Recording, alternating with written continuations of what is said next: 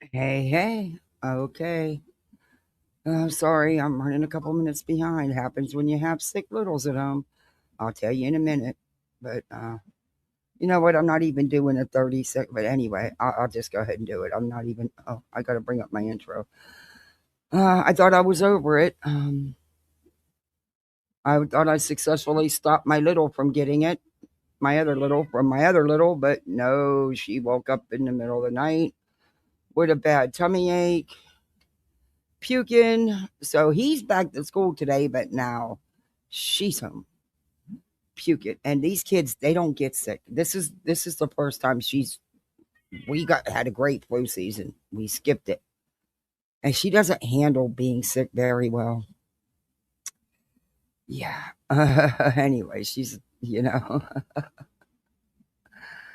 But what do you do?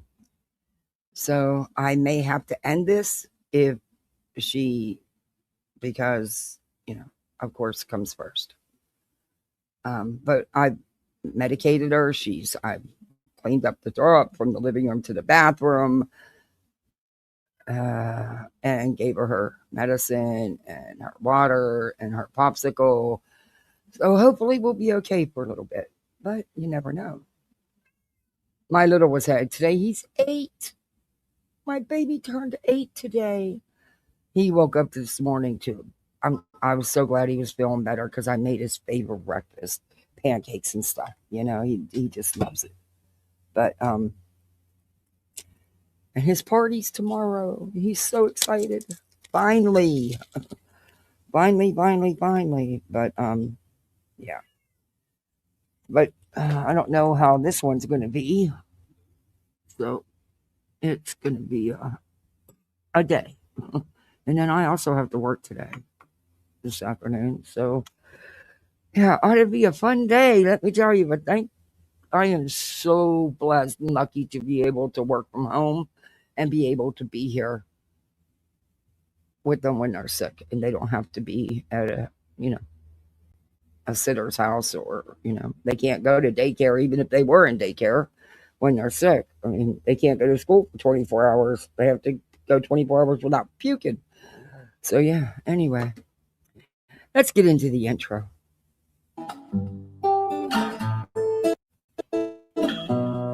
Home in the valley, home in the city, home isn't pretty, ain't no home for me. Home in the darkness, home on the highway, home isn't my way, home I'll never be.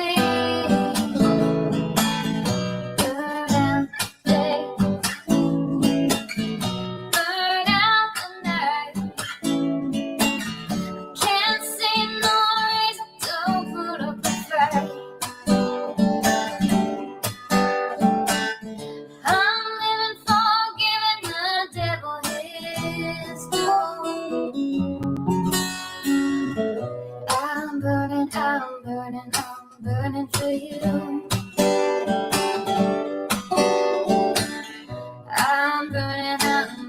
I'm burning for you.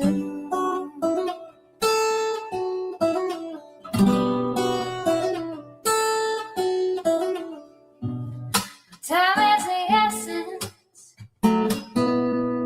Time is the season. Time ain't no reason. Got no time to show. Time everlasting. Time to play these sides. Time ain't on my side. Time will never know. Burn out day. Burn out the night. Now I want to tell you what's wrong from what's right. I've seen suns that were freezing and lives that were blue. But I'm burning for you.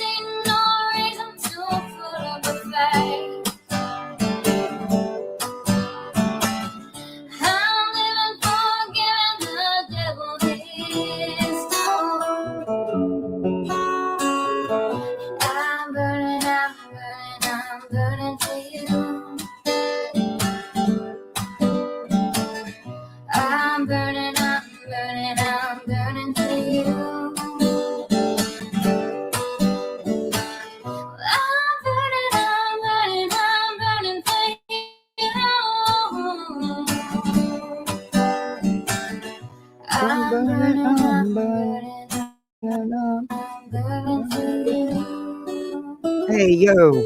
No. What the hell did it do? How did it switch my screen? What the hell? Give me a minute, Jesus. Oh, good Lord.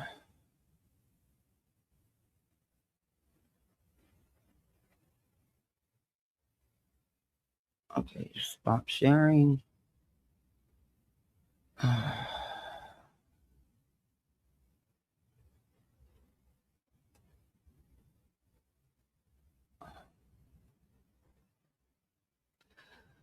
Okay, so hopefully I'm back. And now it's at the stage. Is that still echo? Yeah, it's echoing.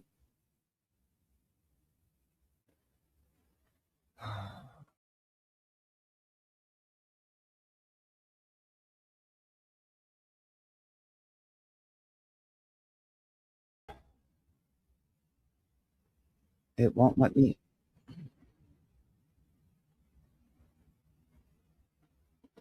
Why won't it let me? Hold on.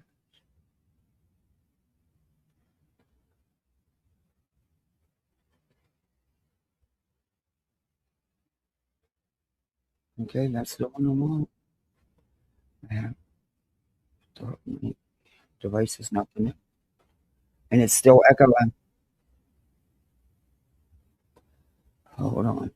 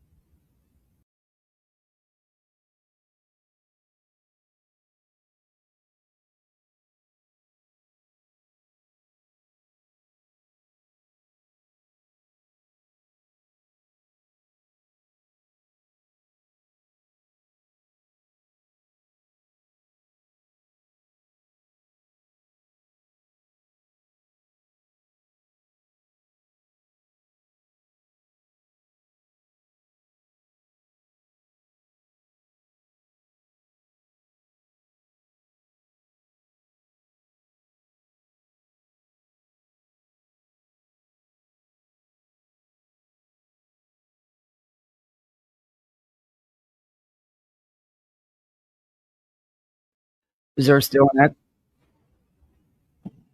Sure is.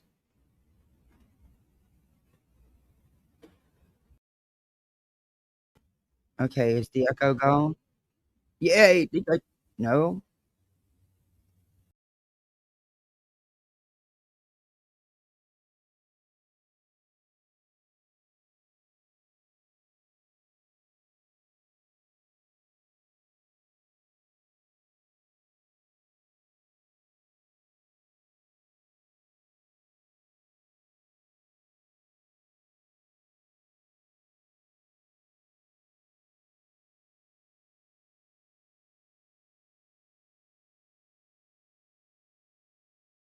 Okay.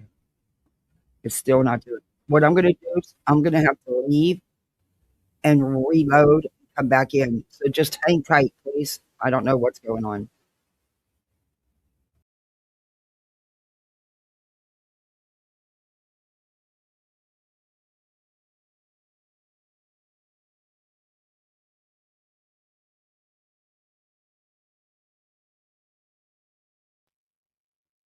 Is it still doing it? No. Yeah, it is. Okay. I don't know what the hell's going on.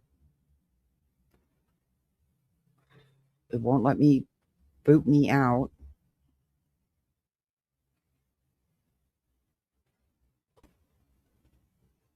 It won't let me.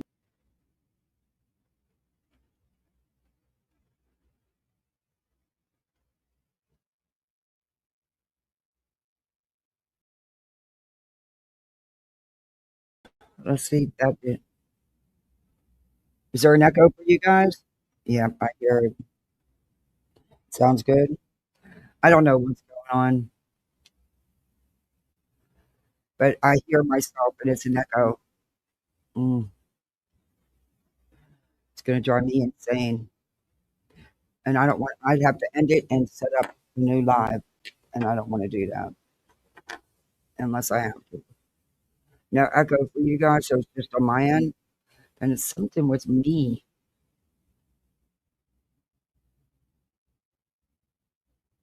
Oh, and it won't let me boot this other avatar.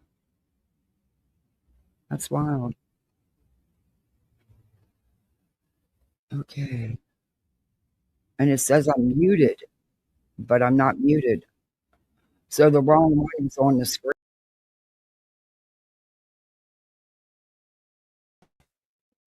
All right. Hopefully. Oh, no, I hear the echo. Oh,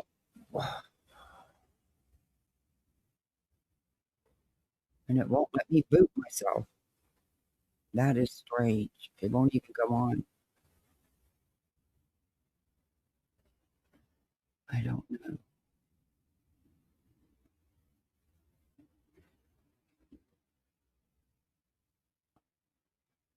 All right. Well, we'll just get into it and see what happens.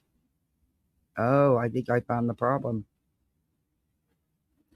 Not desktop two, desktop one. There we go. No, that didn't do it. Uh, good Lord.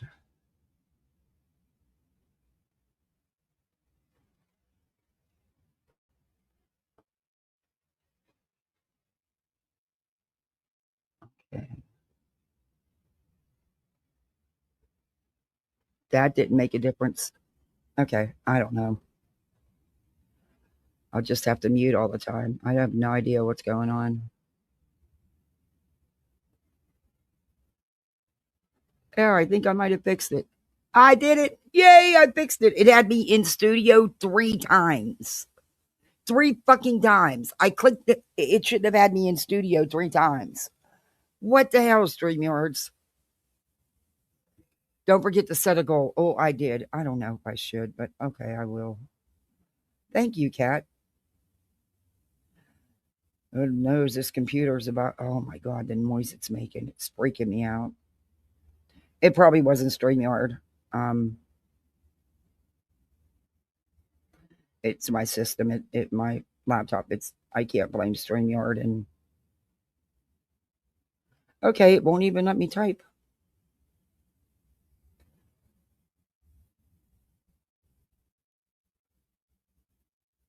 Oh my Lord. Done. Yeah, it won't even let me type. Let me go back out and come back in. I want to set a goal. It's not letting me. Let me try it on this one. Fucking laptop. I will never buy anything this generic ever again. I learned a very valuable lesson. Hmm. Because with what I put into it to upgrade it, and now it's there we go. Let me do it. Israeli, thank you for the $5. I appreciate that. Thank you for the super chat. I hope hope you stay safe. Hey, Cat 1961. Hey, Mystic. Hey, Shauna. Hey, Beer Can. Hey, Kenna. Oh, happy birthday. Yeah, he was like, Mommy, can you take me to school? I'm like, baby, your sissy's in the bathroom puking, honey. I said, can you please just ride the bus today? Because I really didn't want to drag her out. And she's not old enough to stay by herself. She's 10, you know? And I wouldn't leave her by herself anyway, being sick like that. And it was because he didn't want to go to the bus without his sister. But he had to take in his brownie cupcakes and stuff for his class today. So, yeah. Anyway. And then he goes, he's so sweet. He says, we don't have to do my dinner today because I always let them pick their whatever for their birthday dinner. He said, we'll do it on Sunday when Sissy feels better. I'm like, yeah, you mean when all you can eat buffet's open and you want to go there. I'm thinking to myself, I didn't say it to him because I thought that was. Hey, Lucia. Hey, Rubber Ramada. Have not slept since you watched BHB. Oh, hey, Sweetie Cakes. Hey, Rebecca. Hey, Straight Talker. Big Booty Judy. Morning, everybody. Morning, everybody on the vertical side. Israeli, you be safe out there. You be safe out there. Hey, Mathis. Oh, God, do I miss my Keurig. Okay. Now, there's a lot going on today. Sorry about the whole mix up with the. I don't know. Oh, Happy Feet. Good to see you. Oh, thank you, Happy Feet. Oh, my gosh. Thank you. Thank you very much. There's a lot going on. I couldn't come live yesterday. I was the kids. Yeah, my little still wasn't feeling that great, and then the other one started not feeling that great, and she just had a bad headache. She said her tummy didn't bother her or nothing. Her tummy, the puking didn't start till in the middle of the night. But yeah, thank you so very much, Happy Feet. But yeah, I couldn't do it. I had meetings yesterday, and they went longer than they were supposed to, and yeah, anyway, it happens. What the hell is Nick doing? How do you turn? Oh, look at that big pine cone that just fell. There must be 50 pine cones in the yard. Time to load them up and get rid of them. Can't even put them down in the ditches anymore because they're full. And my pup can't see that good, so he steps on them, and those things hurt, and they'll cut his paw. They'll cut pine cones hurt when they're full open, and you step on them bitches, they hurt. But yeah, so they got to be cleaned up out of the yard. Anyway, there's something else to add to my list. God, I don't think I'm ever going to get everything done. Do you ever feel like you're getting absolutely nowhere and you're just thinking? It's a lot from just when I'm not used to doing any of this stuff, you know? I never thought I'd be taking care of my house by myself, inside and out. If you get my meaning, you know what I mean? Anyway, it is what it is. And we are outside poolside. It's beautiful out today. And it's supposed to rain all weekend. Of course. Why not? Why not? I still don't understand why it had me on here 3 times. That never happened to me before. Heck, twice never happened, let alone 3. That's wild. But okay, computer. At least I got you to quit making the sound right now, so that'll work for now until you start back up again. Hey, GM Lovely. So, Nick, and I saved that post because you know how Nick puts stuff in, it disappears. What the hell game you playing? Seriously, dude. You have changed your life more times than Brittany J has ever changed her life. And now you're not doing it till the end of March. Quit playing, quit baiting people. Quit clickbaiting.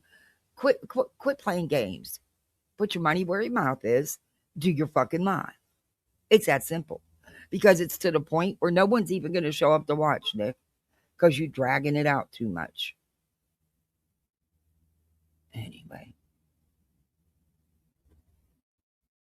And don't forget to do all that YouTube stuff, the likes and all that stuff. So BJ didn't bother to come back last night and do her Sebastian Rogers live. I wasn't on, but I didn't see one this morning. So I don't, I was in Trisha's for a while, went over to her kick for a little bit. But, oh, thank you for the Cash App. Oh, that is so sweet of you. Thank you. Thank you very much.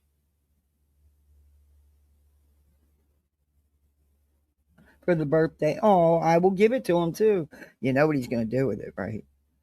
He's going to say, Mom, can I get a Robux card? Because they can only play on one server with me and, like I told you, there's really good friends of ours. I'm friends with the parents, and the kids have been friends for years. We we do a server together that just our kids play on. That way I know it's safe and it's locked down like Fort freaking Knox. But oh, she had tests today. No wonder she was mad. I made her stay home because she didn't want to stay home from school. We actually a big argument this morning while she was throwing up, because that's why she had a spelling test and stuff today. She don't like to miss school. This child does not miss school. I think this is the second or third day they've missed this year, and one because they missed because of their dad passing. But BJ's live was running with no one there, not even BJ. When was what? She went live. She deleted it. Hey, Willows. Brandy Wine has it. Okay, I'll check Brandy's page. Wait a minute. What? I thought this new computer she got was state of the art, the best of the best. Do you know how blessed she is to have someone send her such an expensive computer? And the bitch can't even take time to figure out how to use it? Shit, I scraped, begged, borrowed, and stole off my budget for months and months to get this piece of shit 2 years ago. But then, Forgotten did help me to upgrade it, which I cried that day. And that's why I've gotten 2 years out of it, because it truly is a piece of shit. But, I don't listen. I listen now, though. I won't ever do that again. Because what I put into it and what I paid for it, I could have got a really nice one. I won't ever do that again. Can't run it when sleeping. Oh, good Lord. Hey, Whispers. So she 3 times last night? Good Lord. Look, I get being tired. I'm dragging ass right now. But I can tell you what I'm not going to do is I'm not going to sit on here and fall asleep. I have more self-respect and I have more respect for you. But that's insane. What do you guys want to do first? Do you want to get because this is Hot Topics. We're doing a little bit of everything. We can, the Crama Hot Topics. We can go ahead and get this out the way. Betty's just a disappointment in life, period. Or we can go ahead and get right into Lindsay Clancy, which that's hey, Vanessa, that's the mom I've been telling you about for several days that I wanted to do a story on. She murdered her 3 children, and then she tried to take her own.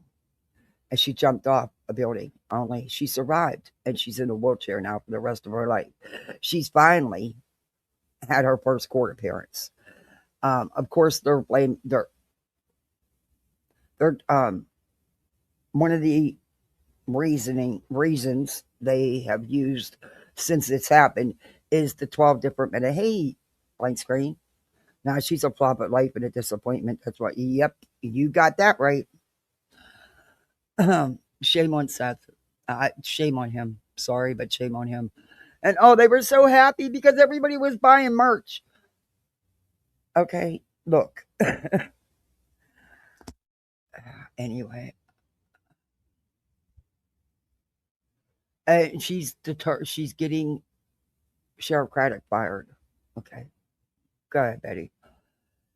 Even I know he's a public figure, but there has to be a line that there has to be a line. There has to be a limit on what they have to put up with. I'm sorry, but when you've got someone like her, and in all honesty, until the 3rd day, it wasn't much of a turnout. And even for the situation, it wasn't much of a turnout. Where were all the locals? I mean, if their own community isn't doing it, Betty, good luck. That's what BJ is what happens when people ignore the don't feed the animals sign. Job. I wouldn't mind hearing about someone new. Yeah. So stupid. That isn't any better. No. It was a total grip. Buy my shirt, so I pocket the money. It wasn't about Sebastian. No, because like Betty called it, it was the Bullhornbetty event. It was about what her beefies being hurt. And hey, let's go after, Craddock's job because hurt my feelings because he actually did his job. And let's slam the Propwitz and show everybody how horrible of a mother Katie was. And let's lie and say that the Bauer Sox were at washrooms when they weren't. There's video footage to prove that car was in her driveway, never left. Anyway. Oh, that's probably one of the nicer things he's called him, Big Booty. And you're not going to get a law passed with that kind of behavior. No politicians are going to get behind that. Sorry, they're just not. Especially when law enforcement has pulled out all the stops in the case. They get it's your child. They get you want your child found.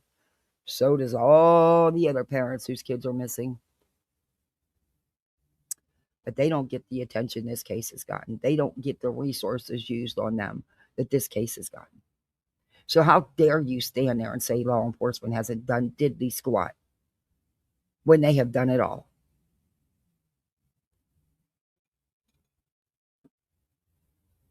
Getting some of the other parents' faces whose kids are missing that they barely got a damn flyer, and tell them law enforcement hasn't done nothing after you tell them everything they've done to find your child.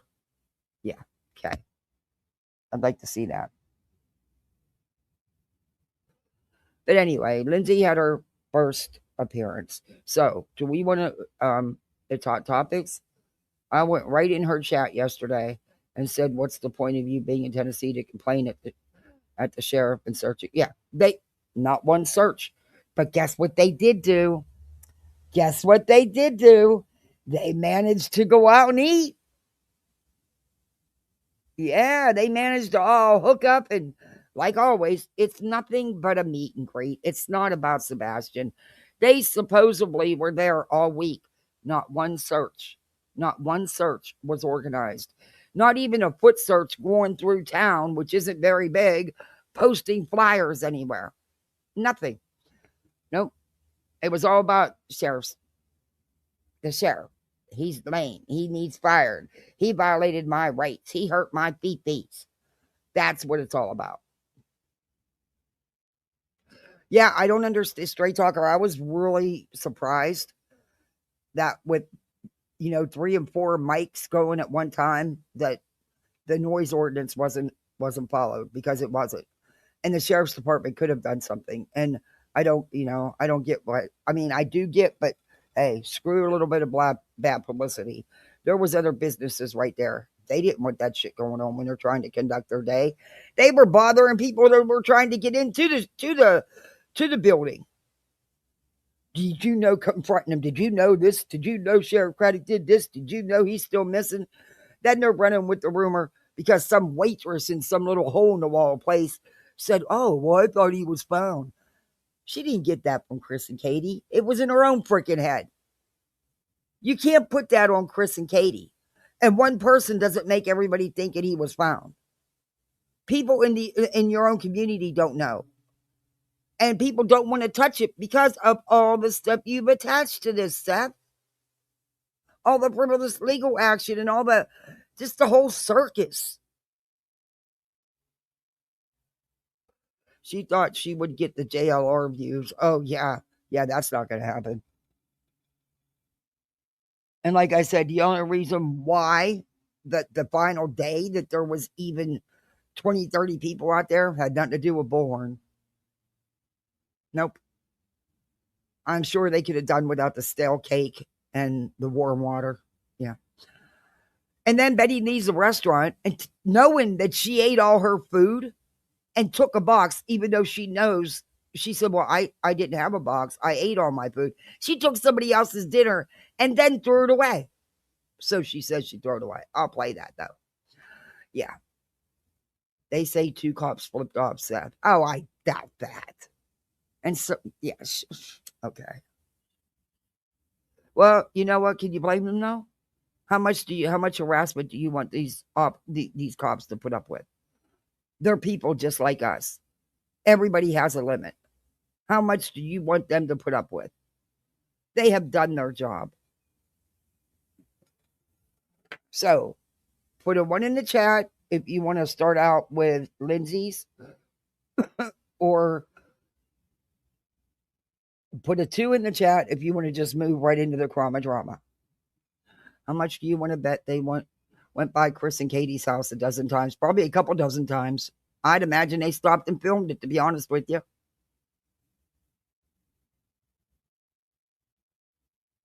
Please, she scarfed that food down. Yeah, I agree with you, Vanessa. I don't believe. She said, I threw it away. I'm not gonna eat after.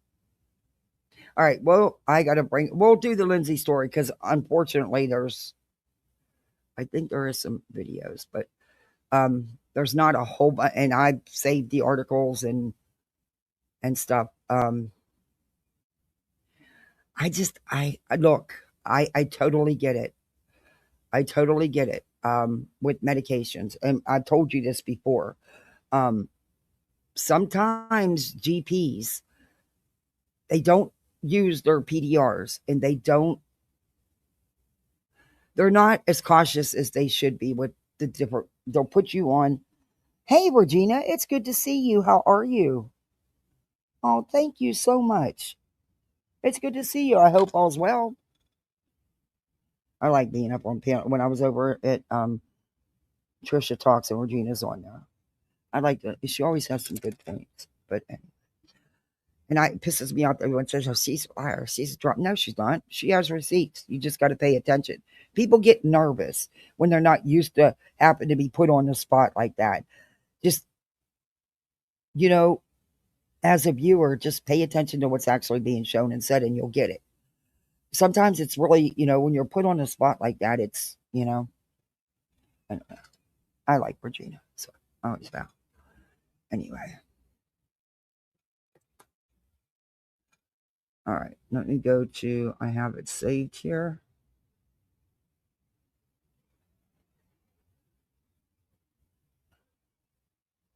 But I'll tell you what, PJ's really, just in a couple days that, Clue started going to kick before she even lost her channel. So from the minute that Clue started going to kick, BJ's sub count and views went down, and they're going to keep going down. Because I'm sorry, but she's not true crime. And it's her fault. She could have so used this.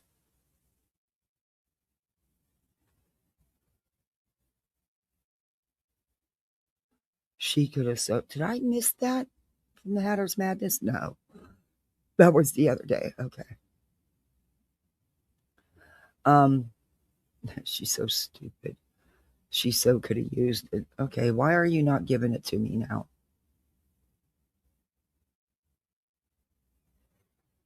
Okay, I found it all. All right. Uh-oh, here comes my little. She spent some time in the hospital.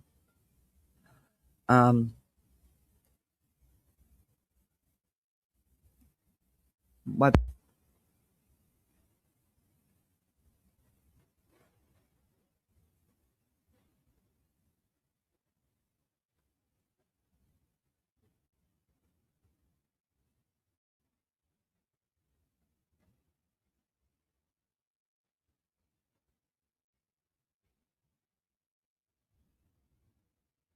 Honey, a popsicle is clear liquids. It'll be okay. You can eat a popsicle. It's clear liquids. Okay. All right. Just get back under the blankie, okay? She's such a little drama queen. I love her to pieces. Oh, I've turned her into a real diva. Oh my God. I really have. But she's not used to being sick. Because they don't get, I'm telling you, we skated through this virus season. I'm so lucky. But I do get their flu shots and stuff. And But for me, it helps because if I don't get it, they get everything. I do get it, they get nothing. But so having a 24, 48-hour stomach bug, I'm good with compared to the big viruses that have been going around all season. Okay. So this is from the Sun.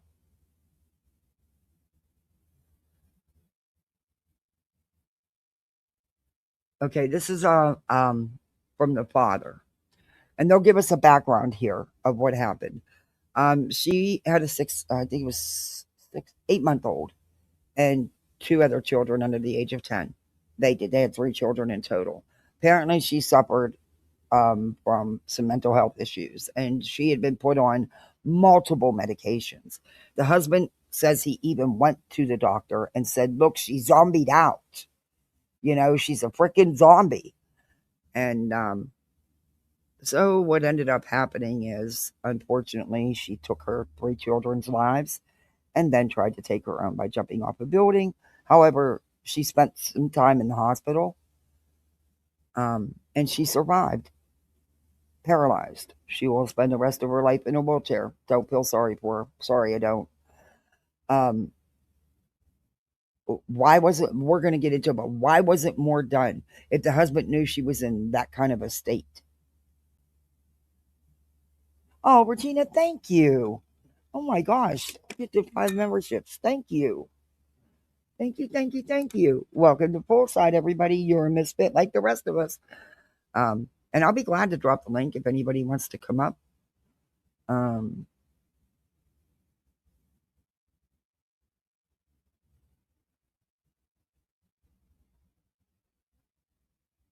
and now, this happened, this interview, this happened in 2023. But because, not only because we all know how slow the legal system is, but because of her medical conditions, it delayed everything. So this poor family just can't get a break. You know, hey, what are you doing? I don't want scratch offs. You kidding? I'm not wasting my money. I had a look. I'm pissed that I wasted $2 on a quick pick and didn't win it back. All right, so I'm not wasting my money on a scratch off anyway. It says heartbroken dad has relived the devastating moment he found his children's bodies after his wife strangled their 3 kids and leapt from their bedroom window. Okay, it was from the window. Sorry, I said building, but it is a building, it's a house. But she jumped from the bedroom window. Okay, it wasn't whatever. I why not just go to the roof?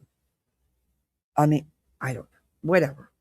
After nearly 2 years mourning the deaths of his kids, devastated dad, Patrick Clancy, came to the conclusion his wife, Lindsay, 35, isn't a monster. Hmm. Oh, okay.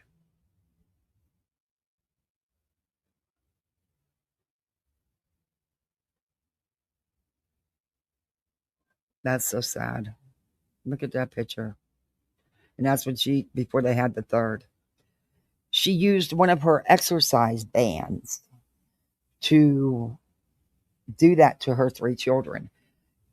She actually stared in their faces while she was doing that. Do you think that medication was the sole cause? Oh, thank you, Regina. Beautiful family. Yes, very, very. I'll open the slideshow. There's 5 photos. There's her with the baby. Patrick and other family members have come forward to say Lindsay was a loving mom and not the monster she's been made out to be. Lindsay's attorney argued she was driven to murmur by postpartum psychosis, but prosecutors have accused her of plotting the killings.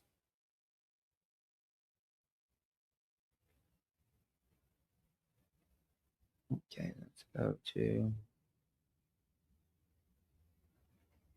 On the day of the murmurs, Lindsay told Patrick she tried to unalive herself as he found her in the backyard off their Duxbury, Massachusetts home. So that would have been the bedroom window. That, see, I have questions about that. You're not going to kill yourself jumping. I just got banned. I know I'm going to get hit for saying that. You're not going to unalive yourself from a window that high. Okay. And maybe that proves her state of mind. Okay, for the defense. But let's see if they give us any other info. No. Okay. Alrighty then. Nice family. Really beautiful family. That's so sad. This is so sad. Oh, look at that.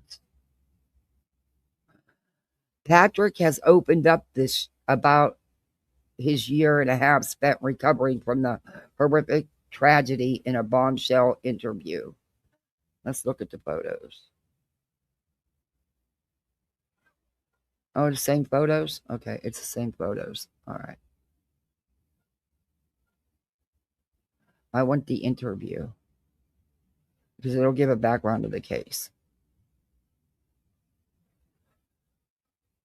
On January 24th, 2023, Patrick Clancy found his wife with broken bones and gashes on her wrist in the backyard of their Duxbury, Massachusetts home, an hour south of Boston.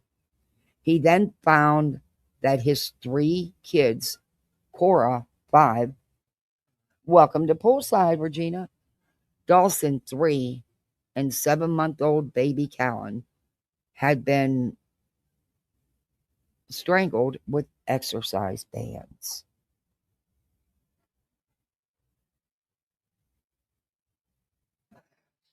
I did, and I didn't even go full term, but my baby didn't make it. And the first time it happened, I was 6 months along. It was kind of mild, but the second time I was almost 7. And yeah, that hit hard, but I didn't do anything to try to hurt my child that I had. But, that's just my experience. But I also wasn't put on 12 different medications and zombied me out. Back in my day, they didn't have back then, 40 years ago, they didn't have, it wouldn't have went down like that. You're a misfit, Regina. This is sad. But we'll see. Lindsay's been charged with murder, and the prosecutors are seeking the death penalty. However, her defense lawyer claims she was driven to the unthinkable after suffering a psychotic break. You'd have to suffer a psychotic break to hurt your children like that. I mean, I don't know. I mean, there's so many parents that do it, and I have a really hard time wrapping my head around it. Look, I've been in some really rough situations, and I've been going through a lot, but it's never crossed my mind to hurt a child in any way, shape, or form. The exact opposite, do everything I could to protect them. Do you know how I could have just, with all this hard shit going on, I could have just threw my hands up in the air and said, look, the final seal wasn't on the adoption paper yet, I could have just, I just don't understand people. I'm trying. Friends of Lindsay wrote letters to the Massachusetts courts to protest the charges, saying she was a respected labor and delivery nurse. Now, this is a trained nurse in labor and delivery and a treasured community member. And is that possible? All of that. And there was a side to her that nobody knew. Happens all the time. People can hide who they really are. Just 4 days after the murmurs, Patrick boldly urged the public to forgive his wife in a GoFundMe where he described her as a loving and attentive mother. So he put up a GoFundMe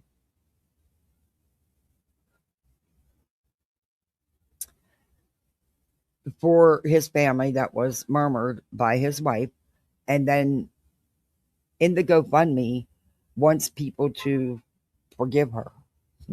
Okay. All right. Now he's opened up about the day of the murmurs in a bombshell interview with the New Yorker.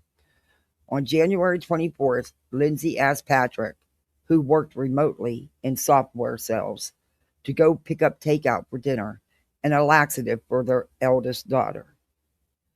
Lindsay was having a good day, which was a big deal as she's been suffering from mental health issues on and off since having kids. Not since the last baby, the 7-month-old, almost 8-month-old, since having kids.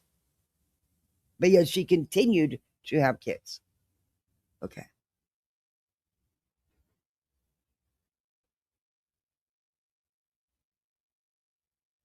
Boy, they drag these articles out.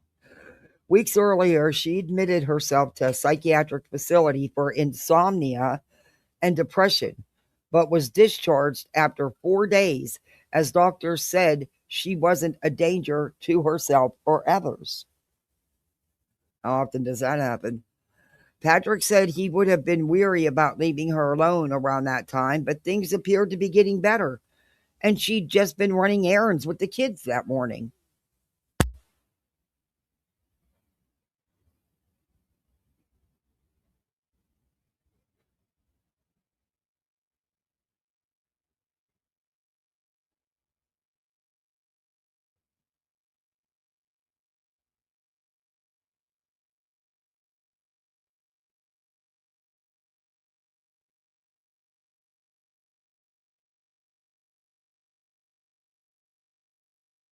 Okay, sorry guys.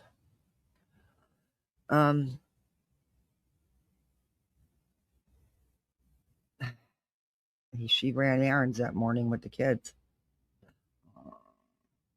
Is this on them? Let's watch this video. Let's see what it shows. It's only 17 seconds. Or is it an ad? Clancy's husband told investigators she was getting nervous to return to work as a labor and delivery nurse at Mass General. She got psychiatric help for suicidal thoughts and wanting to harm her children. She was prescribed 7 anxiety medications, but was said to only take 4 a day.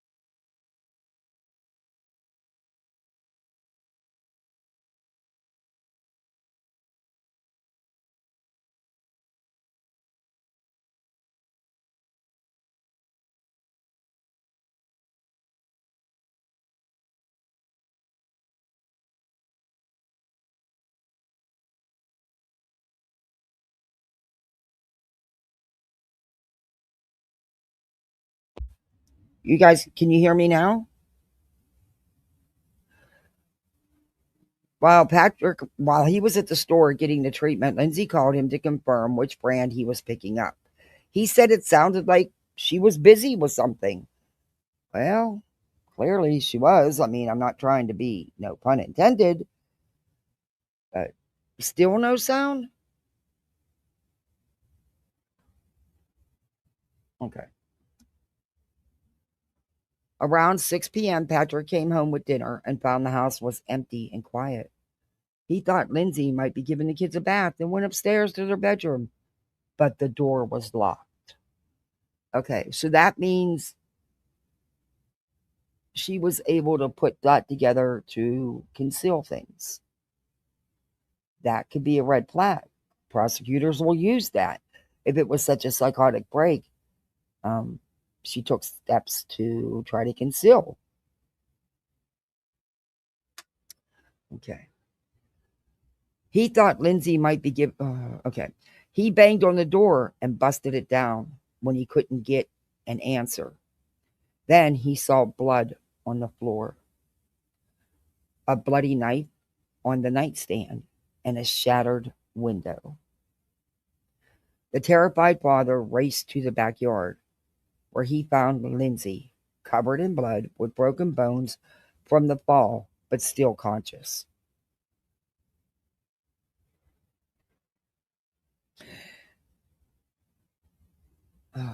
He screamed, "What did you do?"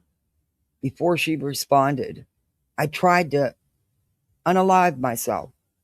Patrick called 911 to get his wife help, and she told him that the children were in the basement. In the basement. He went to check on them and screamed out in agony at what he found before desperately trying to rip the exercise bands from their necks. Yikes. Reflecting on the dark day, he remembers the sinking feeling of having to decide which child he could save. What do you do when you have 3 kids like that? He told the paper. How do you pick? That's... Hey, Shauna. I couldn't even imagine. Look, I'm the one that found my son, and I knew when I found him there was nothing I could do. I don't know. That would be... And this woman was a trained labor and delivery nurse, which I'm thinking RN, at least. But yet she knew enough to take the children to the basement, and not just one child, but 3 in a row. She stared in their beautiful little faces while committing this act. Oof. That's going to be tough for a jury. That's going to be tough for a jury. It would be tough for me if I was on the jury. Patrick now lives in New York City and has taken extended leave from his job at Microsoft. Right after the murmurs, he lived with his parents and slowly visited their now abandoned home to go through the items. Yeah, that's hard. I so get that. In his Manhattan apartment, wait a minute. If he's on an extended leave, oh, the GoFundMe. Okay, never mind. In his Manhattan apartment, wow, Manhattan's expensive too. Good for you. That's been at the top of my bucket list. I've always wanted to live in Manhattan ever since I was a kid. He keeps only a few spare photographs and toys that once belonged to his beloved children. That poor man, I can't see it. He'll never, how do you be right after something so horrific. Your whole family gone. And you find them. I was a trained medic and nurse. But that didn't matter when I found my son.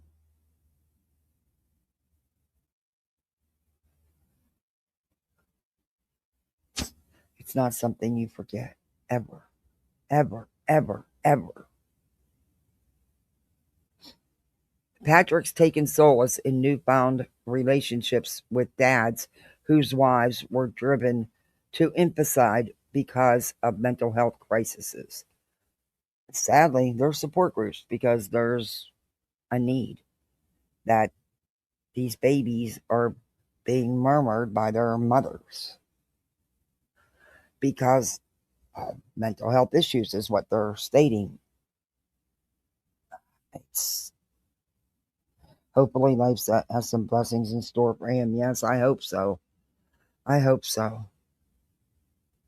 After taking months to travel and process, Patrick reconnected with Lindsay, who is still receiving psychiatric treatment at Tewksbury Hospital in Massachusetts.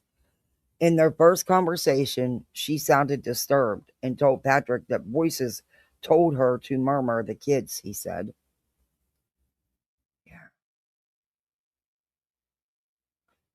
However, now she's become more coherent, and the two of them have been able to talk about carrying on their lives without the kids. He still has hope for her recovery. Prosecutors are still looking to pin murmur charges on Lindsay, saying in court that she researched for ways to murmur on her phone.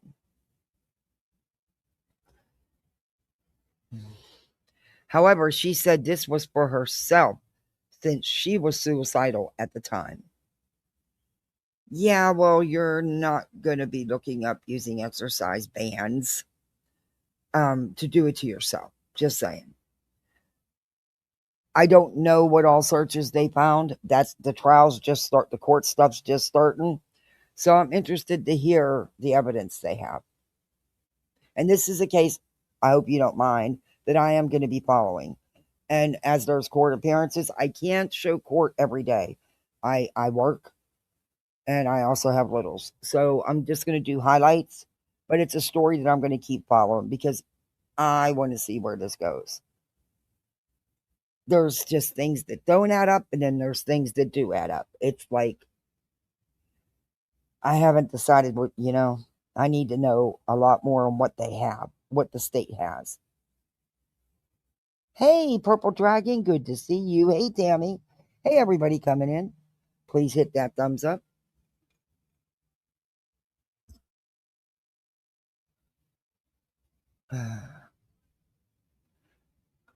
However, she said this was for herself. Okay, we read that.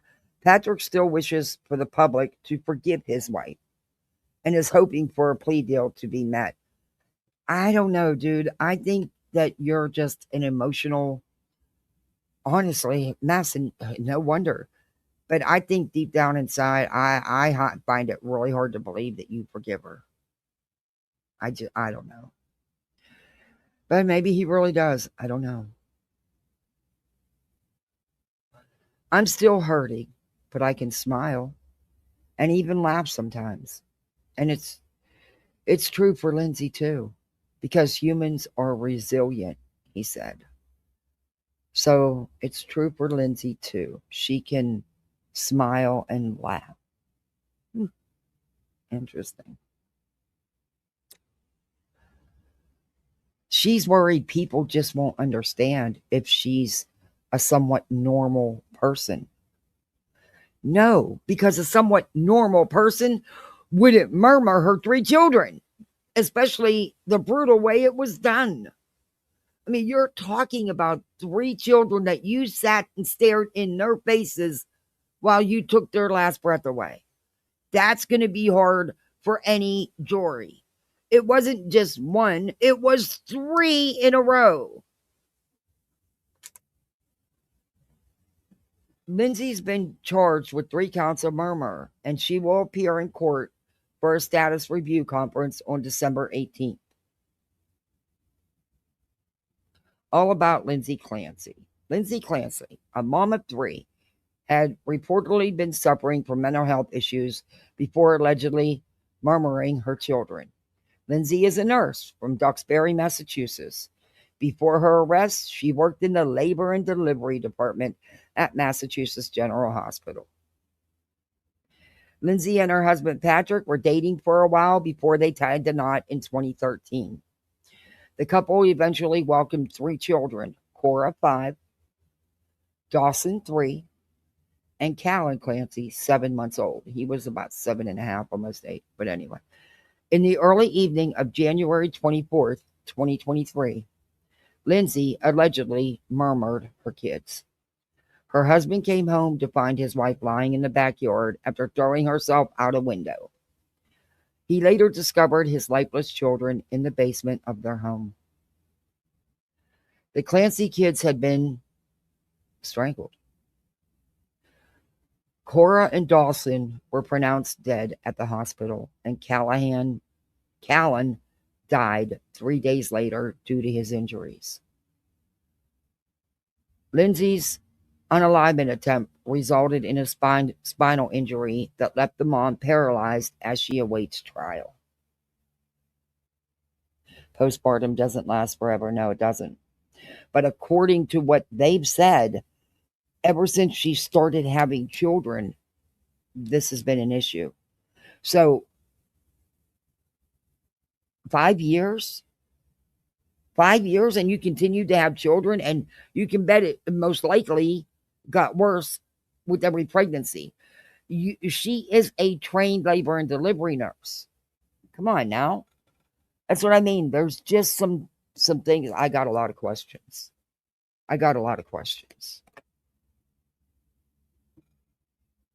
And I want to see what the state's going to present, because things just they just don't add up for me right now. Okay, so we're going to go back and we're going to go over the interview that the father did. And then I'll show you some videos of her. I'll show you her first appearance in court. But this was just to test the waters to see. I don't know where everybody's at today, but thank you guys for the ones that are here. I swear nobody was scheduled to go live when I set this live, but never fails. To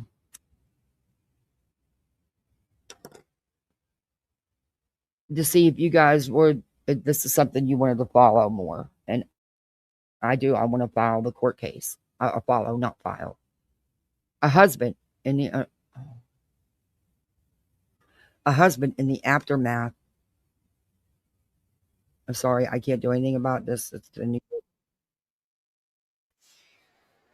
Stop. Okay, get out of here. I can't do anything. I'll just have to scroll down.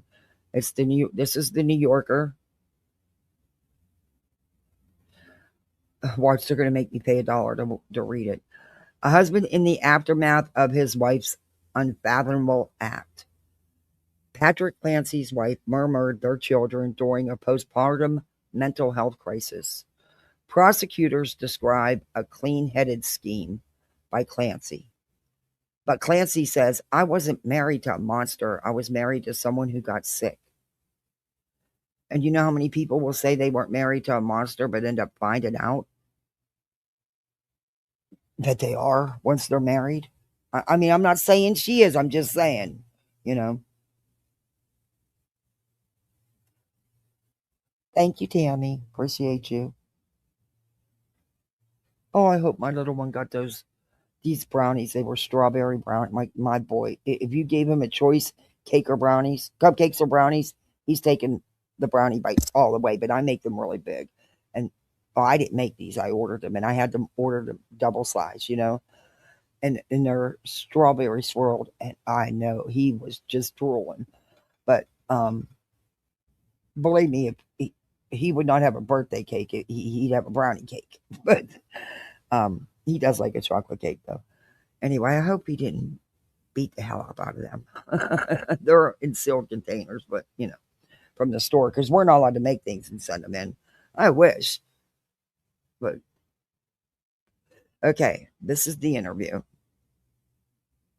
4 days after Patrick Clancy's wife, Lindsay, strangled their children, he publicly forgave her. The real Lindsay was generously loving and caring, he wrote. Okay. And here he is. That's Patrick Clancy.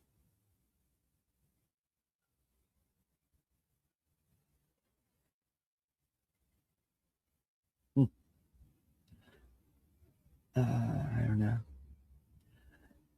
Patrick Clancy's new apartment in Midtown Manhattan looks much like any other tidy bachelor pad. There's little on the living room walls besides a mounted acoustic guitar and a sailing trophy.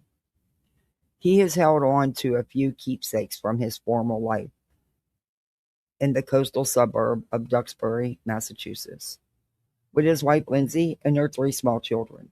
A pink blanket printed with rainbows is draped over the couch, beside throw pillows stitched with scraps of kids' clothing. A toy helicopter, his middle child's last Christmas gift, sits on a sharpened, cornered media console that would have needed baby-proofing in the family home. Cora was 5, Dawson was 3, and Callan was 8 months. See, I told you that last news report said it was 7 months, but I knew it was closer to 8. Yeah, anyway.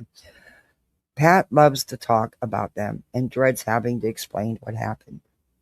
On January 24th, 2023, he stepped out of the house in Duxbury to pick up children's medicine and a takeout dinner order.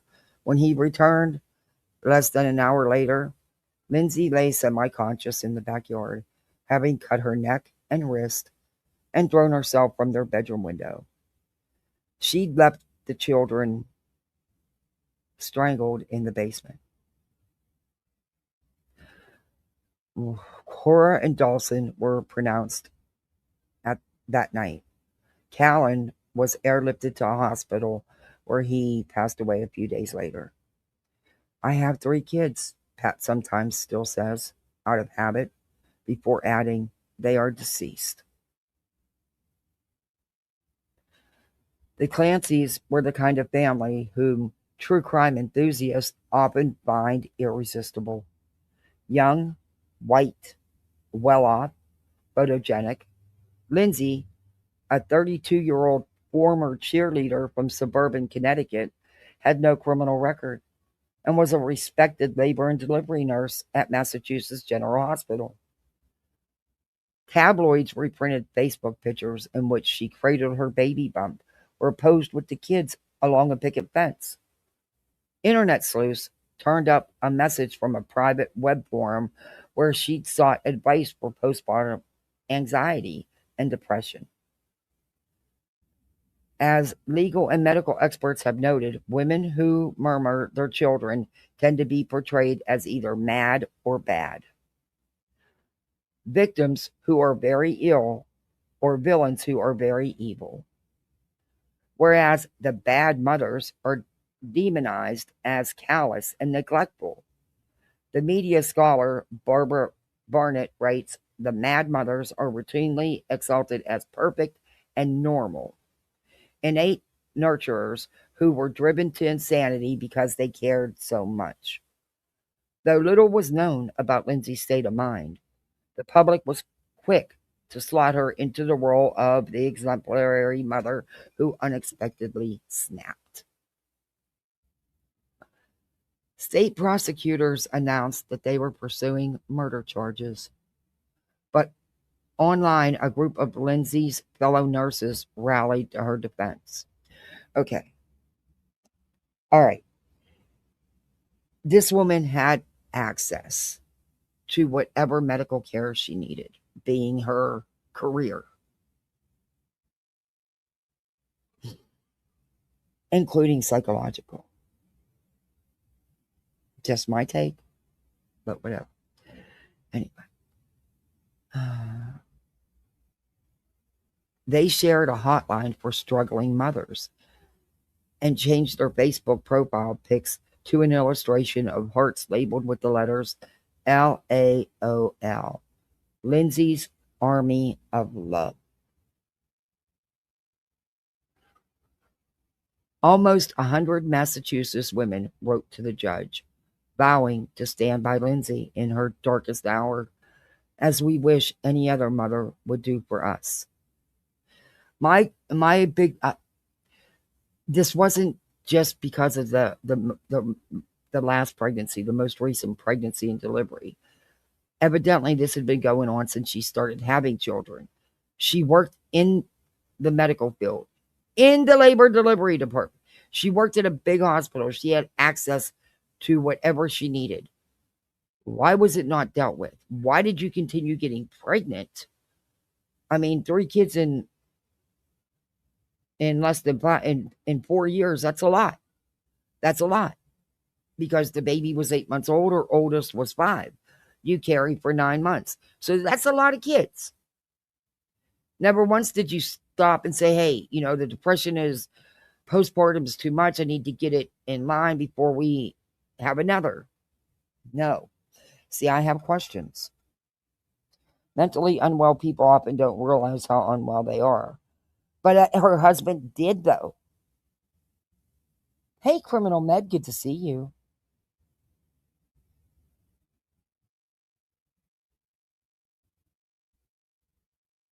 And she, they're claiming, including her, that it had been going on for 5 years since she started having children. Their oldest was 5. Like I said, it's going to be interesting how this plays out. Only because of the publicity it got back then. Okay. Among Lindsay's most vocal defenders was her husband. 4 days after the tragedy, from the Children's Hospital where Callan had just been removed from life support, Pat appealed to the public on a GoFundMe page. Okay, so the GoFundMe page was for the funerals, or because he's not working. He's living in Manhattan. That's expensive. I don't know. Whatever. I hope he got enough for the funerals, and I hope though usually in those situations, the funeral homes and stuff don't charge, at least in my experience, but God bless him.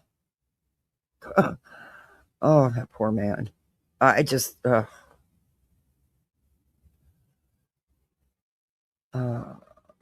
He had set up for medical bills and funeral expenses. He devoted most of his note to eulogizing his children, then asked others to join him in forgiving his wife. So he was doing a eulogy for his children, but it really wasn't. It was about forgiving her.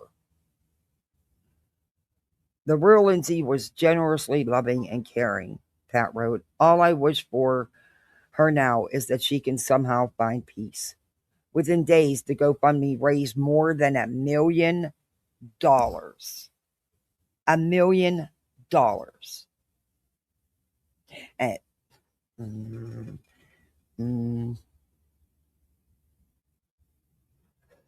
yikes. So now we know why he cannot work and how he can live in a very expensive middle of Manhattan. Anyway, wow, yikes. Okay. $1 million, peeps.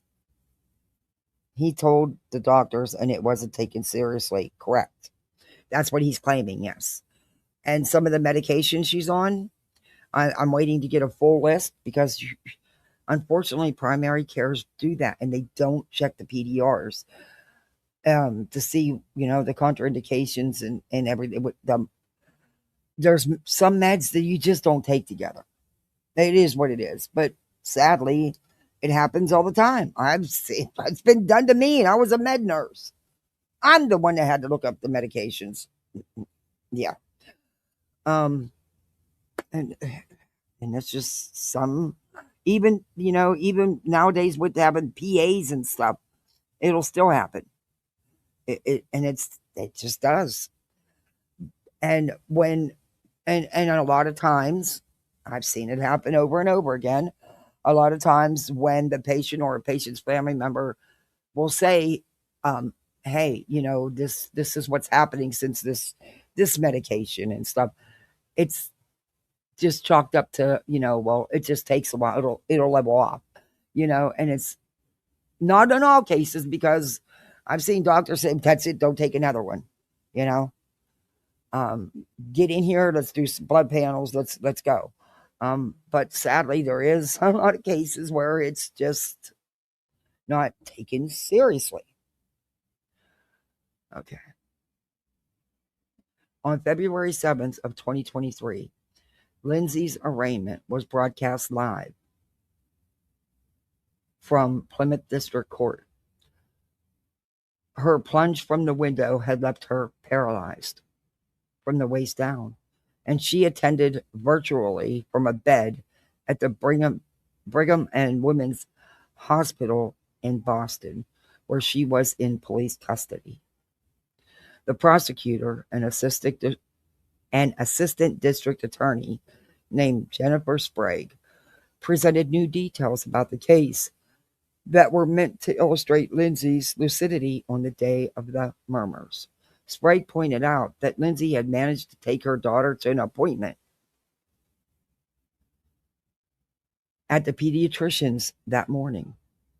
In the evening, she had been the one to send Pat out of the house for the medicine and the dinner order.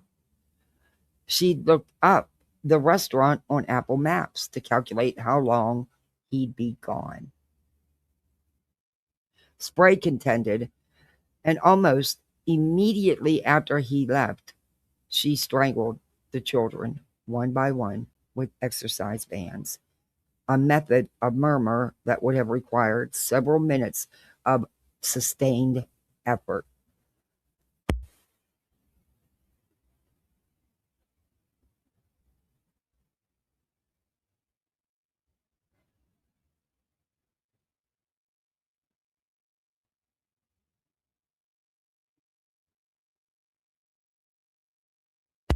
Sorry, she's a drama queen.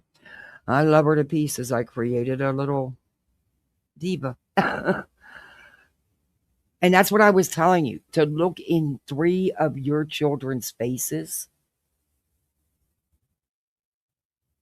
which means how did it go down? Were the children asleep? Did they have to watch what she did to their siblings? Did she, take them one at a time to the basement? I mean, I have all kind of questions. I used to know someone that had a pretty well-known case, and it was postpartum. Shannon Torres, she didn't harm her baby. She lost her and kidnapped the baby. Thought it was hers. Yeah. Yeah, that can. People really feel when children are hurt. They do. But $1 million? Come on. Why didn't he shut that GoFundMe down? Why didn't he shut it down? Come on now. See, I have questions about things. And strangulation is not a quick. It's. Oof.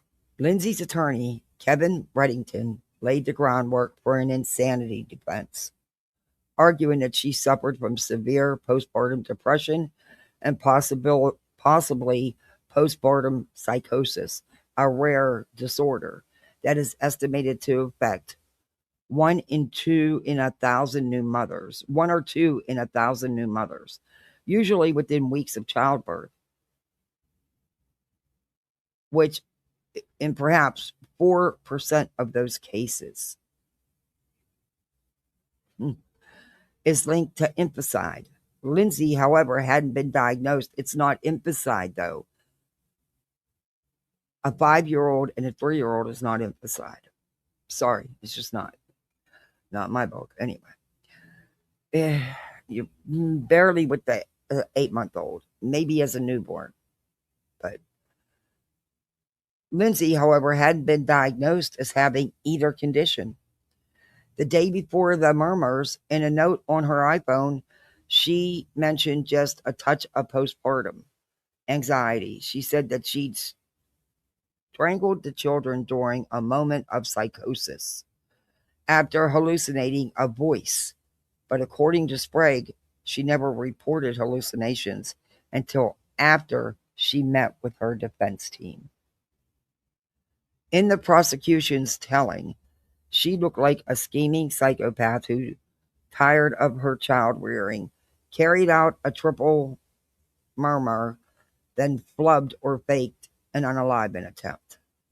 In legal terms, Lindsay's apparent composure on the day of the murmurs isn't enough to rule out temporary insanity, and nor is any evidence of premeditation. Postpartum psychosis is an insidious disease, as clinicians like to say. The symptoms often wax and wane, and it's not uncommon for high-functioning new mothers to hide them out of shame, paranoia, or confusion. Okay, but this is a medically trained mother who multiple births, worked in the labor delivery department. I don't know. The lawyer advocate, Teresa Toomey, who suffered a psychotic break after her own daughter's birth, has written that social myths of motherhood. So even someone working the case, the lawyer, an advocate. So one of the lawyers in okay. Societal myths of motherhood may incentivize women to keep up appearance of well-being and may lead to healthcare providers to overlook precursors of serious psychiatric conditions. In Massachusetts, a defendant can be found not guilty by reason of insanity so long as owning to mental health issue. She lacked the capacity to conform her conduct to the requirements of law, even if she understood what she was doing at the time and knew it was wrong. To much of the public, however, the revelations of the arraignment made these nuances seem like irrelevant, offensive technicalities. In a Facebook group devoted to Lindsay's case, which has more than 16,000 members, commenters condemned her army of love. Childhood friends who submitted character letters to the judge received threatening messages, and a Justice for Lindsay fundraiser scheduled at a local seafood restaurant was abruptly canceled. I would guess so after raising $1 million freaking dollars. Internet forums circulated increasingly outlandish theories that Pat and Lindsay had orchestrated the deaths just to rake in the crowdsourced funds, that she caught him with a male lover and murmured the children, not unlike Medea, in order to exact revenge. Pat is 36 but looks younger, with pale blue eyes, cowlick dark blonde hair, and a narrow, clean-shaven face. He has been selling in races since childhood and tends to dress sportly in black sunglasses, long-sleeve Henley shirts, and belts made from tactical fabric. When we first met, he mentioned that he'd been reading Man's Search for Meaning by the Australian psychiatrist and Holocaust survivor Viktor Frankl, who wrote of the human ability to transform a personal tragedy into triumph. After the murmurs, Pat took an extended leave from his remote job in software sales at Microsoft, where I am also employed in a separate division of the company. Oh, great. In his free time, he joined a selling club, signed up to run the Boston Marathon, and on behalf of Children's Medical Charity began volunteering as a guide for runners who were blind. So he's living large on that $1 million. Just saying. I mean, it's what they're saying. I mean, how else is he doing it if he's not working? Anyway. Hey, Denise, good to see you. Are you? She's genuinely a good person. Sounds crazy. I know. No, it actually does happen. Sadly, because it has been the lack of understanding of the mental health issues, and also the ones that have used the mental health issues, insanity pleas and stuff, knowing that wasn't the case, has hurt it for the people that it really truly was. It really truly was the snapping. It really truly was. In this case, I'm not so sure yet. Sorry, I'm clicking my lighter a lot. I don't want to smoke.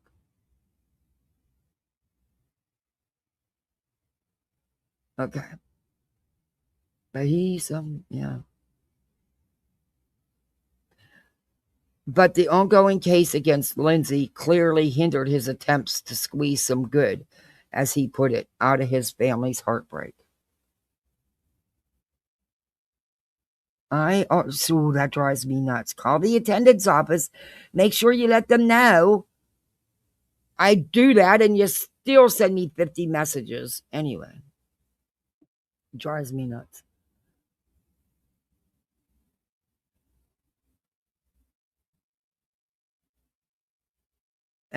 As he put it, out of his family's heartbreak. Zero delivery. What? Oh, you gotta be kidding. KFC's having zero delivery this weekend? Oh my God, I could eat a KFC sandwich.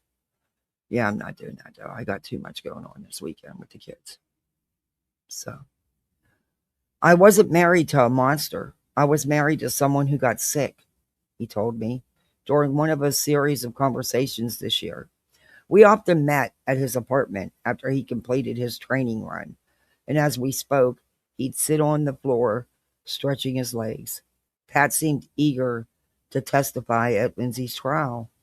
In the meantime, he saw our discussions as an opportunity to squash lies and misinformation.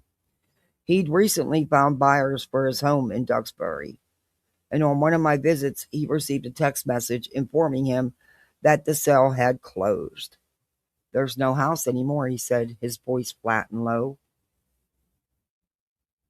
There are no kids. All that's left is me and Lindsay. Pat grew up in a sprawling Catholic family on the South Shore of Massachusetts, sometimes called the Irish Riviera. His relatives remember him as a gentle and even-keeled child. Pat doesn't like to be angry, Sue Clancy, his mother said. He doesn't like hostility. He's always been that type since he was very little. And to just give the benefit of doubt,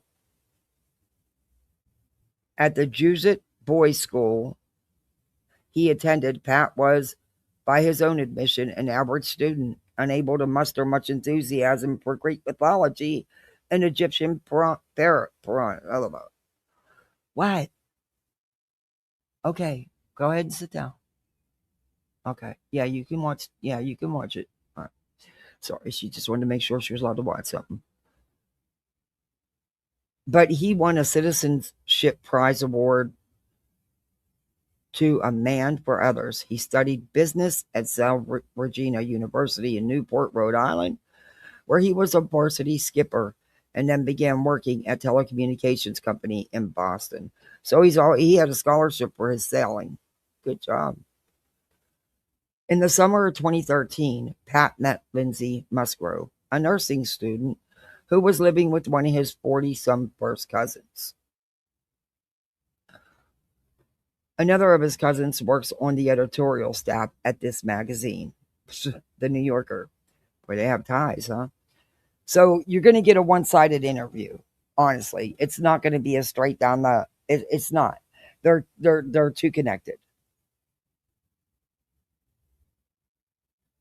Lindsay was 22, soft-spoken, and determined, with a broad, heart-shaped face and straight brown hair that she liked to pull back beneath a headband.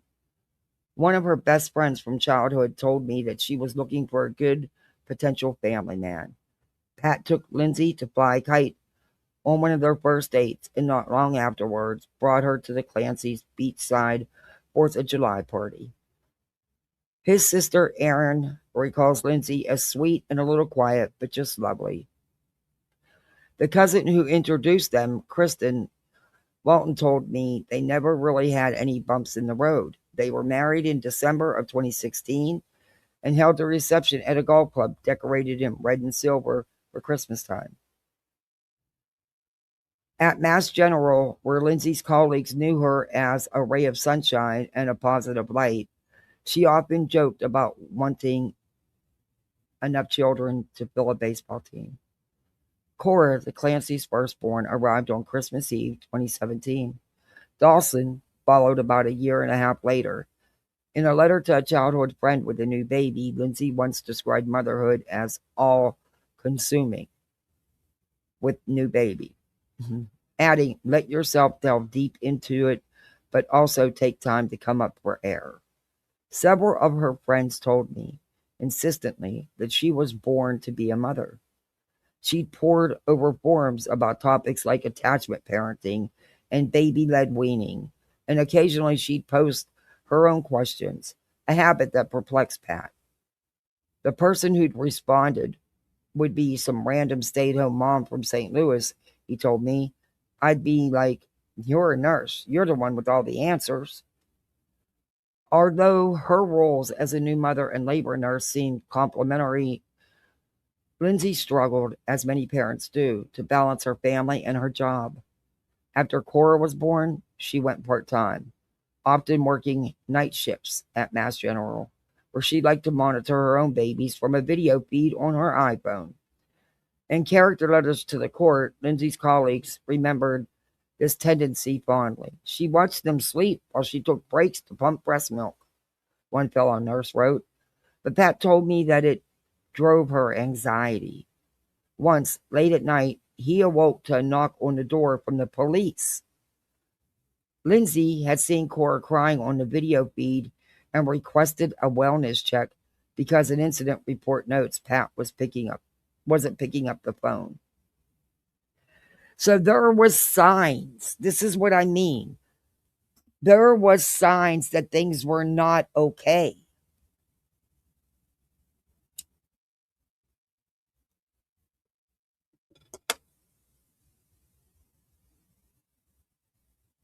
Snap covered her case. Oh, I probably seen it then. I'll look it up too. I watch Snapped all the time. I used to never miss an episode of that show, man. I don't know, but there is signs. That's what I mean. This case is. After Cora's 1-year checkup, Lindsay worried that a blue vein on the bridge of her daughter's nose might be a sign of a gene mutation, a pseudoscientific notion that she'd likely came across on the internet. Pat brushed off the idea, but Lindsay wrote in a private Facebook group that she'd ordered an at-home genetic test in the mail. In the same group, she mentioned that she was pregnant again. When Dawson was a baby in the spring of 2020, she met with a talk therapist for anxiety, but Pat told me that they didn't really vibe. She thought about switching to day shifts at the hospital, but because of rush hour, doing so would have doubled her commute time. Occasionally, Lindsay joked about becoming a stay-at-home mom. And Pat would say, "Do you really want to be at home 24/7? He considered her dual vocations healthy. I'd say to anyone, usually moms, but really moms or dads, that you should have your kids, but you should also have a life to yourself," he told me, adding that he never discouraged Lindsay from taking time away from work. Lindsay was on a jog the morning she went into labor with Callan. On May 26, 2022, he was an easygoing baby. She and Pat called him Happy Callan. In a Facebook post that July, while Lindsay was on maternity leave, she wrote that she was faring better than she had after the birth of her first 2 children. "This time, I've stayed so dialed in to my routine of exercise, nutrition, personal development, and mindset. The next month, though, in an online group for followers of a wellness regime called the Miracle Morning, she sounded like I guess sanguini. She hadn't managed to do the routine for the past couple of weeks. So she had been involved heavily in exercise, nutrition, and all that stuff. And there was even a regime she was following, a website she was following, the wellness regimen. But she had stopped doing that. I'm definitely struggling because of it, she wrote, adding, someday it will be easier. As her return to work approached, Lindsay's anxiety grew worse. In September, with Pat's support, she postponed her start date. She told him that she had planned to go on Zoloft, one of the most frequently prescribed antidepressants for breastfeeding mothers. She got a prescription after a telehealth consultation with a local psychiatrist, Jennifer Tufts, who diagnosed Lindsay as having generalized anxiety disorder. The Zoloft caused insomnia, a common side effect, so Tufts prescribed additional medications, including Ativan. Ativan is a benzo. It's supposed to. I used to give it to a lot of patients. It's supposed to relax you and help you to be able to sleep and stuff. It's supposed to calm it all down. On November 8th, unbeknownst to Pat, Lindsay sought suggestions for other medications in a private Facebook group called I Am Not Alone, Postpartum Depression, Anxiety, and Rage.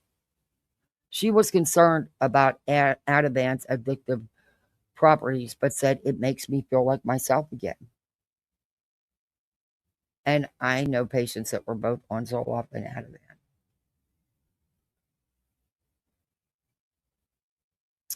Here's a picture of the Clancy's children, 5, 3, and 8 months old. Oh, look at that picture. Oh, breaks my heart. Pat often described himself to me as a software guy with little knowledge about mental health. He'd imagined Lindsay conferring at length with a therapist in an armchair, as he'd seen in movies like Analyze This. Oh, crap. Come on, dude. This dude is not stupid. Okay, come on now. See, this is what I mean about this story going to be. Yeah. Yeah, okay. Anyway. Oh, you know what my little did? They earn points and they can shop in this school store. Usually he gets his talkies. He loves that damn things. Or, some little gadget or something. But he used his points and brought his mommy home a Mounds bar. I have such a little angel. But anyway, sorry, got sidetracked. I'm just saying, there's just things aren't adding up for me. Like this with the husband. It's just, come on now. When Lindsay's insomnia didn't subside, he started sitting in on her virtual visits with Tufts, her psychiatrist, which he felt were limited to narrowly to medication management. It was just like, what are your symptoms? Take these pills, he recalled. Neither Tufts nor her employer, Astor Mental Health, responded to requests for comment. Psychiatric medicine has been shown to work best for some mood disorders in conjunction with talk therapy. But Lindsay's crisis coincided with a widespread strain on mental health providers during the C-19 pandemic. They're stretched to the limit, the president of the Massachusetts Psychological Association told the Boston Globe at the end of 2021. Pat said that he eventually called more than a dozen therapists but found none with immediate availability. That's not surprising. By the middle of November of 2022, Lindsay had lost her appetite, had largely stopped socializing, but yet he didn't see any problem with leaving her alone with the children. Or that this is what there are huge red flags here. Take her to the ER, have her admitted that way for a 72-hour hold.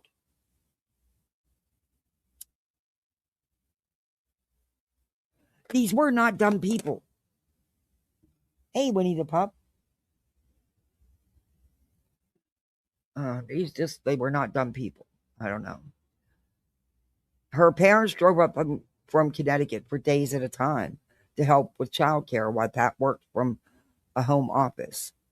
In the afternoons, when Lindsay's Ativan wore off, Pat would find her rocking back and forth on the living room couch, her heart racing. She'd say that she felt terrified, but Pat couldn't understand why. On the morning of November 15th, Lindsay told him a reproductive psychiatrist and professor at Baylor College of Medicine in Houston told me that prolonged insomnia in a new mother should be treated as a warning sign of an underlying psychiatric condition in the moderate to severe range. Like all the mental health professionals I spoke to, Serena was careful to note that she did not have firsthand knowledge of Lindsay's case and could not comment on it specifically. But she pointed out that sleep deprivation can be a trigger for postpartum psychosis. The disease doesn't always start with someone hearing voices, he added. It can present with a woman saying, I feel anxious. I can't sleep. I don't know what's going on. But that's not now. This is what I mean. This had been going on. There was clear signs. There was issues.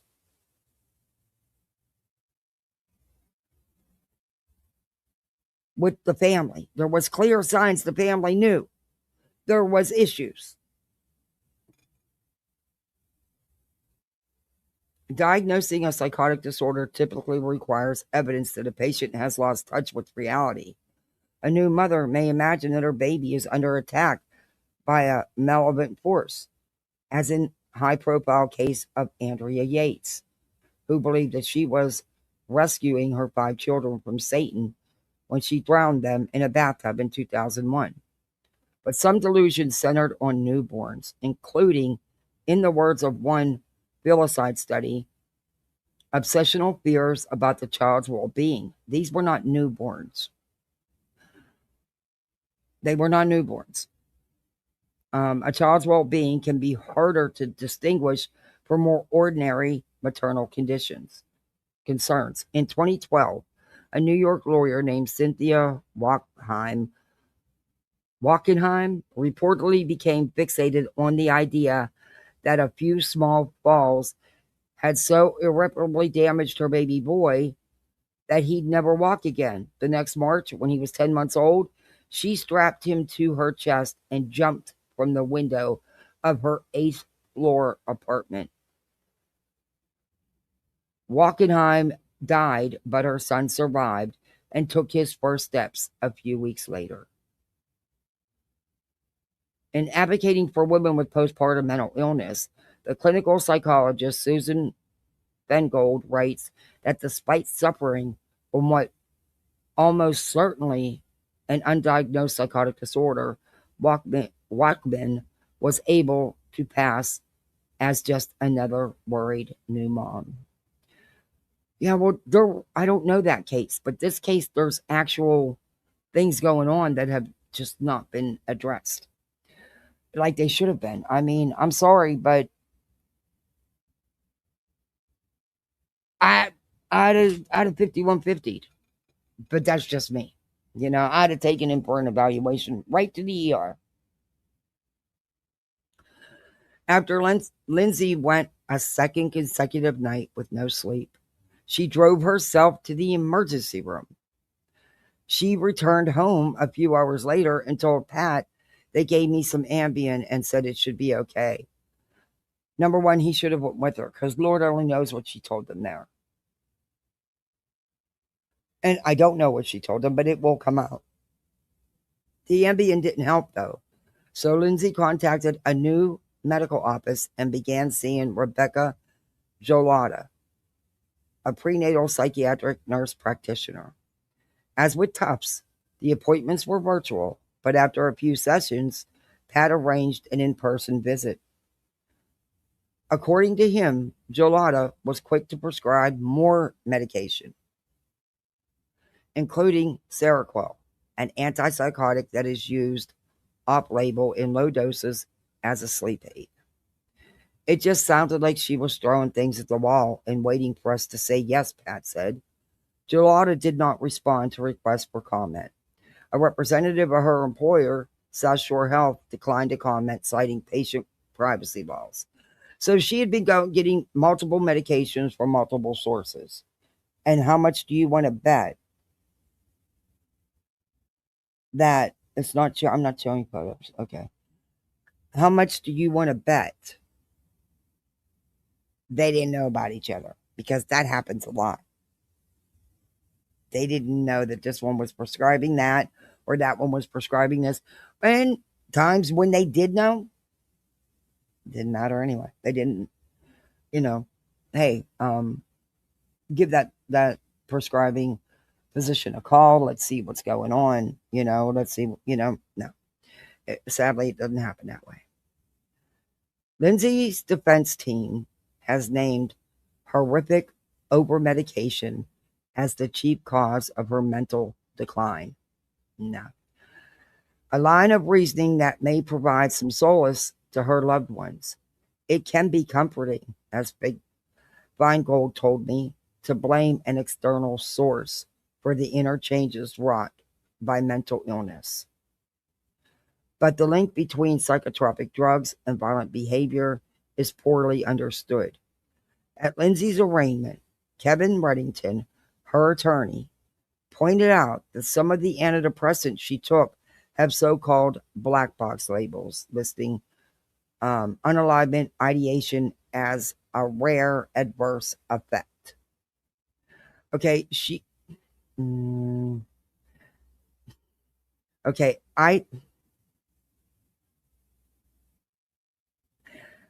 unalignment ideation would be about yourself, not doing it to 3 children that you stare in their faces while you're doing it. Anyway, just a thought. This is those warnings, however, are primarily for adolescents. So the black box label, the unalignment ideation, are rare adverse effects, and the warnings are primarily for the adolescents because I guess that's where the studies were done. I don't know. And while it's true that Lindsay was prescribed an unusually extensive list of drugs, more than a dozen in the course of 4 months, Reddington has drawn a dubious connection between those medications and workplace violence, homicides, family homicides, as he put it in court. Huh? Workplace violence. Besides family. Okay.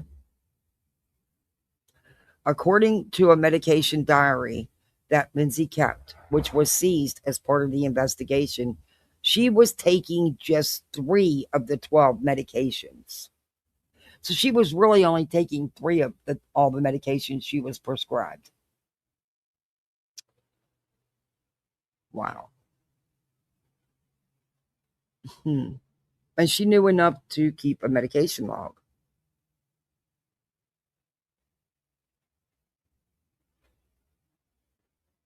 She was taking 1 of the benzos and 2 of the antidepressants in the days leading up to the murders. Reddington, a veteran Boston trial lawyer, is a gruff, ruddy man in his 70s, with a shoulder tattoo that reads in Latin, "Never represent an informant." He's perhaps best known for defending a woman named Catherine Gregg against charges of harboring a fugitive, her longtime boyfriend, James Whitey Bugler. We all know who that was, right? The mob man. But he specializes in what the Boston Globe once called mental health crisis-driven horrors derived from unanswered pleas for help. When I met him this past March in a hotel lobby in Braintree. He recalled a landmark insanity case that he'd won in 1989. His client, who had stood accused of fatally stabbing her abusive boyfriend in the eye with a steak knives, was acquitted after he argued that she'd suffered from temporary insanity brought on by battered woman syndrome. Hey, Vanessa, member for 7 months. The doctors probably believe she's a nurse. Yeah. So when she went to the ER, my guess is she told them I haven't slept for a couple nights. She hadn't said nothing else, especially being the hospital she was employed at. Hey, sweetie cake. Let it sink in. When she woke up, she didn't ask for her babies. She asked if she needed a lawyer. I'm a nurse, and I believe other nurses when they describe their symptoms. Yeah. And there were so many red flags. There was just so much, but it was just not, I don't know, it just wasn't acted upon the way it should have been. My little cracked me up with this Mounds bar. He said, because he knows me, he knows I'll only eat a small piece and then I won't allow myself no more for the day because the calorie intake. I'm really watching my calorie intake. He says, Mommy, I got you a treat for a couple days. I'm like, oh, good Lord, the kid knows me too well. And thank you for being a member for 7 months, Vanessa. I so appreciate that. Thank you. Thank you. Thank you guys for hanging with me. I didn't think we'd get a huge audience. Maybe when I go to the Crama drama. I don't know. But anyway. So he said she got off temporary insanity brought on by battered woman syndrome. She didn't serve a day. Postpartum psychosis lacks an official category in the Diagnostic and Statistical Manual of Mental Disorders. A fact that some experts argue undermines its use in criminal defenses. At Lindsay's arraignment, Reddington pointed out that postpartum mental illness is notoriously overlooked, telling the judge, our society completely abandons women with this condition. It was bad at one time, yes, but things in this day and age, things are better. Not where they need to be, by no means. But these people had the good medical coverage. They had the access. So, and there goes my lighter again. Sorry, I'm going to get another email about clicking my lighter. I put it down. I'll take it now. I don't know. This one lady that watches me doesn't like that I click my lighter. I don't know. Kathy, do you know the Emily Long case from New Hampshire? Last year, she killed her husband with brain cancer, kids, and self because she had stolen money from work. No, but let me write that name down. I'll look into that. Wow. And she thought that was the only way out. That's sad. That's sad. I'll definitely look into that, Story Talker.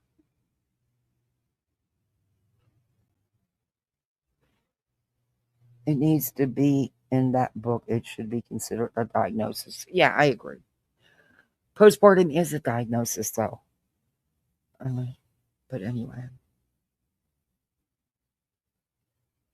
At Lindsay's arraignment. Oh, okay. We read that. Telling the judge our society completely abandons women with this condition.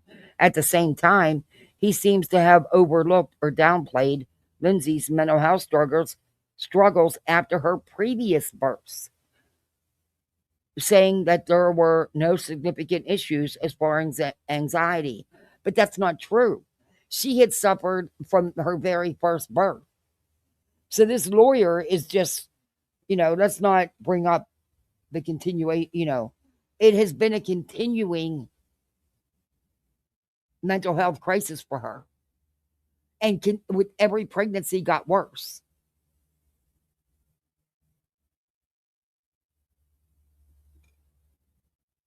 His strategy has focused on portraying Lindsay as a consummate mother who had no reason to murmur her children. In court, he rummaged through his suit pocket and pulled out a small wish vase that he'd found in a drawer of pill bottles at the Clancy's home. It was stuffed with scraps of paper on which Lindsay had scribbled down hopes for the future. including a desire to get pregnant again. Oof. Residents of Duxbury sometimes call it Deluxebury. Sue Clancy, Pat's mom, who grew up in a working class family on the South Shore, described the town as a high end community, whereas in much of suburbia, people kept up appearances. They keep up their appearances, like the Jonesons. Although Lindsay often sought advice from strangers online, she didn't advertise her struggles to the other mothers in town. Nicole Benito, a nurse with children at the same preschool as the Clancys, recalled hosting a get together with her husband, Jeff, the weekend after Thanksgiving of 2022. Pat had told Jeff that he would attend alone and mentioned Lindsay's insomnia. But after Nicole texted her to check in, Lindsay showed up too with a bowl of taco dip. She looked flat and absent, Nicole told me when I visited her and Jeff at their home. But never in 25,000 years, she trailed off. Then she added, "We thought Lindsay was just tired." One puzzle of the Clancy's family tragedy is that, although Lindsay sought help from several postpartum mental health specialists, as far as Pat knows, she never received a more severe diagnosis than generalized anxiety disorder. He emphasized that none of Lindsay's providers ever warned him, or to his knowledge her, of the possibility of postpartum psychosis. This woman was all over the internet, in every group you could be in. She was more than aware.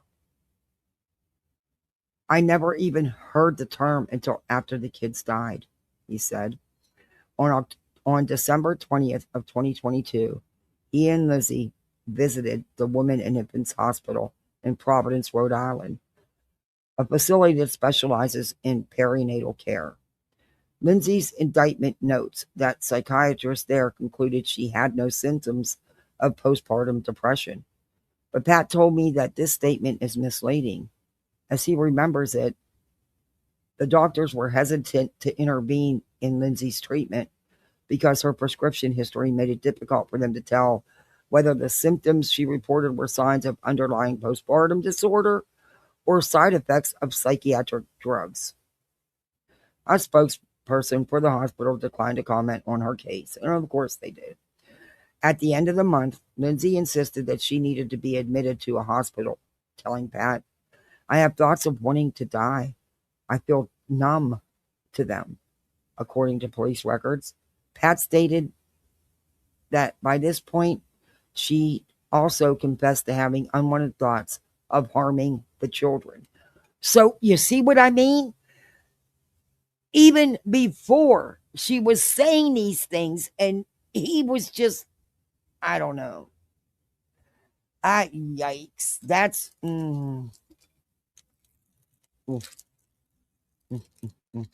anyway.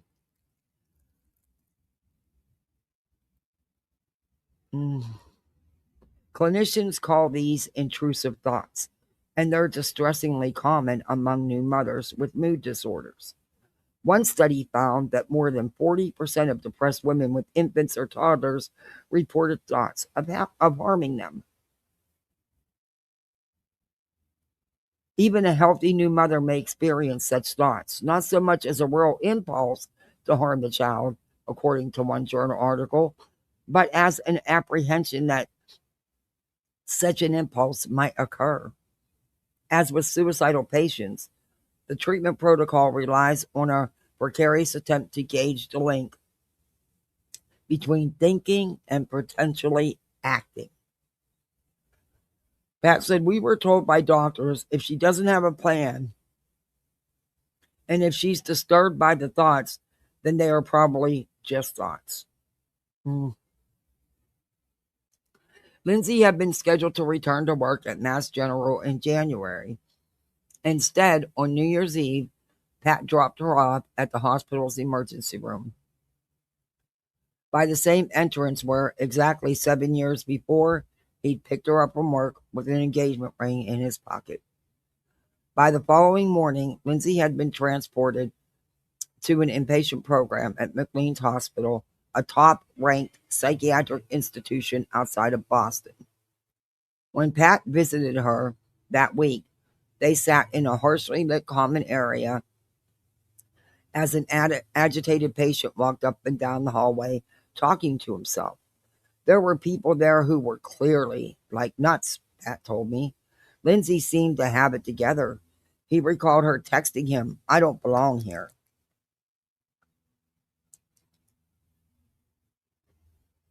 Yes, you did. In the anthology, Understanding Postpartum Psychosis, A Temporary Madness, several women were hospitalized in psychiatric wards as new mothers. They recount how they felt so ashamed or depressed to find themselves there that they started downplaying their symptoms. At first, I told him everything. One woman in the anthology writes of her husband. But as the days went on and I thought I would be confined there forever, I began again to pretend to be better. She also writes that after persuading the doctors to discharge her, she immediately went home and continued to research ways to end it all. A suicidal woman with thoughts of harming her children may assume that they share her sense of despair, or they will if they're left to live without their mother. Such reasoning often derives from depression rather than psychosis. Though some clinicians are reluctant to draw a categorical distinction, Sarah West, a forensic psychiatrist who has evaluated more than a dozen women accused of murdering their children, told me that severe depression tends to involve an element of distorted reality. She added, it's not always technically psychosis, but it's also not psychosis. It's also not psychosis. One study of maternal filicide observed that whereas psychiatric mothers often acted suddenly, depressed mothers tended to contemplate murdering their children for days or weeks before acting. Well, she planned it. She knew exactly how long it would take him to go pick up dinner and the medicine and come back. She took him to another part of the house, then proceeded to hurt herself. That wasn't spur of the moment.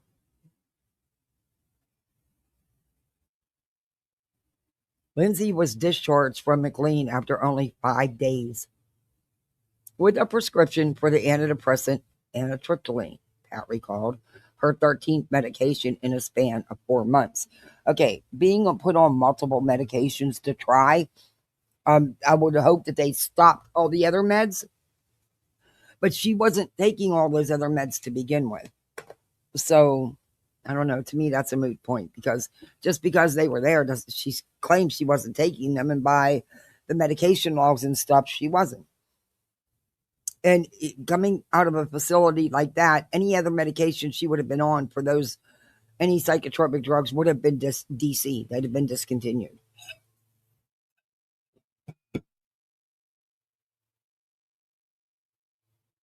She left the hospital on January 5th. She denied having any more intrusive thoughts. And of course, the hospital can't comment. 2 days later, Lindsay and Pat hosted a party at a trampoline park for Cora's 5th birthday. In a photo from the celebration, Cora, wearing a pink paper crown, watches expectantly as her mother bends to light candles on a chocolate cupcake. Seeing Lindsay there gave me hope, Pat said. I think it gave her hope too. By mid-January, back under the supervision of Jennifer Tufts, Lindsay seemed to be improving, and she began accompanying Pat on outings with the kids. On a few occasions, she encouraged him to leave the house himself. He joined a group of dads for a Sunday brunch and took Cora skiing on Martin Luther King Day.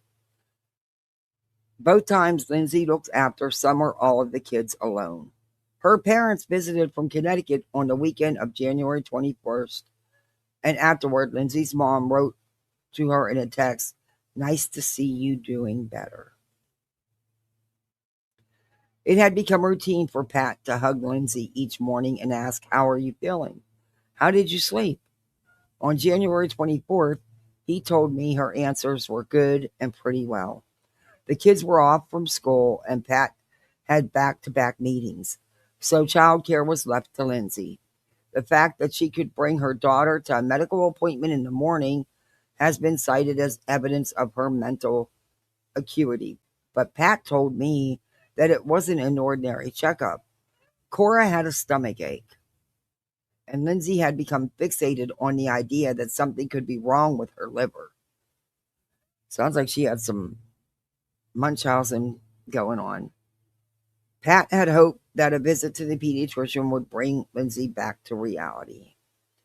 Around 5 o'clock, she texted him to ask if he'd pick up Pedialax for Cora, plus a takeout order for dinner.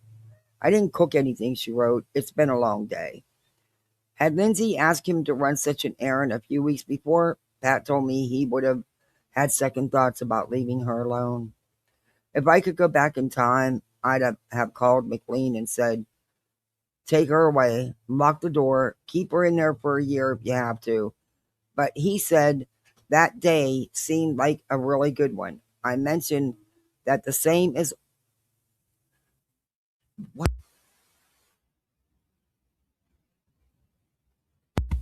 Sorry. Anyway, she comes over to have me stop just so she can say nothing. Oh, I love her. Anyway,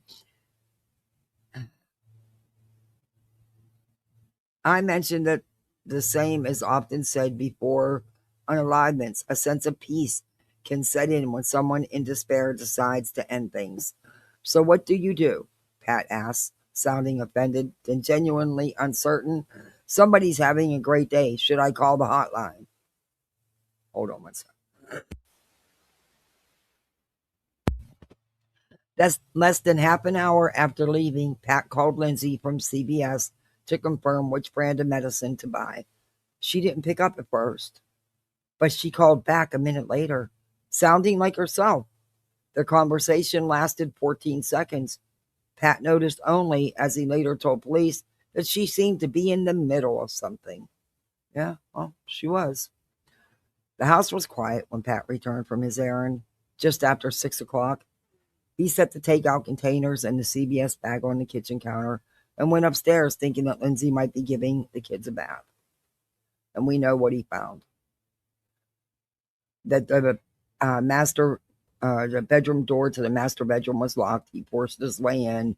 The room was cold. The window had been left open. There was blood on the floor, a bloody knife on the nightstand, and a novelty tumbler labeled "Because Kids."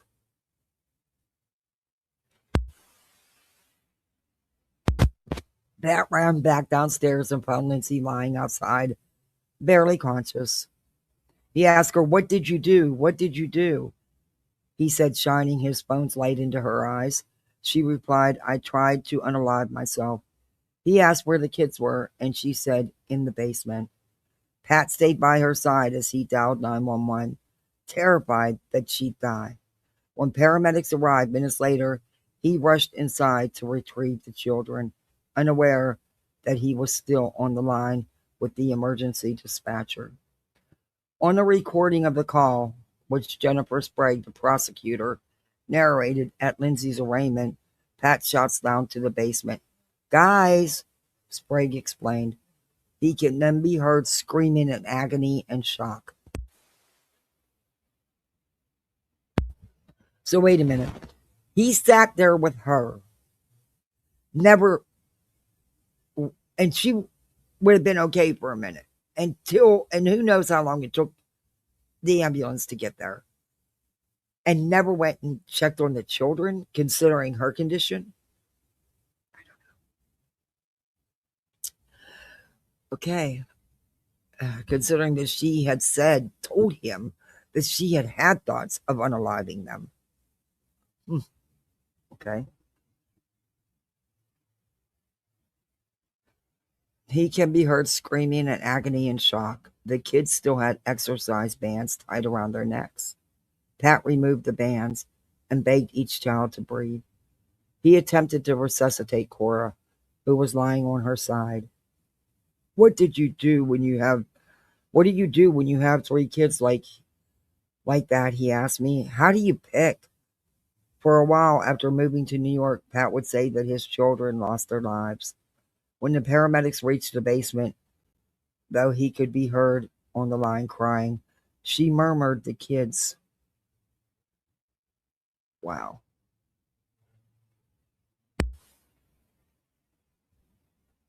Mm, let me see.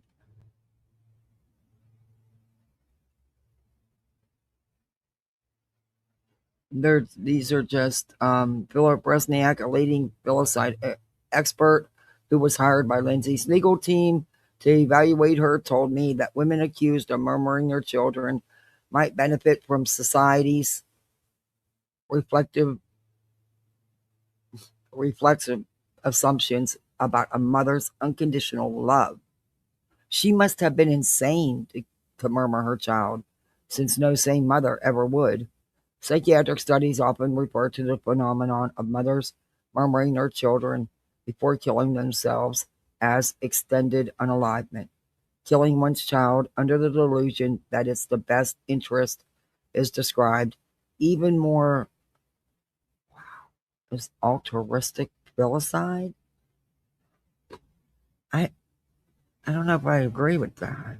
In a persuasive circular logic, the crime itself can come to seem like the clearest evidence of the condition that is held up ex-mother. And also its own form of punishment. So that's the defense they're using. And there's Patrick again, staring out his window.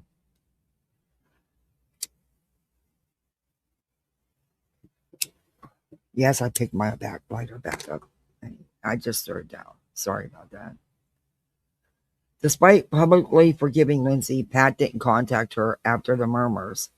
He stayed with his parents at their home, not far from where he grew up. Periodically, he went back to Duxbury to pick up clothing and deliveries from the house.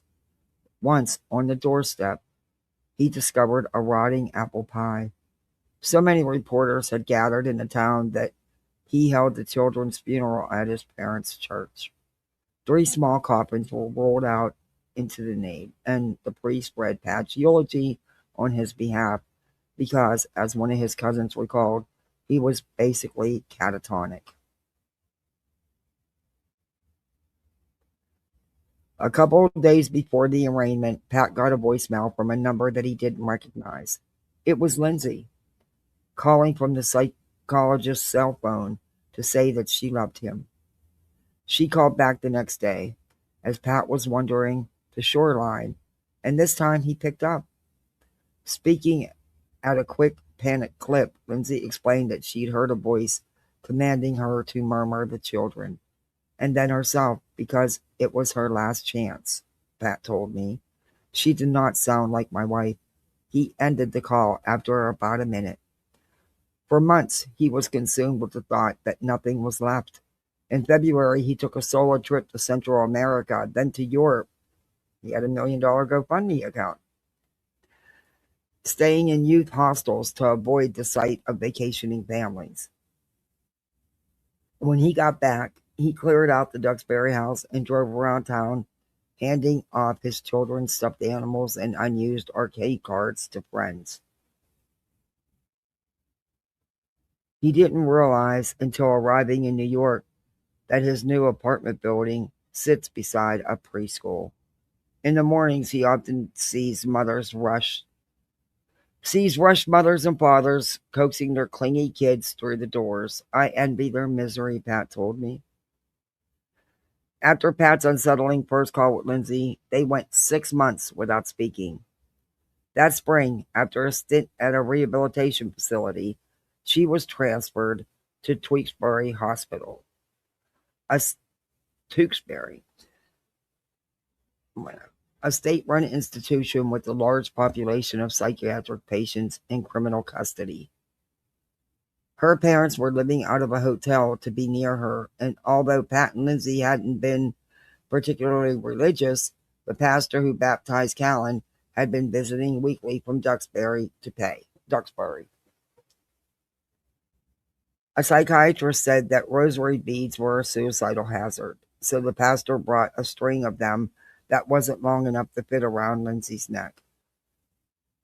On her 33rd birthday, last August, Pat called her at the suggestion of her father, who told him that she was in tough shape and going downhill.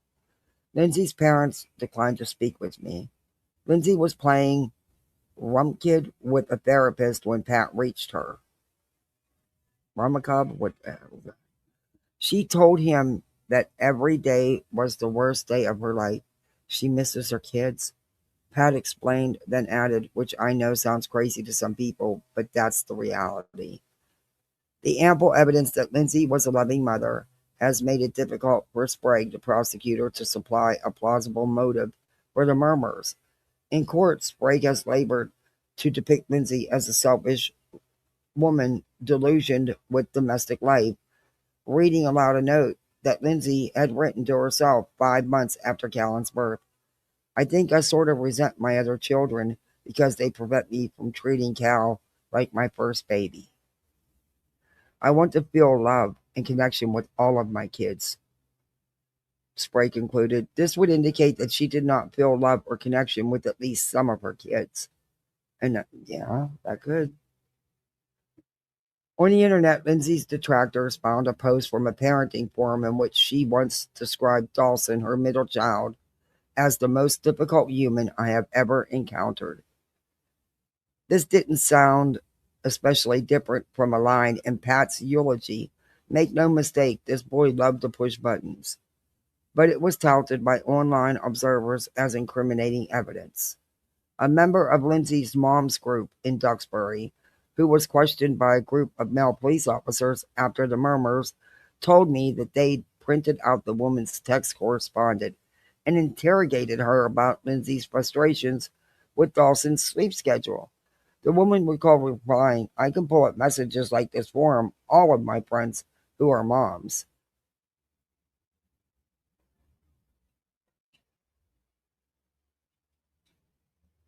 Last September, Lindsay's case was moved to the Massachusetts Superior Court.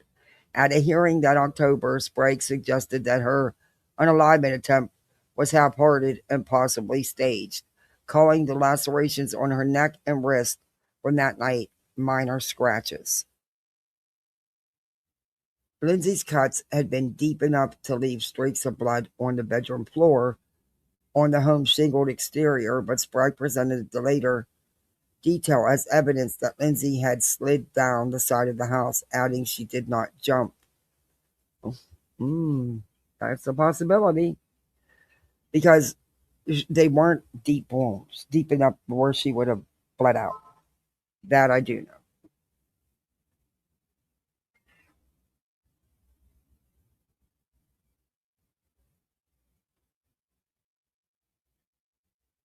And being the wood shingles of the house, that could have been a possibility.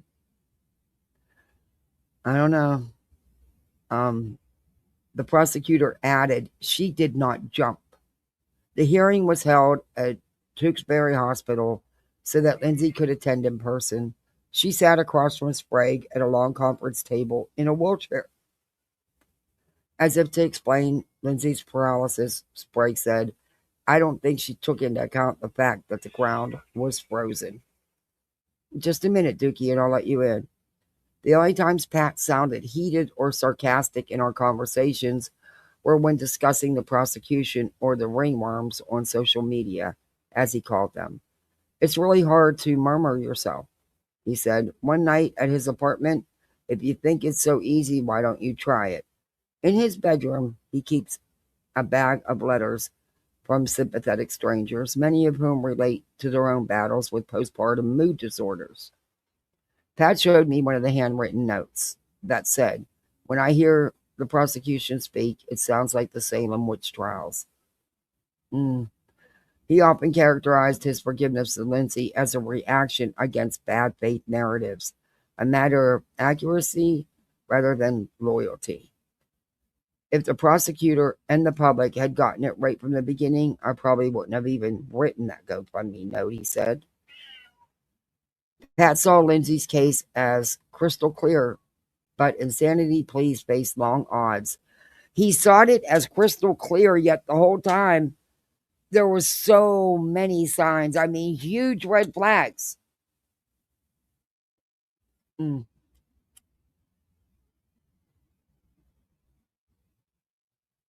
4 days before unaliving the kids, she had searched the phrase, Can you treat a psychopath on her phone? She also looked up what court records describe as ways to kill. Postpartum mental illnesses exist along a vexingly complex spectrum. The legal system generally presents a binary sane and guilty or insane and not a guilty verdict might seem unconscionable when the victims were innocent children. As Lindsay's lawyer told me, juries don't want it on their hands. Okay, I don't want to read about what he sent his mother.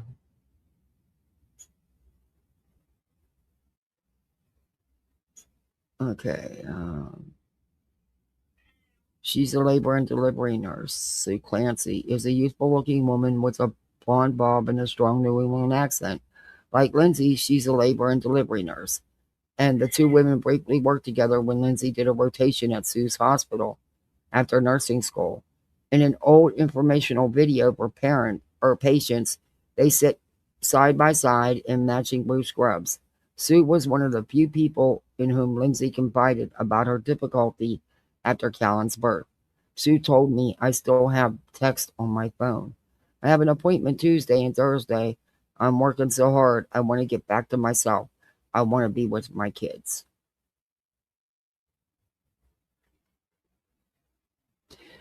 That was the grandma. She didn't return back to work. She tried but didn't. Anyway,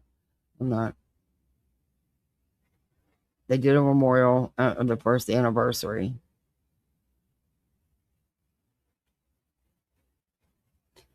I don't know.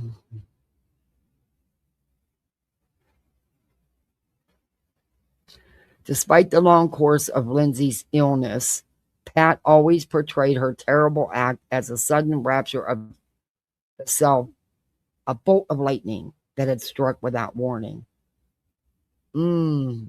Okay. No, there was plenty of warning, dude. During their calls, though, he began venturing the kinds of questions that would eventually be debated in court. I think one of the first things I asked was, did you plan this? Is that why you sent me out? He recalled. She said no. It was just like a snap of the fingers. Yeah, I'm not buying that.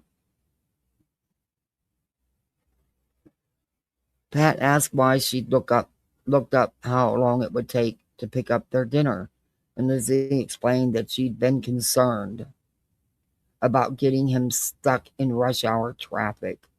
Then I said, did you Google ways to murmur? And she said, yeah, for myself, because I was suicidal for 2 months. Pat sounded satisfied with this explanation. Okay.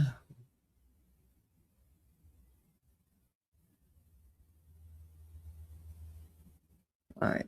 Now let's go.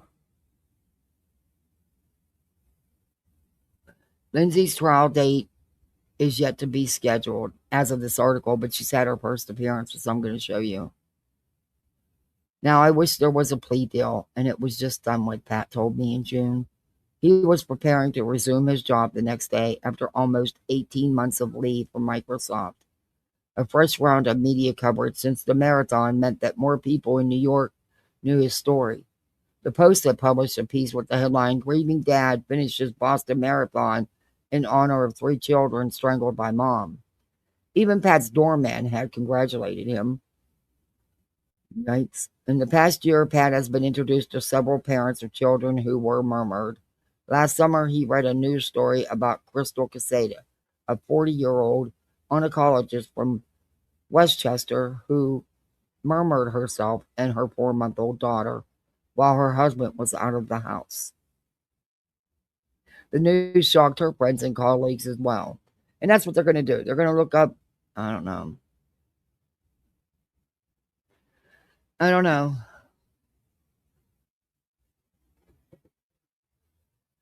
What do you guys think?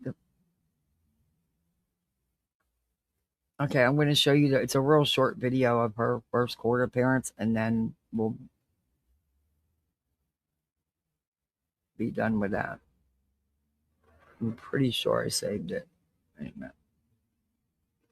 Should be right in my YouTube. So what do you think? They made an angel playground in another children's memory. Oh, that's fantastic. It's to start. Yeah, well, I was just reading an older article. I haven't gotten to that far yet. Yeah, it's scheduled to start because she already had her first appearance. I think it was 1,000 premeditated. Yeah, I do too. I don't think it was for the moment. There was too many steps taken. Preventable deaths, yes. It makes you feel sick to your stomach, yeah.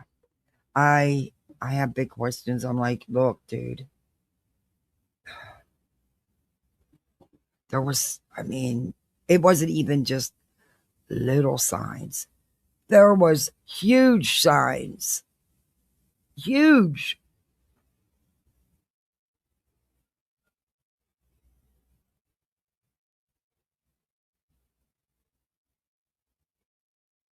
Okay. I might have put it under playlist. Let me go to my playlist. I know I saved it.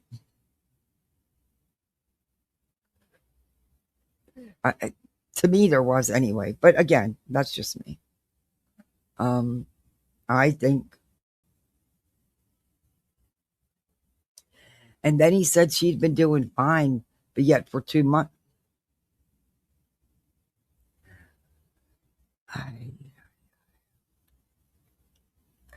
I don't know. I think. And maybe that's what he's got to do to just get through it, you know? Where the hell did it go? I know I saved it. Oh, that's all right. I'll just type it back in.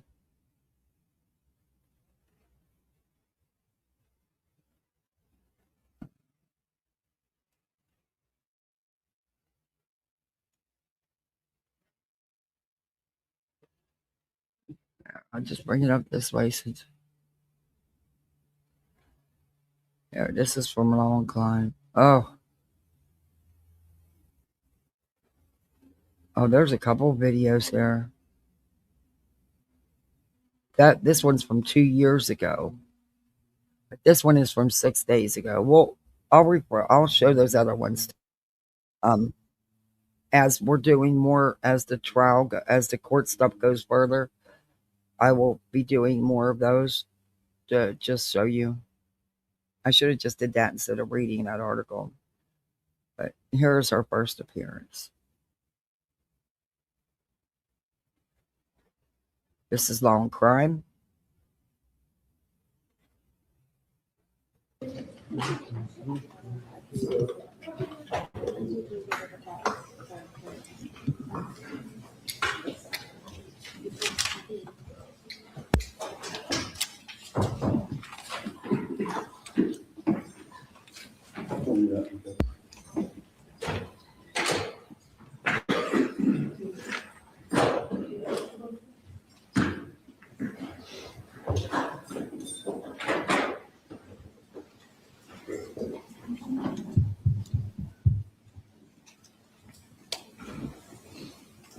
She got a good lawyer. That's for sure. Hey, Tanya. Court, all right.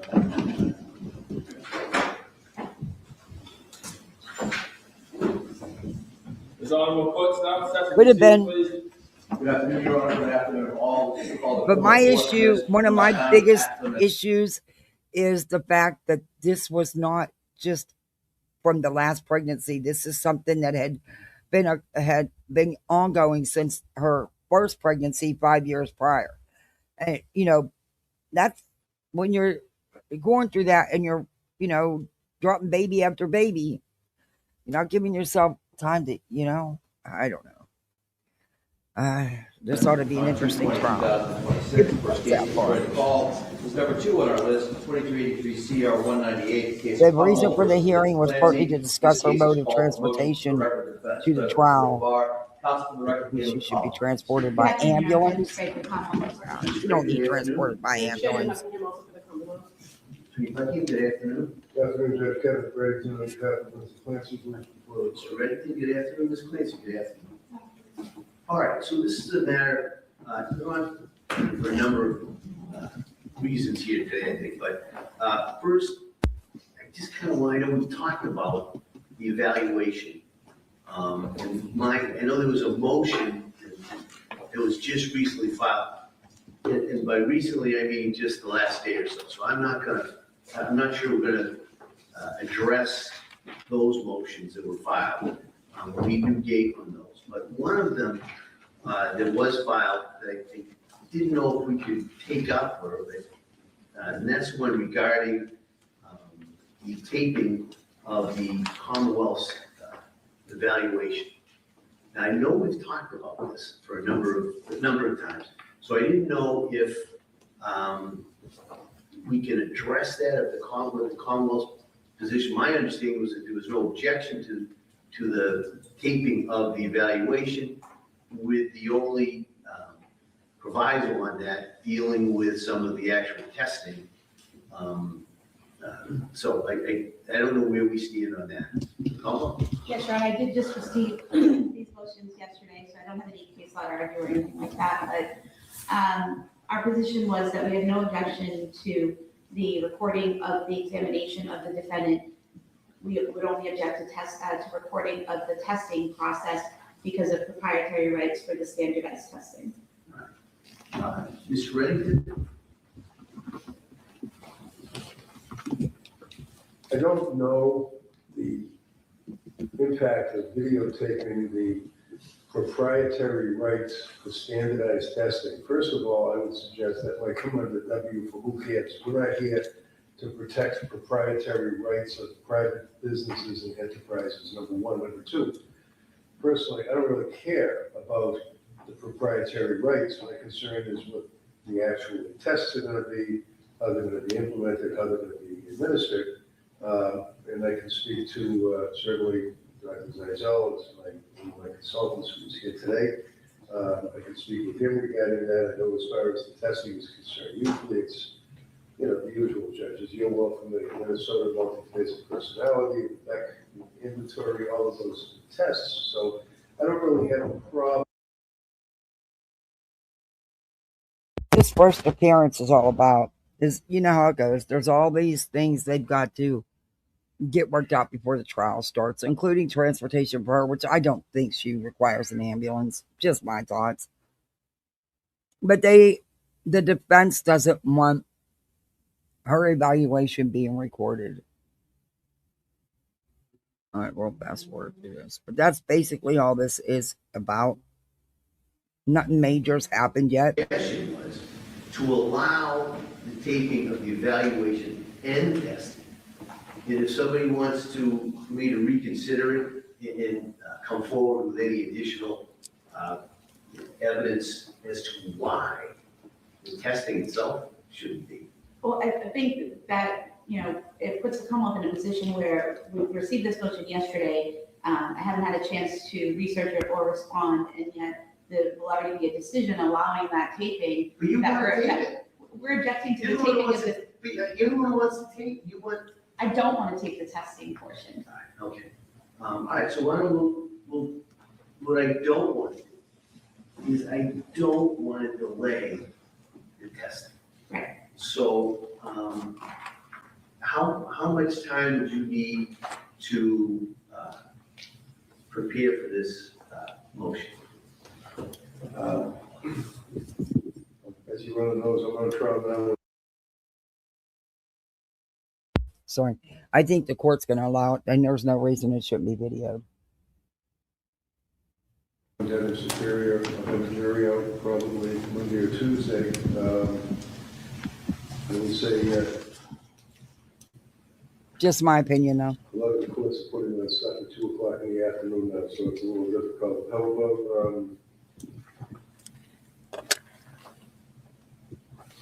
the 2nd of March, would that work? It's a Monday. 3 straight. I'm preparing for a trial that starts March 9th, March 9th? but could we do it more towards?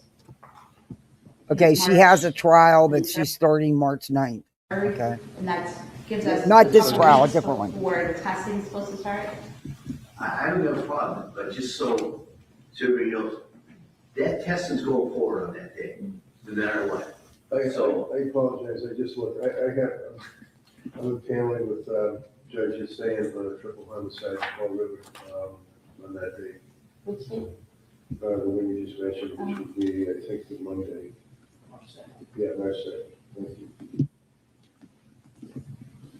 So Collins, you suggest the 23rd? No, that's right, no, not March 2nd, it's the 23rd of March. Right, I'm with handling in Fall River on that day, that is not the year.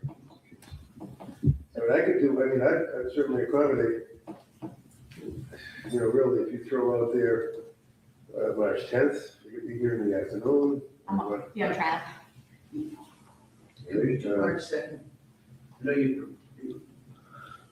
That's fine. For purpose, and I don't want to jam you up in regards to that, but it sounds like, quite frankly, the defendant may or may not really object to the testing. I think he just wants the opportunity to speak to his doctor. And so it may not even need a hearing in regards to that.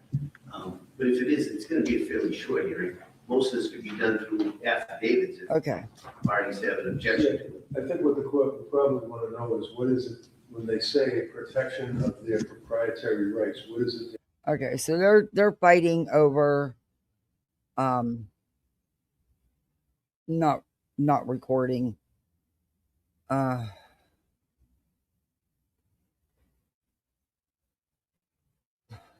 and this was a report.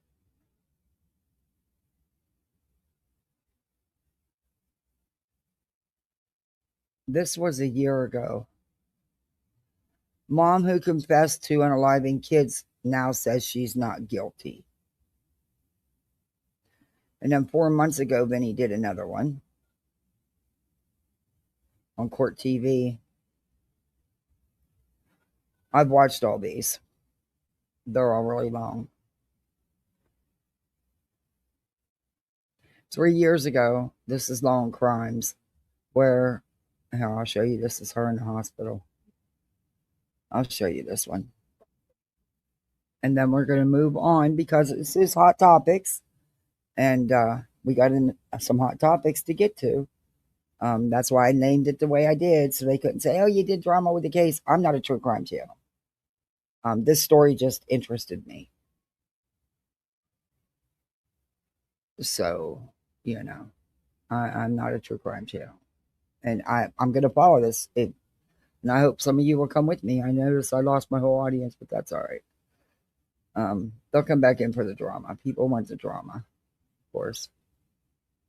We'll play a little bit of this, and then there's going to be a part 2 to this where we'll be just this, but I have to go through, there's so many other videos I found, and I don't want to do repetitiveness, so I'm going to take out parts, you know, and then I'll share the links to the complete videos if you want to go and watch them.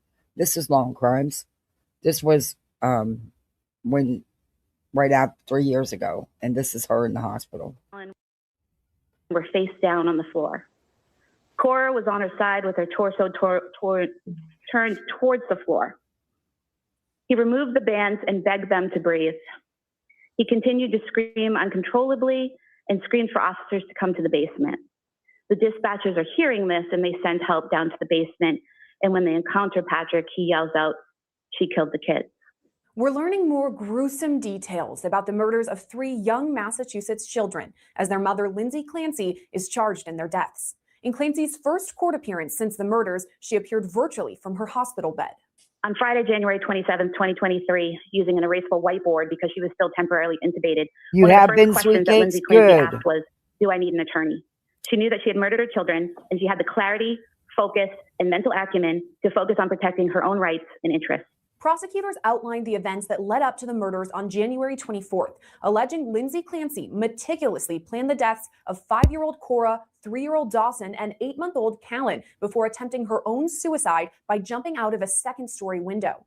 On the morning of Tuesday, January 24th, 2023, the defendant took her 5-year-old daughter Cora to the pediatrician's for an appointment. She interacted with a receptionist, nursing staff, and a doctor.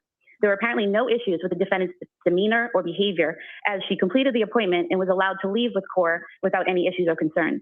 When she returned home, she went outside with Cora and a 3-year-old son, Dawson, to play in the snow. They built a snowman. The defendant sent photos to her mother and to the defendant, to her husband. She texted with them. Nothing in the text was out of the ordinary or any sign.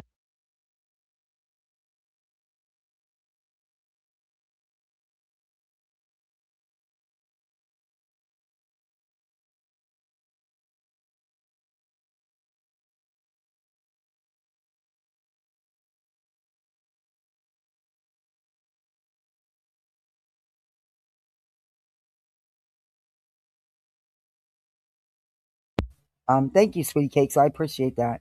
I will definitely use it in part 2. Thank you. She has the darkest, evilest looking eyes. Yeah. I agree. At one point, she wanted house arrest and go live with her parents.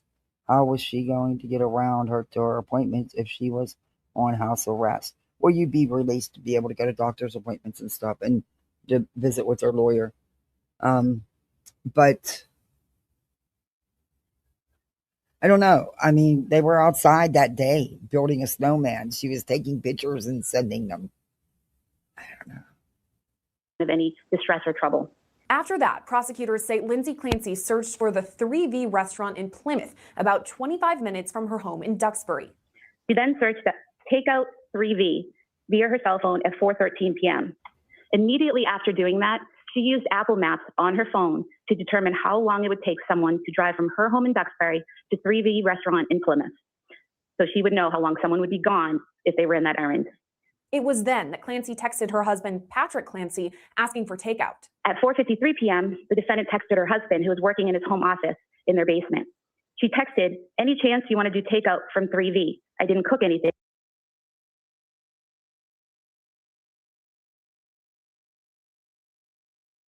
So his home office was in the basement where she had taken all 3 of their children.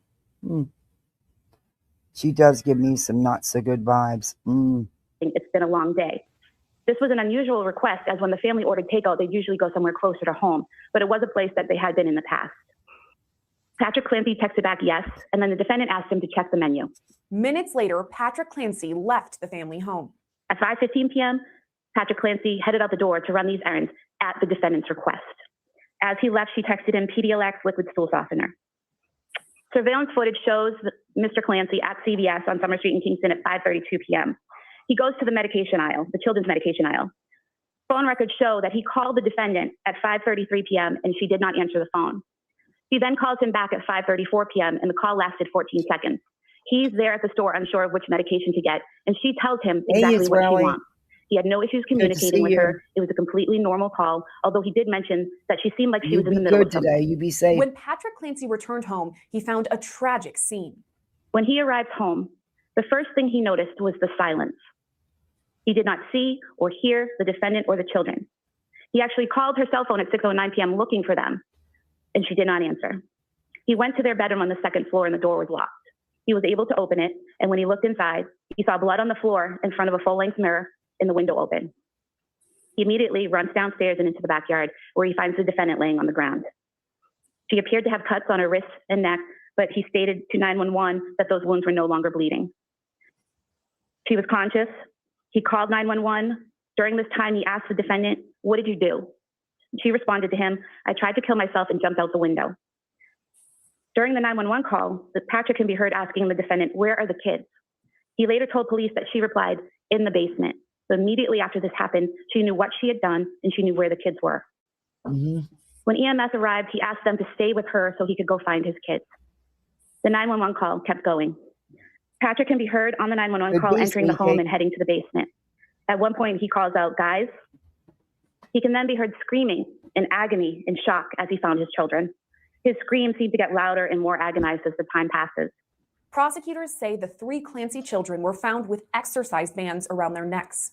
Cora and Callan were on the floor in the den area of the finished basement, which is to the left when you walk down the stairs, while Dawson was alone on the floor in his father's home office, which is to the right when you go down the stairs.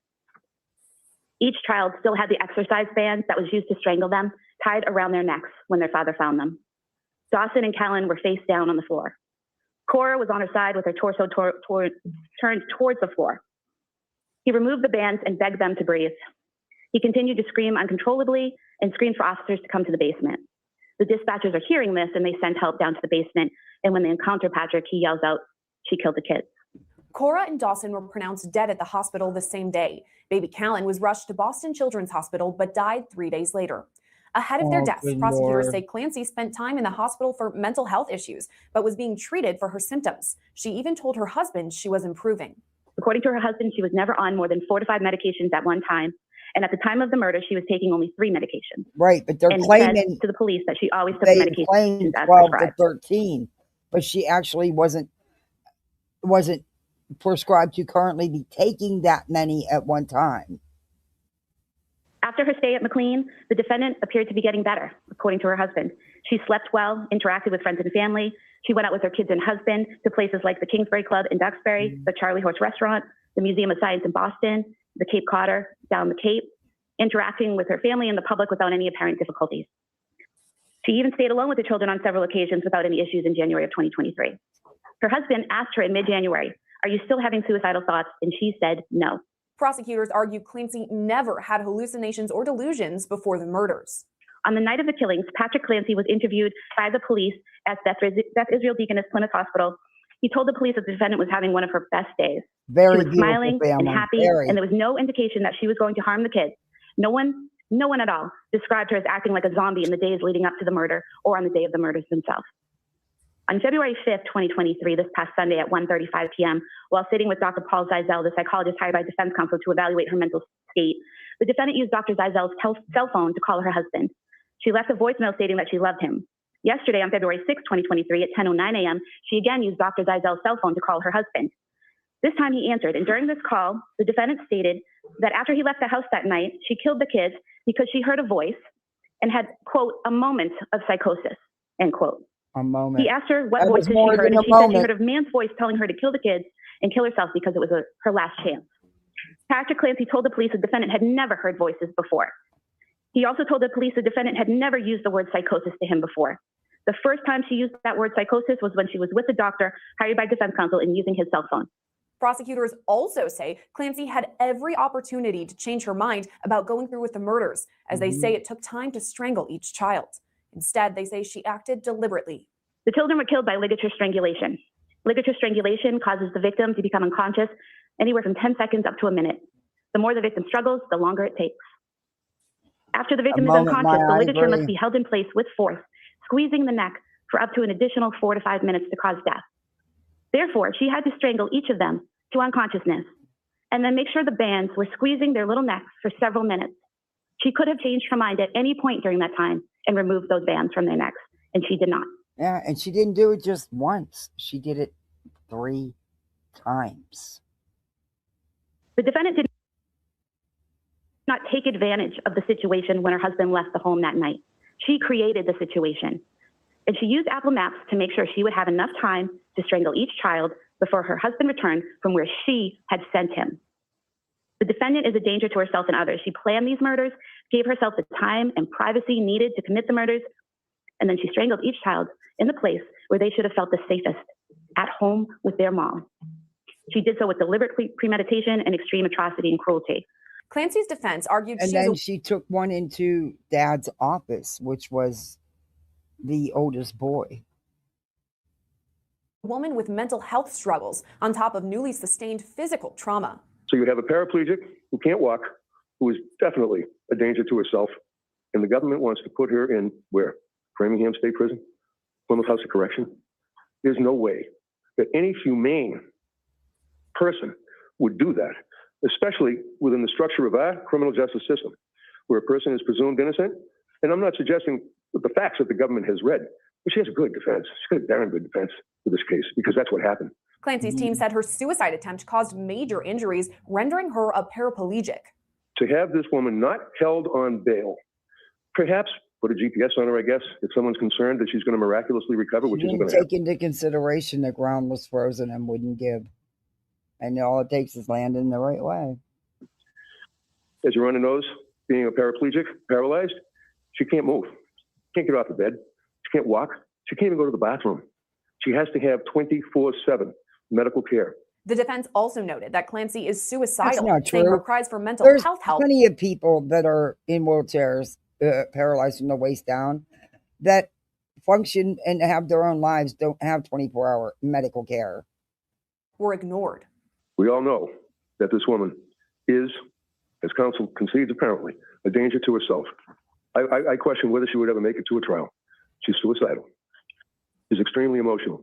However, she's unable and has been unable to express any happiness or sadness or cry. That's not what And the in husband fact, said. Sometime about a month or two ago, she made the comment, "I just wish that I could feel something." Now, our society fails miserably in treating women with postpartum depression or even postpartum psychosis. It's medicate, medicate, medicate. Throw the pills at you and then see how it works. If it doesn't work, increase the dose or decrease the dose.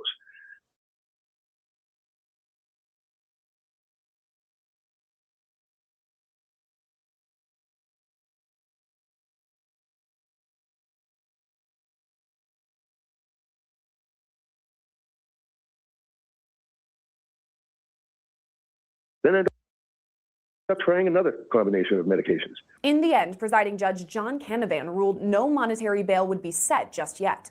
The factual allegations in this case are both horrific and tragic. The potential penalty faced by the defendant, if convicted, is severe. The defendant has no criminal history. She does not even have a driving record. There is no evidence of any history of any abusive behavior by the defendant. The defendant was raised in New England and has extensive ties to the local area. She has an extremely supportive family. She'd worked for several years in a local hospital, and a number of coworkers have written letters in support of the defendant and her character. She's described in these letters as an exemplary worker, colleague, and friend. In the letter submitted by her attending trauma surgeon, she has extensive injuries that will require long-term inpatient rehabilitation.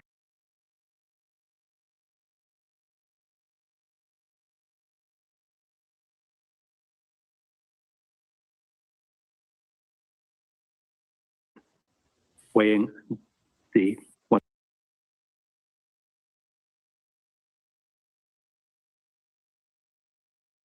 the doctor has written and the facts and the defendant's current condition, the court. Sorry, I keep muting because my little keeps coming out. So, I'm sorry, but I'm going to call privilege. If she gets with no bond, yeah. At the end of the day, the bottom line is 3 children were horrifically murdered. Finds that there is minimal risk of flight given the defendant's circumstances. The court is going to make the following order on bail. The defendant shall remain in her current hospital until medically cleared to be moved to a new facility. As a condition of bail, the defendant is ordered not to leave the hospital until discharged to a new facility. The defendant shall provide notice to probation 48 hours in advance of any transfer to a different facility. Based on the letter of the doctor, it would appear likely that she would be sent from the hospital setting to a 24/7 rehabilitation facility. The judge ruled Clancy could be transferred to a different facility or potentially even home confinement as she recovers. Right now, she's due back in court on May 2nd for a probable cause hearing. Reporting for Law and Crime Network, I'm Sierra Gillespie.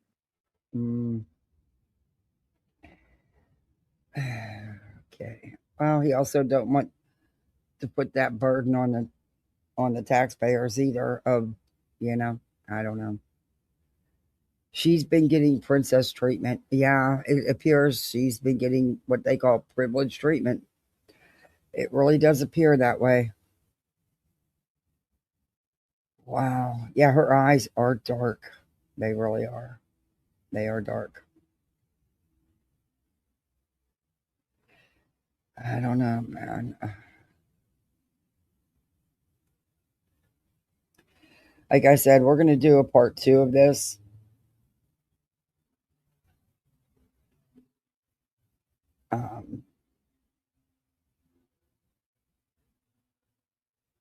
And I'll get into the search warrants and stuff. But today was just to see what you guys would think, you know. And we're going to move on. It's like I said, today's a hot topic, so don't get all pissed off that I'm going to show other things because unfortunately I have to. And look, even going live, everybody and their mother went live as soon as I posted one. I swear it's what it seems like, even though I know that's not the case. It just seems that way. But I got to go live when I can go live, especially with sick littles. And I got to work. But so I got to hurry up because I got to work at 3:30. I was supposed to be off today, but because I had to take off the other day, I'm working just to make up some time. Because I originally took today off, you know, make sure I could get, where the hell is she at on here? And why don't I find her? I know I follow her.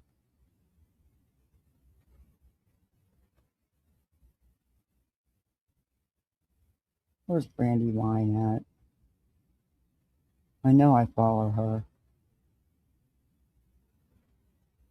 But now I can't even find her on my list.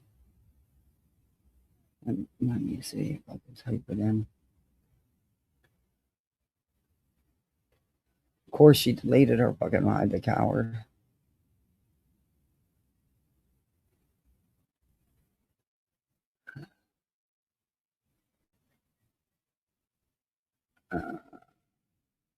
No, it's not what I wanted. What the hell did it?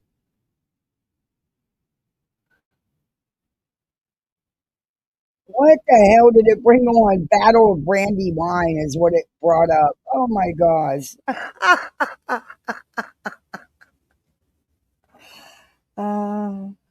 That's not what I wanted. Hey, Miss B. Yeah, they compared her with Andrea Yates. No, that's all right, B. You get here when you get here. You know? I'm not subscribing to you. I've never subscribed to you. Mm-mm. No, I said I wouldn't be subscribing to a lot of people. Well, not a lot of people. But, oh my God. Enough is enough. Should be ashamed did this. And I know people are going to say, you shouldn't mix this drama with true crime. I'm not a true crime channel. But it's definitely a case I'm going to be following, and I am going to do strictly a part 2 on it and go over the search warrants and stuff because court is going to be starting up soon. And I have a feeling it's going to be motion after motion after motion, delay, drag it out. I can't find her. She's not coming up. I don't know why. This should be ashamed. Let me get her link. And it's 2 hours ago, so I'm assuming it's from BJ last night. Even though she's going to say it was tech issues and she wasn't sleeping. You know she's going to have millions of excuses, right? Stand up. We gotta rise up. Stand up. Oh, wait. I didn't know she had music in here. We gotta rise up. Oh. I got to stop because I don't think she's monetized. And last time I played one of her videos with music, I had to edit it. All right. Stop, Greg. I'm doing a true crime case. Please don't do that. Give me a second, guys. Okay, this is 2 hours ago. Greg, no discretion. seriously, it's inappropriate while I'm doing this. Jesus, I'm sorry, you guys. I really am sorry. I can't believe that we're at 2 years of this child missing. Okay, this is it. So,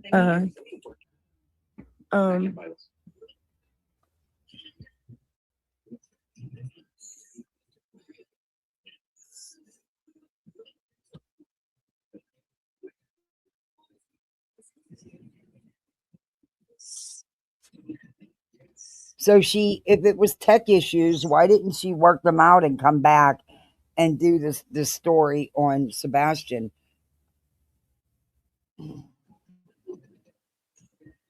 It's called Brilliant Brandywine. Okay, I'll look it up.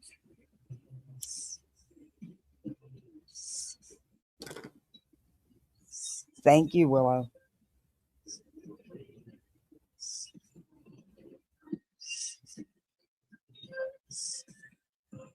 Britt, what are we doing? Look at her own audience asking her, okay, what's up? Did you find it, Britt? Unfortunately, I think she is sleeping, guys.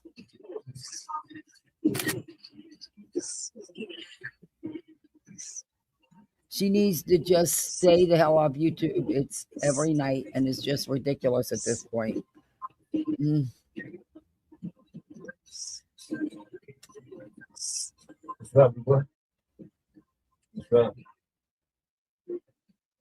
What's going on? Is she awake? This chat. Yes, she's awake, Katie Horton says. How do you know that, Katie? Are you there?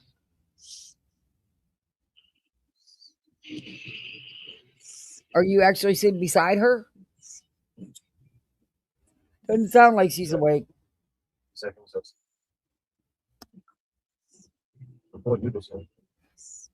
You can hear him, but not her.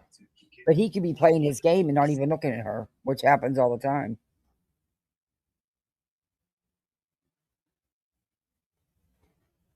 Ivy League said, she's gone. Elizabeth said, yes, sleep tight.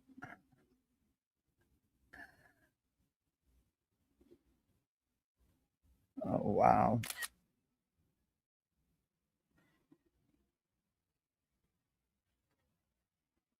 Another pothole. She's not in a pothole. She's not a pothole. She's out. You're right. Did we just hear Craig? Sounded like he was in the background.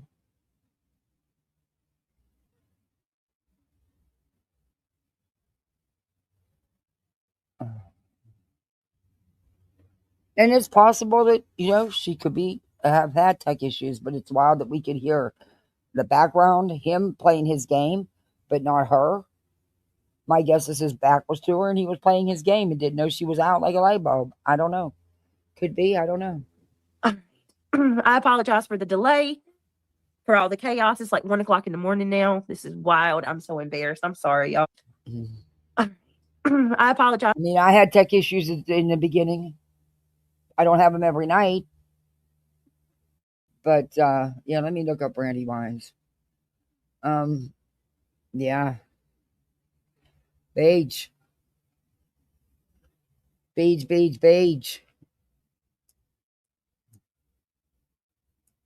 Oops. Still brilliant, right?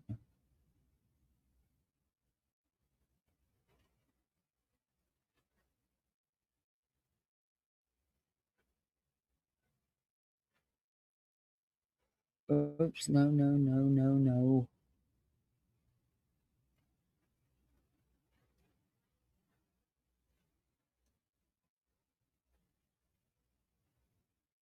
Okay, let's see if it comes up. I follow her. I don't understand why it's there. It is. Came right up. I follow her on Twitter and on YouTube. Oh, it went on for an hour and 22 minutes. I agree that it's a case to continue to follow. Yeah, I'm going to. I hope you guys like it, but I want to know what goes on and how are you using the medication defense when she clearly was not taking all those. Thank goodness she wasn't taking all those medicines at once. I don't know. It's going to be tough due to the situation and that the children were in 2 separate rooms and the time it takes you know, to oh, this thing. See, it's not StreamYard. It's my system. It's my laptop. It's on its last leg. Yeah, I've been having issues for weeks with the mic, with it not wanting to pause, with it making this weird sound. It sounds like a German tank. Yeah. Anyway, um, it's not even wanting to hold a charge right. Like I said, I'm gonna do a part 2, but it's gonna be on the search warrants and stuff. And thank you for sending me them, by the way. And there's a bunch of other videos I found that I want to just like take parts of each one because it's a lot of repetitiveness. And yeah, we don't need that. And we'll go over it. But she's got a good lawyer. That's for sure. But I don't know. I think she's being handled a lot gracefully than a lot of people would be, in my opinion. But whatever.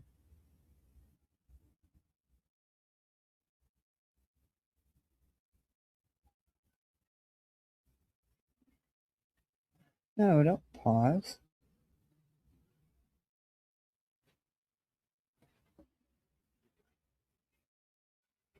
So wait a minute. You're doing a 2-year on a case that you have been spreading misinformation and have been instrumental, filed frivolous legal action on the back of, and you weren't even prepared. Oh, okay. But you're a true crime channel. Okay.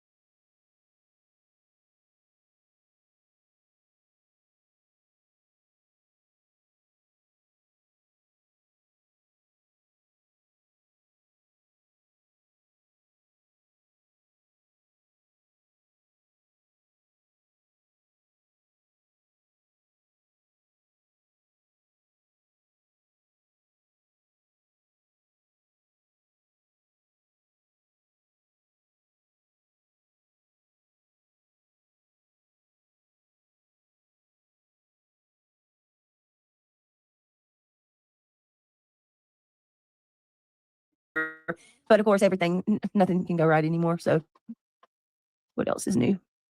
Oh, I know it's new. What did y'all say? What did y'all say that it was?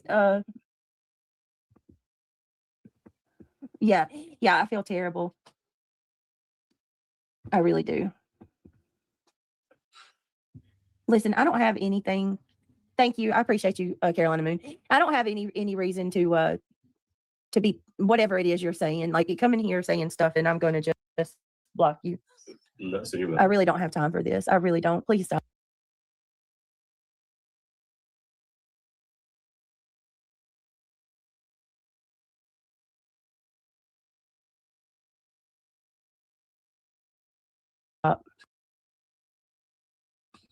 Give me a second, guys.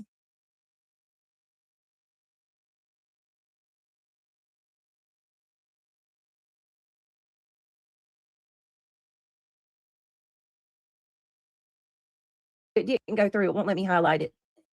I got it, y'all. Thank you. I apologize. Hey, Lolly. Yeah, can you try to send it again, Carolina? Because it for some reason it's not going through. What's really hurting me is I don't have my phone. Oh my God.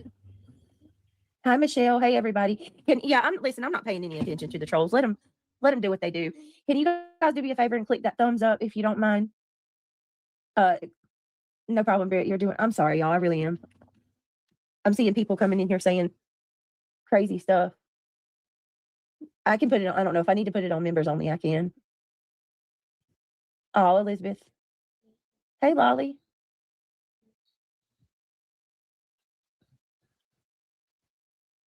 Thank you, guys. I appreciate it. Hey, Missy. How are you? I didn't get to thank everybody. There were some of you who did a membership. A couple of you gifted memberships earlier, and I didn't get to say thank you. I appreciate it for those of you that gifted, and I didn't get to say, why is it not working? That link's not working that Carolina Moon sent me. Weird.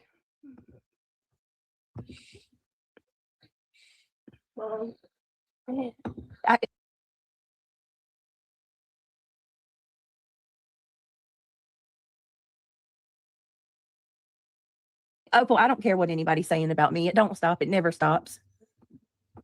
Give me 1 second. I'm sorry, y'all.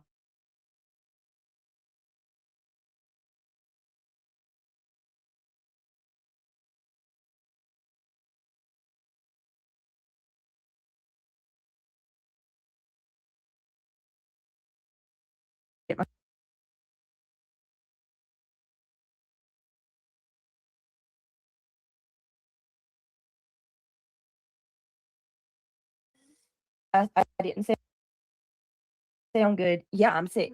And now Neil's saying that he feels like he's getting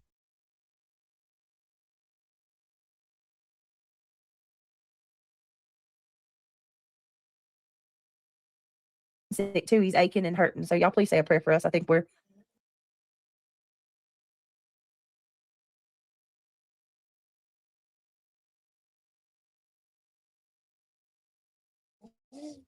coming down with something. Me and Neil both. I woke up this morning, my throat was on fire. So I'm really trying with being sick and on top of it. Yes, Haunting Hope, I like you, but it's really rude for you to come in here and say I'm lying about my tech issues. Listen, I don't know what's going on with my stuff. But I don't have any reason to lie. Okay. That's all I can tell you.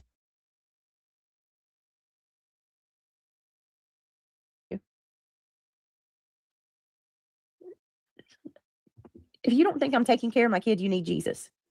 Seriously. He's laying down and he's had some medicine. It's a freaking cold we're coming down with.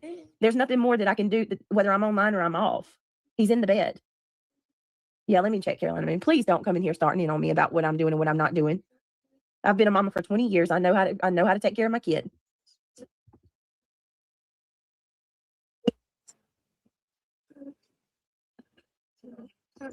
Like, I don't know if this is it or not. We're gonna see.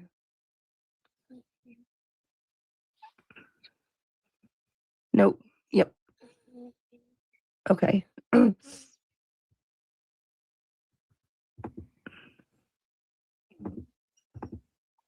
right, we're gonna try this. Okay, thank you, Carolina Moon. Goodness gracious. Thank you. I appreciate it, y'all. Yeah, I think that's what's wrong with me too. Stay humble. Me and Neely. So I told you guys not, but I'm just asking for prayer. I probably shouldn't have said anything because they're using it now, but all right. And I guess reality is probably going to bed.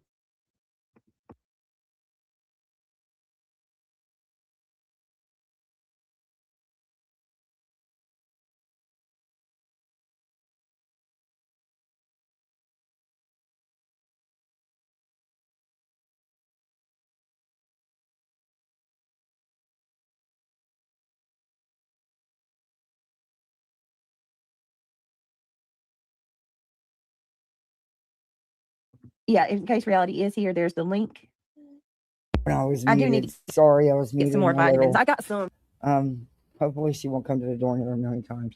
But you know, I have a 10.5, almost 11-year-old, and I can guarantee you, and she's ADD, ADHD. I'm not hid that fact. She does fantastic with it though. I can guarantee you, again, this is just me. This is just how I do things. At 1, 2, 3 o'clock in the morning, she will not be up playing video games. That I can guarantee you. Again, that's just me though. Already, y'all gotta remember, I got the prenatals and all that stuff too. So I apologize for the delay, for all the chaos. It's like 1 o'clock in the morning now. This is wild. I'm so embarrassed. I'm sorry, y'all. I'm gonna try to get better at this. It's just too much. It's just way too much. We hear it every night, don't we? Probably going to be doing a little more day streams too. I hope you guys understand. I know for some of y'all that may mean that, you know, you can't make it, and that makes me sad. So I don't know. We'll see. You can't make it. All right. Thank you guys. They can always replay. Which I'll probably end up putting this member. Yeah, we're good. All right, let's get into this because I want to. I haven't watched this. That's who's live. Shock. I wanted to watch it with you guys, so we're gonna watch it together. Hi, Gabby. Can you guys do me a favor and click that thumbs up, just for the sake of doing it? If you want to become a member, consider joining. And yes, please click that thumbs up. It's free if you like the channel. Please hype. And yes, so here we go. Had to take the dogs Threats, out. lies, Mine hasn't even or cried yet. misinformation is not helpful. I don't think that it does any good to help find Sebastian. And I would ask that people take a step back and consider that not everything you may hear is accurate or healthy. All I can say is that I feel like he is out there, and that is my main hope, that him being out there means that he's alive and that he can come home when we find him. And our whole interview there with Sebastian's mom is over on our free WSMV4 News app. The FBI now offering a $50,000 reward for any information that could lead to finding Sebastian. Lydia and Tracy, over to you. All right, Hunter, thank you. You're not just moving, you're moving in the right direction. How am I going to play soccer in Connecticut? When life changes lead to tax changes, don't navigate it alone. Get expert. Damn it. Hold on, y'all. I got the wrong thing. Shoot. Give me a second. I apologize. This is insanity. All right, give me a second. That was just the news condensed version. Hold on. I'll tell you what, I hope that hell you don't sit here picking apart Katie and her interview about her son. That you can't even pull your shit together and put on right. Funny, when I played it yesterday day before, I didn't have a problem bringing it up and letting it play in its entirety. Jeez. You know, they're going to eat me up over this one. She couldn't even find the interview. Yeah, thanks. I appreciate you. She sleeps through it. Here we go. Good Lord. Look. Got it. We all have tech issues sometimes. Example, just today. I had all my shit ready. It's just my laptop wasn't cooperating because it's on its last leg. But I fought through it and made it. She doesn't even, she's got a brand new state-of-the-art laptop. No cheap, according to her and Craig, state-of-the-art, no cheap laptop. And she can't get her shit together. This is day in and day out every single day. Her chat attacks Katie. Of course they do. But she sure can read them memberships and super chats, though. Yeah.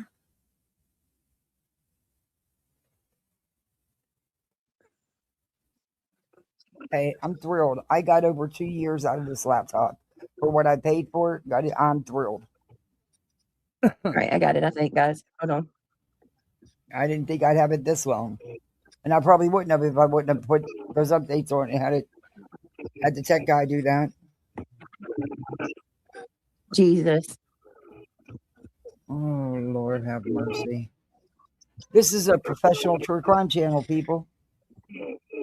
It did, Stray Talker. I didn't know what to say when I played it. I was actually speechless. There is no human being that can look in that mother's eyes and say that she is not broken. Oh. Jeez. It's very easy to find the interview, BJ. It's Nashville News. It's a local station. It's really easy. I'm looking to on the find. website real quick where they said it was my at. God. It's right there on the site.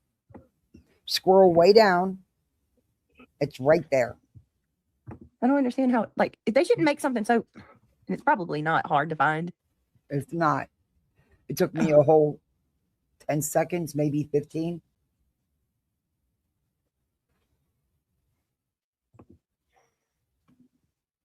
Hold on. I think I got it. Oh my God. And that's why I left our chat rolling, because I would imagine they have a lot to say. And instead of her, chilling people out, she encourages that shit. Plus her sub seen it like 205 times. We got yeah, straight talker.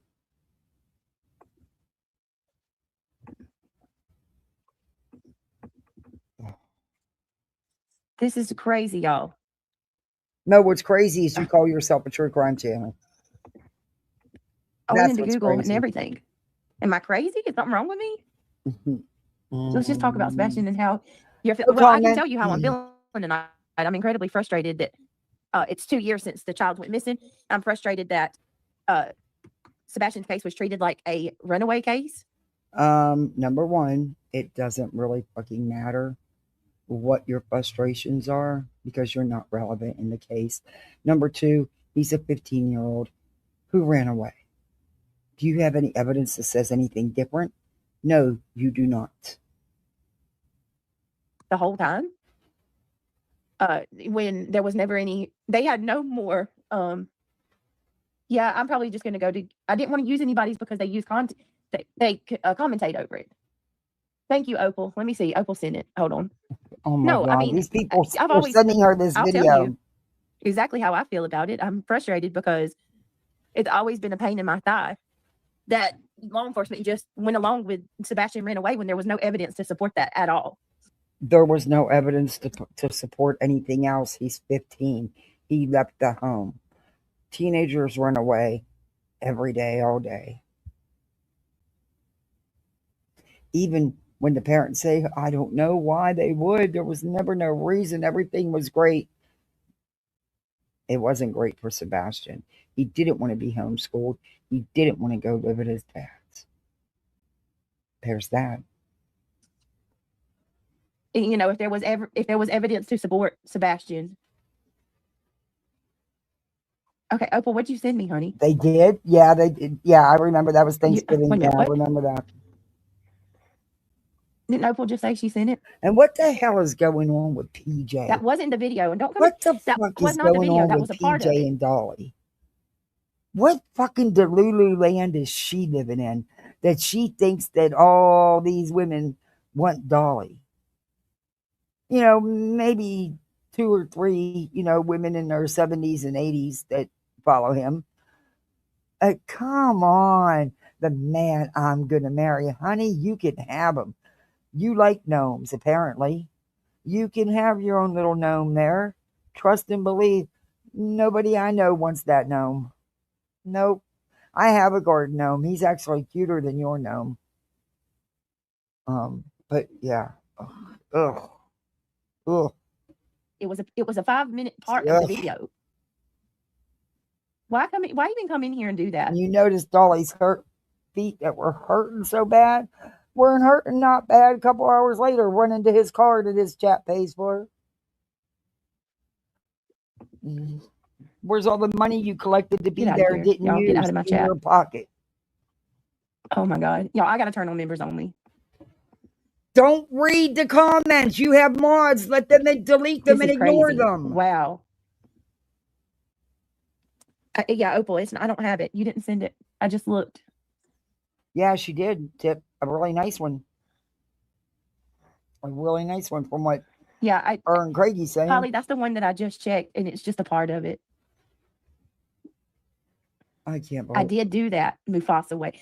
All right, y'all. I'm sorry, and I'm going to just tell you this. Nashville has to the people, full interview. Let me delete this. Check Do I have any mods in here? WSBM Nashville. Oh, good Lord. I want to send her the damn video.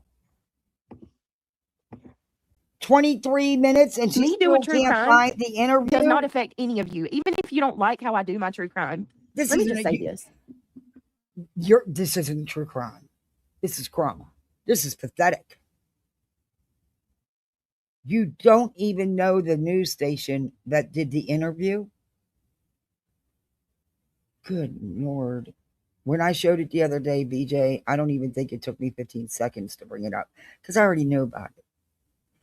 And, you know, sometimes we do have tech issues. We really do. And hey, it happens and it sucks. But girlfriend, you have tech issues every day, 2 and 3 times a day when you're live, the whole entire time you're live. And you have, according to you and Craig, one of the best laptop out there right now on the market. So I don't know. I don't know.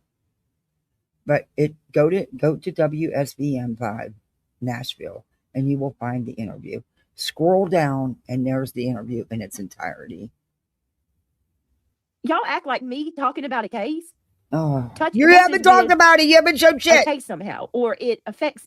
If you don't like the way I do it, just don't watch it. Do what? You haven't done anything. It's late. It's 1 o'clock in the morning.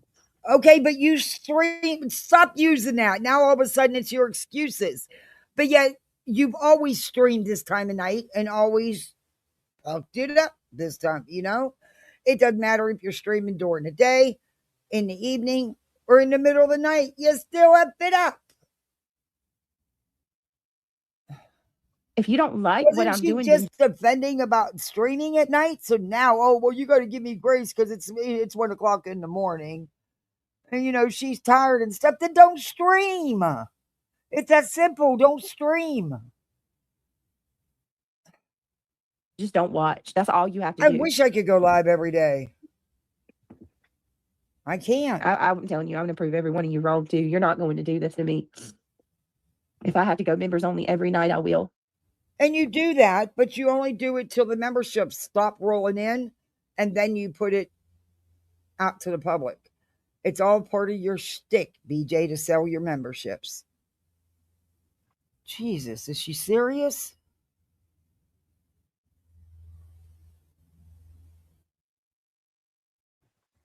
This is insane.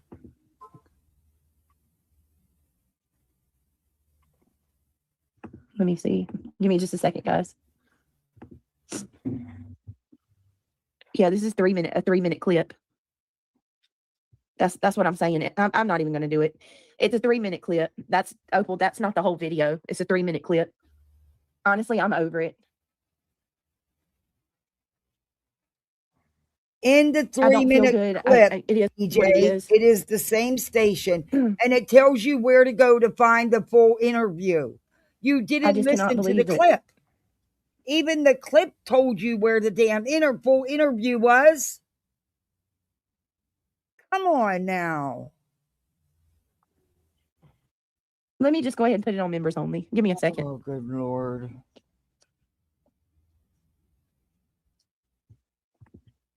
There was a stream before this one? How many did she do last night? It's like they want to push you over the edge. Oh my goodness. All I wanted to do was come talk about Sebastian. That's it. She felt obligated. She took down her community post about him. Oh, she did 3? Oh my God. I don't even know who you are. Can one of you guys check this account? You're not even, I already know who you are. You're not, I recognize you. Never mind. That's a troll. Jesus. All right, let me put it on members only. To all the I'm not doing this anymore. I'm gonna just come under members only from now on. Did she take down? The only reason these people they don't care about my true crime. What they care about is trying. Straight talker. Did she take down the one that prior to this that he was all drunked up on? She combined the 2 into this one. Okay. Thank you, straight talker. To make things worse. Just. Look, when I try, I'm literally all I was trying to do was find the full version because everything that I have queued up is not the full version. That's it. I was just trying to find the full version of the video. Listen to the freaking clip you played. It tells you in the clip you played where you can find the entire interview. Oh my God. I'm glad I didn't watch this live because I'd have been screaming at her. Deleted them all? Oh, good Lord. Does she not understand that she's under preservation rule where she's not supposed to delete anything? Does she not get that? But I'll tell you what, in Nick's post, and you know I had to comment. You sure did. I did. And it was funny because, dude, this bitch definitely don't have no Botox or veneers. That's the part he got wrong. Everything else he was spot on. But, you know, I let him know that, come on now, dude. Botox, veneers. This one, look at her. Yeah, no. Everything else he got right. But, you know, I had to say something. Then I told him to quit playing his game about this damn live. Either do it or don't, but knock it off. I actually want him to do it. Let me just try to put members only on so we can talk about Because it. he knows things about the case I want to that we talk about don't. the case. Of her just talk about Sebastian. Correspondence with the legal team, which she claims there wasn't any. But who knows? Does he have proof that there was? I don't know. Maybe that's why he's not doing it, because he doesn't have the proof that he's claiming. I don't know. They all lie, so who knows? Case, don't worry about these people. They're nothing. Get out of here, trolls. Ignore all right, yeah, them. this one. You know how many I ignore? How about this? Because I don't even want this attached. I sent you an email, Britt. Okay, So thank you. I'm going to end this and I'm going to come back under members only. Here we go. Okay, I love y'all. I'm going to do a members only stream. You can still watch, but you have to be a member to talk to chat in my chat. I'm going to do that. That's the only way that I can do this. No, and then no, just ignore the trolls. You don't have to respond. That is why you have a gazillion mods. You instruct your mod, you talk to them all the time. They know to immediately delete. So why are they not doing that? Maybe you should question that. But you do not have to read every damn comment, BJ. You do it so you can play victim. Poor me. Yeah, I'll have the interview queued up. Okay, I keep checking Carolina Moon. I'm not seeing it, but I'll check again. Stay awake and play the clip. Michelle, I don't know what else to do, honey. I'm sorry. I don't know what else to do. I don't understand. Maybe she don't understand. I don't know what else to do to make the only way that I can make it stop of her own people is to do members only. Mm. I'm so sorry. I don't want to do that to anybody that's not a member. If I can help you become a member. Do. You do that all the time. You put it on members only until no memberships come in. Once no memberships come in, then you take it off members only. You've been doing it since I've been reviewing you, which is almost 2 years. It's all part of your shtick. Your forever victimhood. It just folds right in. Remember, I will. I'll help you as best I can. Shame on you. Shame on you for not being prepared. You made a ton of money off the back of this kid.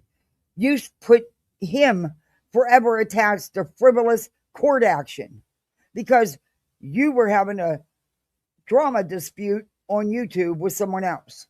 You chose to attach it to this boy for the rest of his life. Good job. And you know, but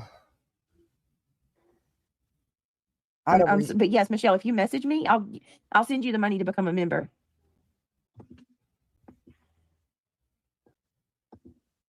Just my girl, thank you for gifting a membership. Hopefully somebody decent got it. If you were gifted, thank you, or welcome to the Club Mabel. Gabby gifted a membership. And you know thank what? you, Gabby. Never do what I did today. It's the last day of the month. Well, tomorrow's the last day of the month for us to make any money on here for our next check. She would have never did a story she knew she wasn't going to get any audience for. But just because it was something that she wanted, you know, was interested in, she never did that. She never did what I did today.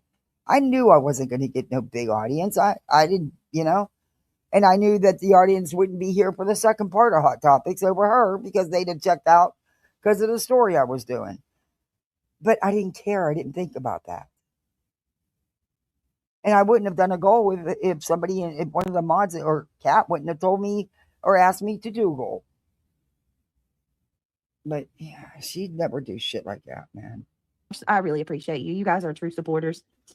Yes, Michelle, email me. And if you give me, Michelle, if you send me your Cash App link, I will send you the money to become a member. Grown people can't control themselves and have some kindness. Listen, this is what I'm just going to say this because I don't want anything attached when I do talk about Sebastian. If you don't like my coverage of true crime, but she never come back. Then don't watch it. Just don't watch it. But you don't have to sit there and act like me doing true crime is destroying the world. If you don't like it, don't watch. But just because you don't like me covering cases doesn't mean that I'm going to quit. Y'all want to see me do bad. You want to see me fail, and I'm not going to. No, actually, no, BJ. I have been telling you for over a year and a half how to spin this. Girl, I wanted you to spin it and succeed. You just, and I'm not the only one. And you just refused to do it. You could have turned this around. Oh my God, the opportunity you had. You blew that. You wasted it, in my opinion. I'm sick. Oh, you're always sick. It's been a really bad week. And I'm still here and I'm still trying. I'm still trying.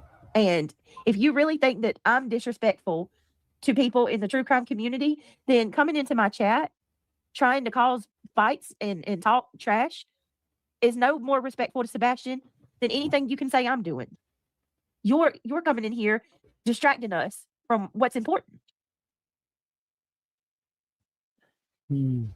Thank you. No, you're distracting yourself by feeding into it, because it's part of what you do and have always done.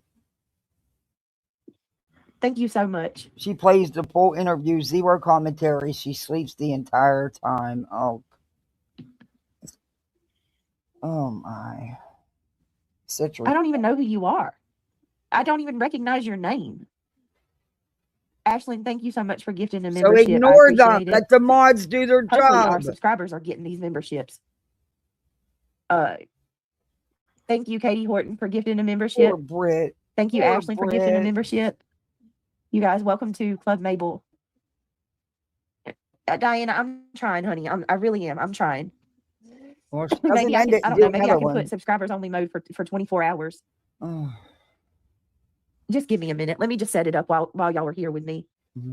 Thank you guys. The subscribers are really trying. Just My Girls just gifted another membership. Thank you, Just My Girls. This has absolutely nothing to do with anybody but Brittany. This is all her own doing. This is insane. But y'all, we're gonna do it. It's gonna be all right. I'm sorry. We're gonna try this again. Y'all aren't gonna destroy us. No one's trying to. You're doing that all by yourself. Just because you don't like me or you don't want me here doesn't mean other people don't. Never said I didn't want you here. You don't have a right to. I have actually repeatedly over and over again stated the exact opposite. No one should go after anyone's channel. And no, I don't want you gone. I know that this is how you take care of your family. I would never do that.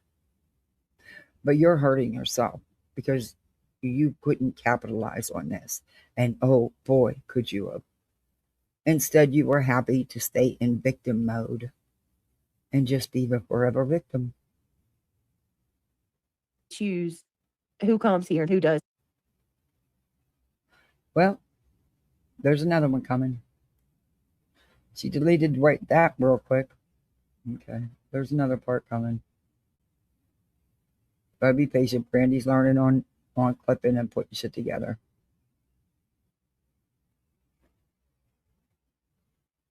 Okay, she just gotta. That's why I loved iMovies. It would be so easy to clip these two together and not have that thing in the middle. Have that in the middle. Oh man, I miss iMovies. Okay.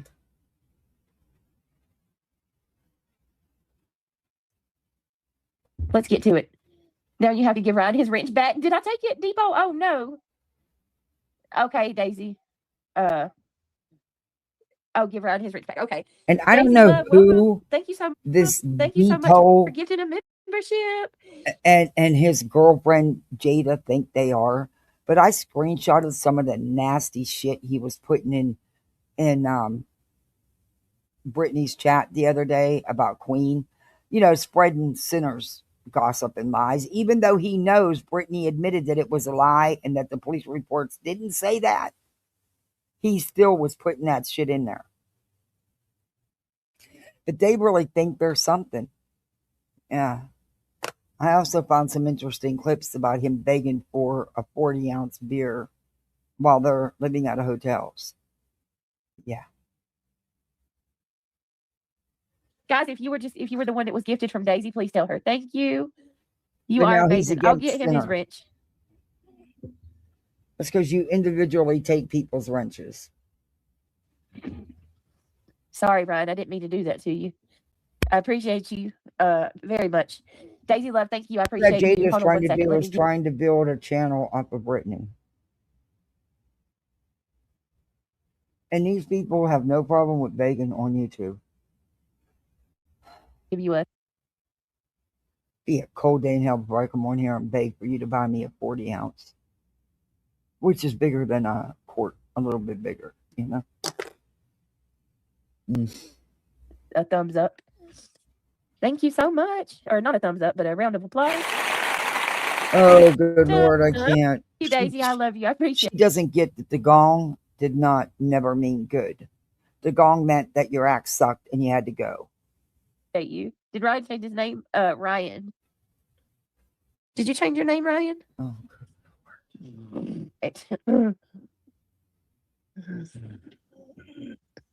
why am I bleeding? What the hell? Man, just the littlest tiny scratch will bleed forever on these damn blood thinners.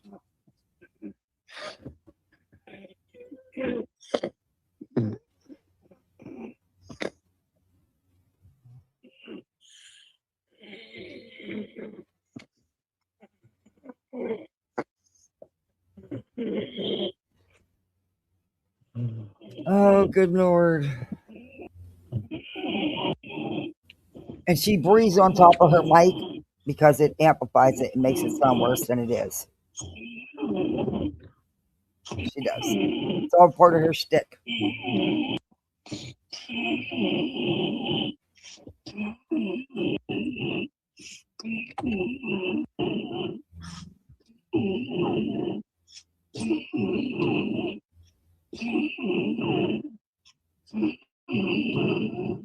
And this goes on and on and on.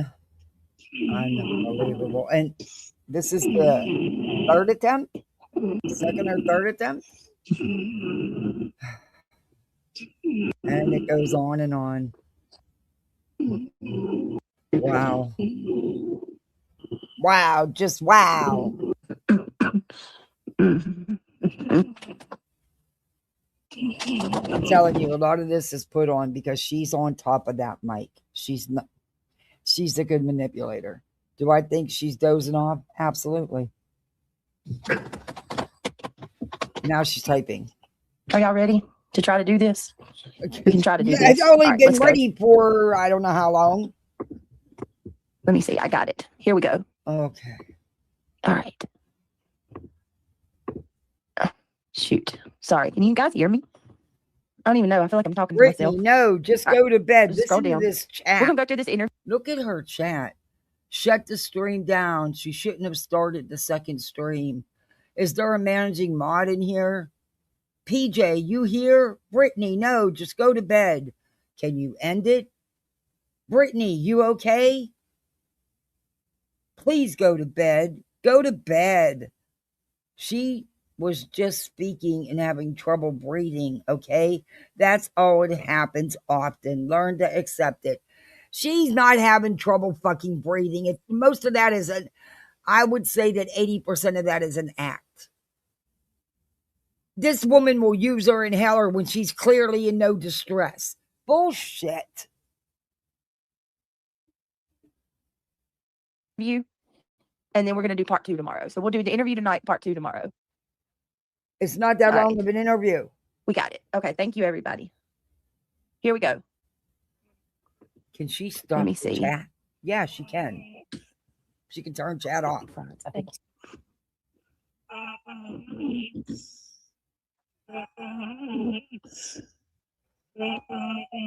And now this is what I mean. She knows by now clearly that she's on top of her mic. She knows that this is sounding really horrible. She's using it. Fake bitch. Fake. All right, here we go. Let me know. Thank you for coming to talk with me today to help bring Sebastian back to the forefront of people's minds. Y'all can see it. It's now two years. Can you guys hear it? Since Put a 5x5 if you can hear it. What feels different about this anniversary than the first? Well, first, I don't particularly consider it more of an anniversary because in my mind, an anniversary is something worth celebrating, and this is anything but that. Exactly. Truthfully, I totally feel you. Every day hurts the same. I mean, it doesn't get any better. I know that there are many people out there that are still helping to share his flyer and whatnot. We continue to ask people to do that. We continue to ask people to just stay aware, keep aware of your surroundings, that type of thing. But as far as different, it's the same. It's the same pain. There's the same no absence. more words after this. None. How has time changed the way that you cope with these things? Oh, listen to her. Like I She's said, it doesn't snoring. really get That bitch is snoring. easier for me, but I do have. And she also can adjust her mic settings, but she's too lazy to. And also she don't want to because, you know, it gets her sympathy. It's part of the manipulation grift. I have severe asthma, and no, I'm not going to tell you what stage, but I have bad COPD, severe COPD. I get the breathing sounds and stuff. I also get how to move my mic. You guys may hear it sometimes, and I sound worse than she does most days. But I also don't put on a show to use my inhalers or anything like that. And if I'm laughing and joking and singing, then clearly I'm not in no distress and don't need an inhaler. Neither does she. You can tell when I need to use it. Because I can't talk. I can't breathe. But I also don't turn my screen on and put a big show on using it. A lot of family, a lot of friends that are, I don't know how to, supportive seems like she's sleeping. Not the accurate Within, description, but I mean, she was asleep as soon as she hit play. that are It with us just through goes this, you know, on. that care about Sebastian as well. And you know, unfortunately, A little we quiet, do but still I have to can get up hear and we do it. still have to go day by day. Chat saying, But every Brittany, day I did is send you praying, an is email hoping, is about a searching, membership. Thank asking you anyone so who needs, much. you know, Oh, to share Michelle, you're not going to get it because she's sleeping. to know about him and hopefully. But you're commenting, so it's not on members only if you're not a member, or according to her. Find Sebastian. Describe what it's like to live with so much uncertainty, trying to figure out where he is, if he's okay. Awful. It's We're hard, asking her to honestly. turn it I up don't to so low they can't hear her. have a Well, way of knowing if he is okay, of knowing if Sebastian is safe, of if he's being cared for, and where he is, and only big it's something concern that is I right don't here. think that I will ever Now they're removing comments against be her okay or sleeping. be used to. Oh, until they we do just took one out and said, I'm unsubbing. This is the last time. I'm done putting up with this shit. See, now they're removing comments, but not the troll comments that was getting her all wound up. This is so disrespectful to Sebastian. Plus, we can't hear from all the snoring. answers until we find him, because that the best way I can describe it is a gaping hole in my heart and in my home and in my family. In your mama's heart, do you see him coming home? Please, someone okay, in her, who's actually in her life, check on and her. that honestly She's keeps me doing going what every she day. always does. She's fucking sleeping, doodlebug. You know that. You're in there enough. The thought of knowing that my son is out there somewhere and that none of us are going to stop searching until we find him and bring him home. But the thing that really and truly keeps me going every day is knowing that one day we are going to find Sebastian and we're going to bring him home one way or another. What's your level of hope right now? They're not keeping the hope, or they're not keeping the attention on the parents. Katie's not doing that. You're talking to the wrong group. The one keeping me focused on him and Bullhornbetty is none other than Sebastian's father. Buy my merchandise, put money in my pocket. I had to drive an hour and a half to get here. Truthfully, it's hard to keep hopeful when it's been so long without answers. But like I said, I won't let that hope go. I refuse to let She that is hope really go. And I out like a refuse light to bulb, man. stop believing that he is out there and that he's going to come home. She And is out. I just pray to God that he's looking They over him and that he's give keeping him her safe until all we can the find him. excuses in the world. Jesus. Let's remind our viewers, remind folks about Sebastian, about who he really is. Not just this case, but about him. Oh, Sebastian is 15 when he went missing, 17 now. But he has just this beautiful smile. I mean, he's just got a big grin, and he's got a goofy sense of humor. So and, this one says, Sebastian deserves for Ellie to actually look for him, not sit behind a desk. You idiot, Amber or Amy. They have pulled out all the stops. He loves being helpful, and he enjoys playing video games and building things. I think one of the most recent things we did was that crane that I had shown a while back. But we shut loved up, making those little Lolly. projects, like the Lowe's and Home Depot projects and building. And he would always get so excited swinging the hammer, or even so far as building a deck with his stepdad, and being just so proud of himself for those little accomplishments and making something. Typical teenager, though. I mean, he had his days where he was just grumpy and leave me alone and being in his room, but for the most part, he wanted to be a social butterfly. Sometimes he'd struggle making friends with like personal space and things like that, but overall, he is just usually a very happy young man. And he loves animals. Cats particularly are his favorite animal in the world. Green is his favorite color, and he loved getting out and doing things with us, going bowling and going out. We used to go hiking a Let lot. me tell you something, Lolly. And after we'd that, hike to, after like 18 months of putting up with Brittany and her panels of brilliance, spreading misinformation and going at them, he had every right to respond. Do I agree with the words he used? No. But he had every right to respond. He has every right to his feelings. So does Katie. It's their son that's missing. we lived in California, there were waterfalls and whatnot that we used to go hiking to. And he would get so excited at the end. Just we'd make little videos showing how far we'd come and whatnot. But just a good kid overall. What do you miss most about not having him around? Oh God, everything. I miss his smile. I miss telling him to get up in the morning for school and him going, Mom. I miss him making his little jokes. I miss watching him run around with the dogs. I miss all of it, the good, the bad. I miss everything about my son. What would you say to him if he were to walk through that door? I would tell him that we love you. They I would took tell him that that we miss comment you so out. very much. See, now I the would tell mods him- are deleting all the comments, but they wouldn't do that the first time around because they wanted to get her all riled up. To stay strong. I would tell him to hang in there, and that if he ever had the opportunity to reach out and Nothing said. get a safe adult and call 911 if you have to, that we're looking and we're never going to stop looking, and that he's okay, and that everyone at home loves you, Sebastian, and everyone wants you to come home, and we're here. You know what? Just my girl says sorry, but I get no sadness from her. Are you fucking dumb? Wow. How long will you keep searching? Until my last breath. She looks like she's doing great. She only has negative things to say about him. No, she didn't say negative things, Team Sebastian. You fucking idiot. Can you not hear? Can you not comprehend? Oh my God. Never stop. I'll never stop searching for him. I feel like as a parent, a lot of times we have these other, intuitions, just different thoughts and feelings about what's going on. Do you have anything? Chat says she's putting him down about waking him up for the school part. And that's not how I did. That's not what she was saying. She was describing what they went through. She misses her son. She misses everything about him. Brittany, your chat is as gross as you are.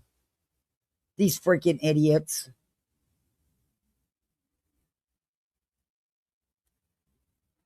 And then they're making excuses for her sleeping. She was asleep within seconds of hitting the play button. In your innermost thoughts that you think happened to him? No, they shouldn't call themselves Truthfully, that. I think that there Nodding out. are different options based off of what we know and what we don't know. More particularly, what we don't know is what makes it more difficult to. Lolly, stop spreading lies and misinformation. They weren't at a biker rally. That never happened.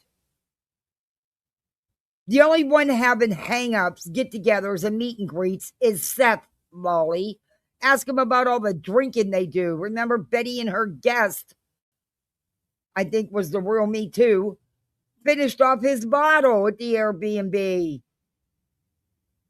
All they do is get together and go out and eat and attack the Proud Puts the Bower Socks and law enforcement. They don't do anything to find him. Lolly, you are and will always be a true vile locale. You're happy to spread lies, gossip, and rumors. That's all you're about.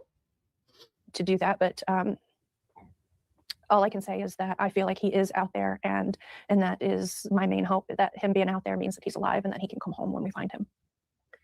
I want to talk a little bit about the latest with the investigation. So have there been any tips at all that have given you hope over this last year? Now we don't hear. There's been several times where I've gotten my hopes up, but I'm going to fast forward it. Oh, these idiots. Fucking idiots. In her chat are disgusting. What happened to the video, Brandy? There's nothing else? Sound, everything cut out? But oh, here we go. I know that law enforcement is still working on Sebastian's case. I know that they are still taking any tips or leads that anyone can call in. But unfortunately, no, none the stream's have not been glitching. significant She's enough sleeping. to help us find Sebastian yet. So my plead would be that if anyone knows or sees something, to please call it in and call it into legitimate law enforcement that TV has find. This happened.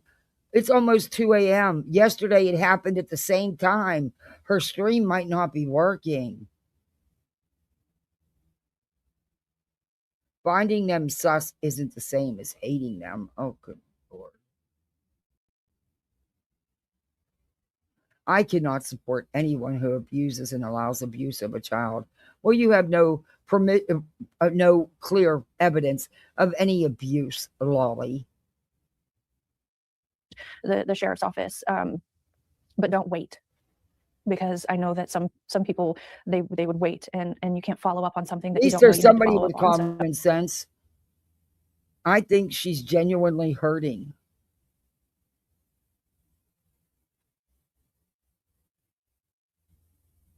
So that's my ask of anyone and everyone is call it in, but right away. Here we are 2 years later and still nothing. So she wasn't neglectful. Katie was doing everything she could to get her son the help he needed. You people keep sweeping under the rug the fact that there had been severe behavioral issues both at home and at school that were escalating. How does that make you feel? There was no mistreatment. Show me proof. No one should be living this life. No one. And I know that there are other moms that are going through this with so many missing children. And since Sebastian's gone missing, I've become aware of so many of them. And it made me realize how much people just... How much you want to make it bet Brittany comes out today and says, it was technical issues. I wasn't sleeping. Look, these kinds of situations, you see Sebastian or any of the missing kids, and it's only a fleeting thought. And going through my son missing has really opened my eyes and really made me aware of how oblivious we can be. And so it's really made me try to get more people out there to do more than just glance at the flyer, but to actually take 10 seconds to actually look and to actually pay attention and just to, I don't know, like when you're out and you're walking, just take half an eye out to have that awareness of who you're seeing, because any one of these children, including Sebastian, I mean, you could walk by him. And my prayer is that if that happens, that you recognize him and that you know she doesn't come back on at all. That call will come in so that we can find him. And let's fast forward. Good and the hard times. No commentary at all. I just missed Nothing. Did say that Sebastian deserves You don't better. hear her snoring anymore, so she And muted.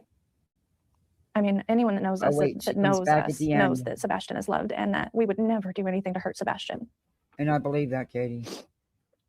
I see a sweet smile on your Oh, screen. God, I So just we're going want to to. get a close-up shot. I just want to hug her. God bless her. Oh.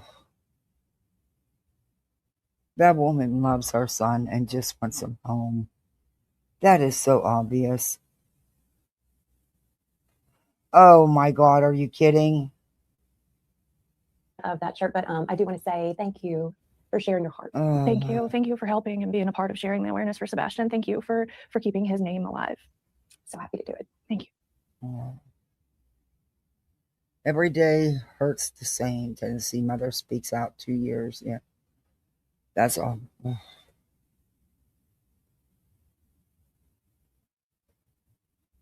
And nothing. Watch Bullhornbetty stream for more of what he said. Oh, who cares? He lied. You guys are hating on the parents, not hating on Seth or any parent. Yes, you are. You're hating on Chris and Katie. Let her husband make a fool out of himself and dress up like her kid's dad and make fun of them. Look, what they think is funny, they're allowed to do. They've been through hell and back because of him and his army of idiots.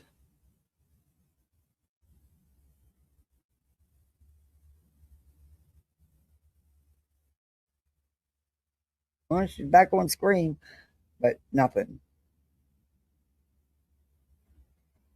And it just keeps going. Nothing. No other commentary. So maybe she did have some technical issues. I do believe, because of what we were hearing, that she did nod off. Again, that's just my opinion, but I really do think that she nodded off. She often does commentary or does stuff without fair use. And one of these days, it's going to catch up to her.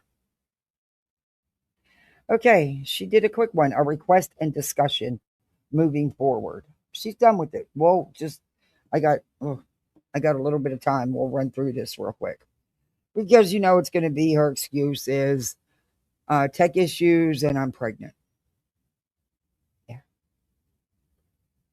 Anyway. That's something. She didn't have she got a whole new computer system. And nothing's changed. Nothing's changed. But Craig himself would say it's not your computer. You have a good one. And it wasn't, her computer's wasn't even old. Because she'd been gotten several in the last couple of years. But her computer wasn't even old. So, anyway. And she's still having the same problems. Go figure. It may have been in bad taste, but I get why he did it. Yeah, exactly. And who am I to tell him how he can feel after what they've been put through? She does love him, Kat. She really does.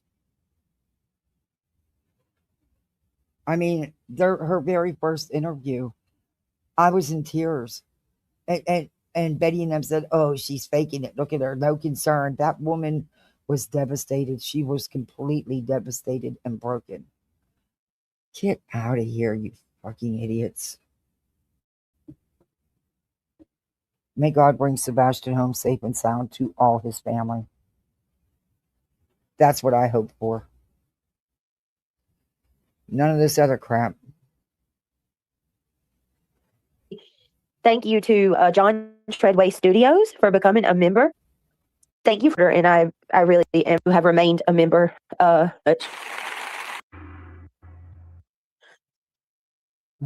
We made a baby. Okay.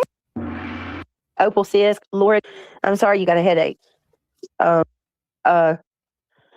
I'm sick today, and Neely is sick as well. He's home with me today in the bed. We both woke up with temperatures. I knew last night something was off. I could feel it coming on. I just knew it, and which I've been feeling it coming on for the last couple of days.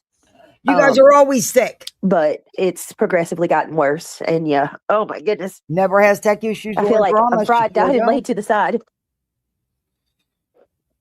But we're Sorry. okay. I just wanted to ask. I'm actually, For those of you that do believe in the power of prayer, if you don't mind, just please say a prayer for us. It's greatly appreciated and it means a lot. I hope Israeli's safe. And I, of course, appreciate all of you guys just as much.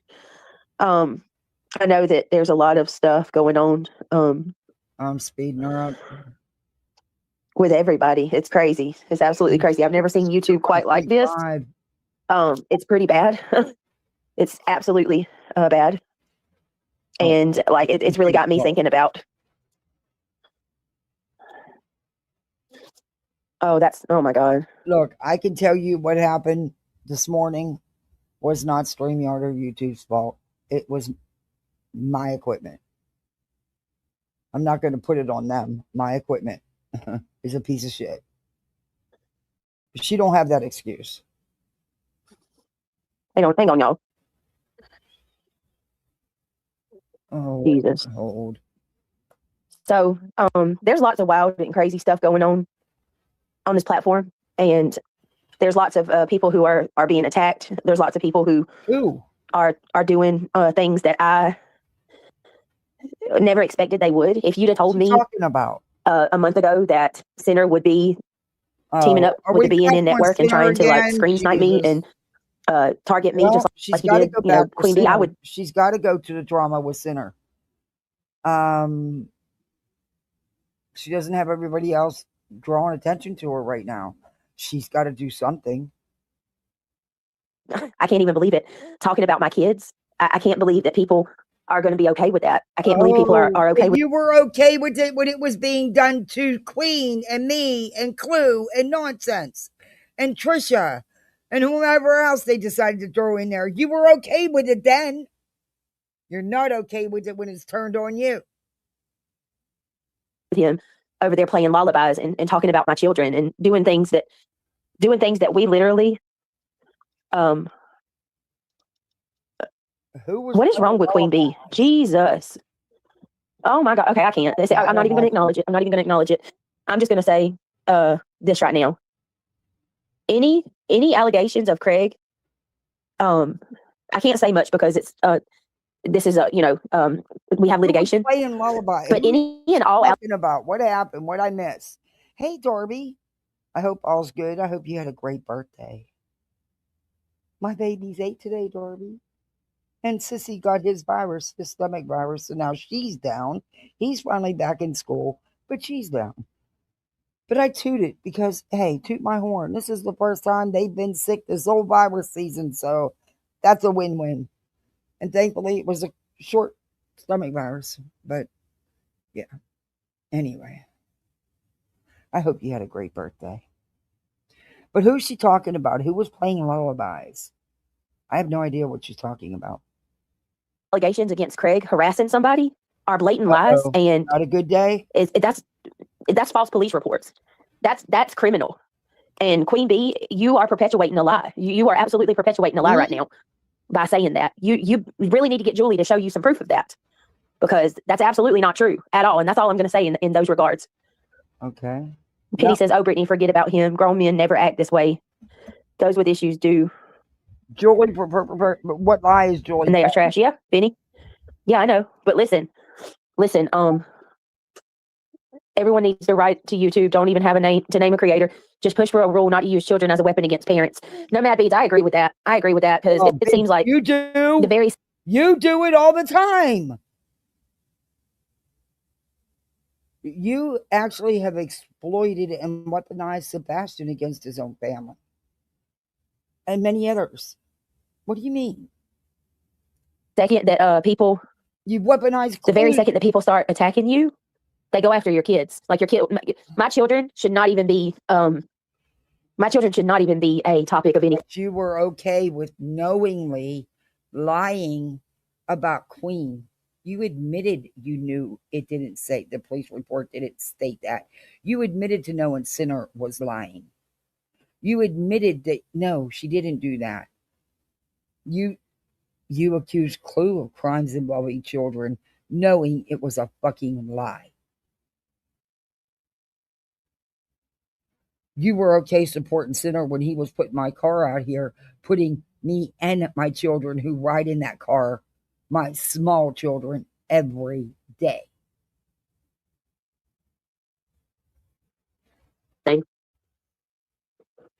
Hey, Moon. Good to see you. Hey, Angela. Hey, Nomad Beats. Hey, see you next Tuesday. Hey, Penny Monroe. Daisy. Good to see you guys. If y'all don't mind, please click that thumbs up. It's greatly appreciated. It means so much to me. Honestly, it really does. I'm not going to be here too terribly long because I feel bad. I really do feel like crap. But I started to just make a post, and then I decided against it because I said, you know what? Y'all deserve better than that. You make a post and delete it? I wanted to talk to you guys. Last night was horrible. Nomad said I would be in jail for real. These idiots have children. And they act like that. Yeah. She's having no problems today. Yeah, you're right. They do. It's true. It is true. This is insane. I don't know, guys. It's just too much. But it's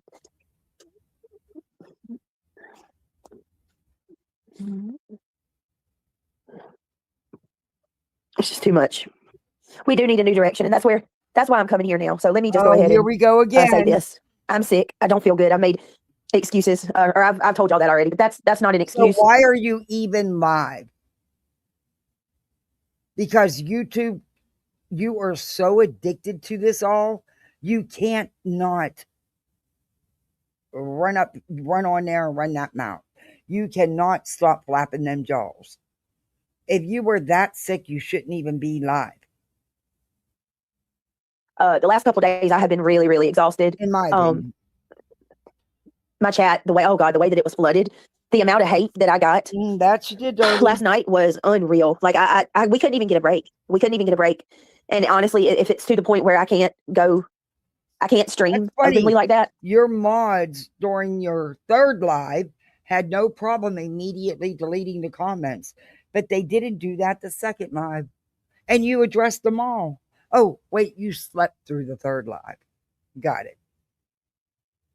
I am going to be forced to do members only chat for the time being, simply because I need to be able to focus. Because when these people come in and they do that, even though my mods block people, I still see the stuff that they're saying, because unfortunately you guys are all on you can ignore it. You guys are all on YouTube and I'm on StreamYard. So what the mods delete on YouTube it still shows up on YouTube. I mean on StreamYard. We still see it. Me and Reality or whoever's on panel with us, we still see it. It's the end of the month. Take a 2-day break, reset. It's hard not to respond to the bullshit. Moon, I don't want to respond to any other drama, but here's where I'm messed up too. I have to. Here we go again. I don't want to respond, but I have to, and I do it 2 and 3 times a day sometimes. I have to go live. I have to. The thing of it is, with having these 3 streams be ruined the last couple nights, that's costed me 3 days of revenue right there. So, you know what I mean? I've got to get my head back into what I'm here to do and not what they're talking about. And they know that. Okay. Yes. Clue the violins. I had to delete those 3 streams, so I'm not going to make any money. They even when they're blocked, absolutely. They come in and they super chat, so it'll show up. Still, so just ignore them. Don't read it. Here's the thing: if somebody, let's say that we were in the court of law for an example, right? And somebody says, "Okay, so and so, Miss so and so, did Brittany J come over to your channel, to your chat, to bother you?" They can't say that I've ever done that. I'm not going over into if I was going into these people's channels and I was harassing them or bothering them, actually actively going and seeking out the drama, I would understand. I wouldn't be able to say a whole lot then. But I'm over here minding my own business, really. And it's guaranteed. I'm minding my own business, really, while I poke, and accuse people of crimes against their children and all kinds of crap. But I'm not doing nothing. All we ever said is that somebody's ugly. That's all we've ever said. Nothing more than that. Just that somebody's ugly. Then 20 minutes of me starting my stream, maybe even less than that, but given a little leeway, let's say, 20 minutes, within 20 minutes of me starting my stream, we're being full-blown harassed by trolls and hate watchers. We got comments flooding the chat. You got insults going left and right. People saying that I need to leave true crime. you know, I'm the worst, most disrespectful creator. And it's like, you know, because they know how easy you are. They know it just takes one comment, and then you will read every negative comment you can find and read none of the positive. That's what you do. That's part of your shtick. In my opinion. Hey, Froggy. Sorry, guys. Hold on a minute. My daughter's going somewhere. Hold on 1 minute. I'm sorry. She acts like she's trying to make them believe her daughter's in there with her. She's not. They have never lived in that house with her and Craig. Her and Craig discussed this. He made that very clear. Live.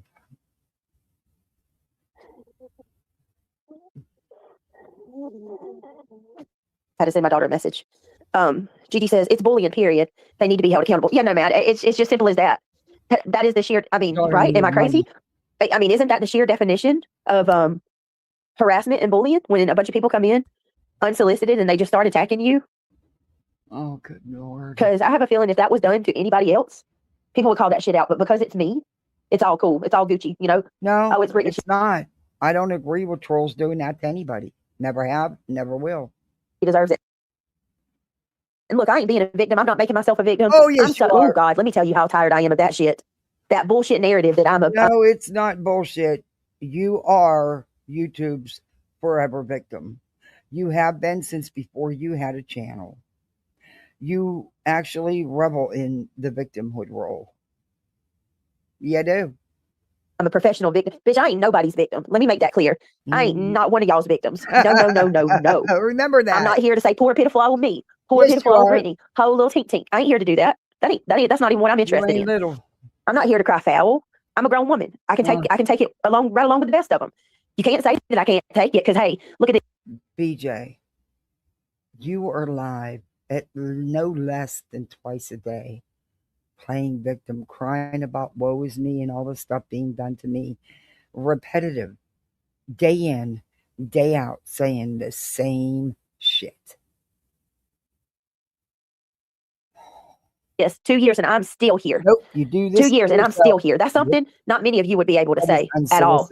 I've seen some of you in this sector go through far less and have to go, like, you have to delete your channel. Like, I've seen people straight up hide their channel. Because you chose to stay in the victimhood instead of spinning this to your favor because it was easier for you to just play victim and grift.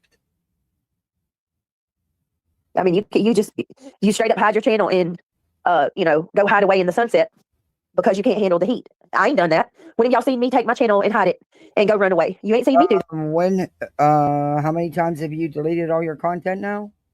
How many times? I've lost track. That? Yes, tuck tail and run. When have you ever seen me go and leave? Now, I might come out of pocket sometime and I might, drop my class and give in and say things that I shouldn't say. And I might lose my temper. I might come on here and cry. I might come on here and embarrass the shit out of myself. I've done that more times than I'd like to admit. I get that. But I stand on it. I'm still here under my name. That's got to count for something. It was absolutely horrible last night. It absolutely was. It was, and it was embarrassing. And I'm sorry. I truly am. That's all I know to. That's all I can say. I'm sorry. I don't feel good. I'm pregnant. I know y'all are going to say, oh, well, you done this before you were pregnant, but am I afraid of losing YouTube? No. Why should I be? Yes, you are. No. Yes, you are. I'm not doing anything to even lose YouTube. That's why you keep deleting your content. Yes, you are. Stop lying.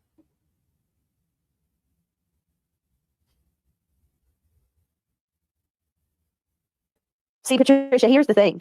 I don't recognize you, but you seemingly are being okay. I'm not doing anything that warrants me losing YouTube. I'm not attacking other creators. I'm not going and finding. Neither did Burnt Toast. Seeking other creators out and harassing them incessantly. I'm not doing any of that. And guess what else? I'm not cyber stalking. I'm not doing anything like that. I'm not over here mass reporting. I'm not calling for other people to do it. Liar, liar, pants on fire. I've reviewed you encouraging people to mass report and also go to Twitter. I haven't. So I don't really know reality has to. what you mean by that. I know y'all people think that I should lose my YouTube channel because other people lost theirs, but we reviewed you time and time again where you were sitting there trying to strike people, including me, and getting all bent out of shape because it wouldn't go through. Because they were frivolous strikes. And honest to God's truthness, I have nothing to do with that person losing her channel at all. If I did, I would take credit for that, but I didn't. It's not me. I'm not the one. If I was, I would admit it, but I'm not. Yeah, it really does. How many times have you and Craig made it clear that your lawyer, that's was his specialty, taking down YouTube channels, and that's what was going to happen? For months we've heard this. I don't know whether you had anything to do with it or not. Don't. Do I doubt that you did? No. No, don't doubt it. Because I do know you did report, and I do know you did encourage reporting. Also, Wiggs did as well. I can prove I didn't touch her channel. Not at all. Yep, she deletes everything. No bad beads. My doctor knows what it is, and I know what it is too, and it's not anything like that at all. All it is if you pay attention, like on the weekends and stuff, I'm well rested, wide awake. I don't go to sleep. It's only because I this week I have not went back to bed. You've been nod for 2 years. Has nothing to do with anything else, and it doesn't matter what day of the week it is. Oh my God, awake. This is too much. much. I'll tell y'all this 1,000 times. I know people don't believe me, but it's the truth. I'm wide awake. I'm sick, Froggy. I'm sick as a dog. Me and Neil both. Oh, my nose. I can't taste food. Me and Neil both woke up. I had 101 degree fever. Neil's in the bed. The conspiracies are stupid. It was Sinner. Now he's threatening Brent's channel like he did the Queen. Yeah. Why is he threatening my channel? Why is he threatening my channel? For what? And this is coming from the same person who said that he was going to take Queen down in June. Remember? Queen gone by June. Promised all his subs that Queen would be gone by June. Now I'm the new target. I thought you don't talk about kids. What happened there, Sinner? You freaking liar. Yeah, they Why is he bringing my kids up? And then said that I'm going to let him snipe me, right? Or he said something like, I'm going to let him snipe me. And if I strike him, my channel will be gone by the end of the day. Oh, and I'm not going to address him after this, but I do want to say this because PJ has done nothing to you for you to target her. Reality's done nothing to you to target her. Listen, I don't know what he's talking about with money. He wants his money back. What money is he talking about? What money is he talking about? Why is he calling Reality and PJ scammers? I want to know that. PJ just lost her husband. She's got enough going on. Reality is already being attacked by other. I did too, but you didn't have a problem with siding with Sinner and the shit he was doing. Mm-hmm. People, Sinner, she's done nothing to you at all. You should be ashamed of yourself targeting these ladies for no reason. For no reason at all. Whose Christmas dinner did he pay for? And I hope people are paying attention to this. Pay close attention. This man claims that he did something out of the goodness of his heart. He said that he helped somebody. But that's all we hear from Sinner. I helped this one. I helped that one.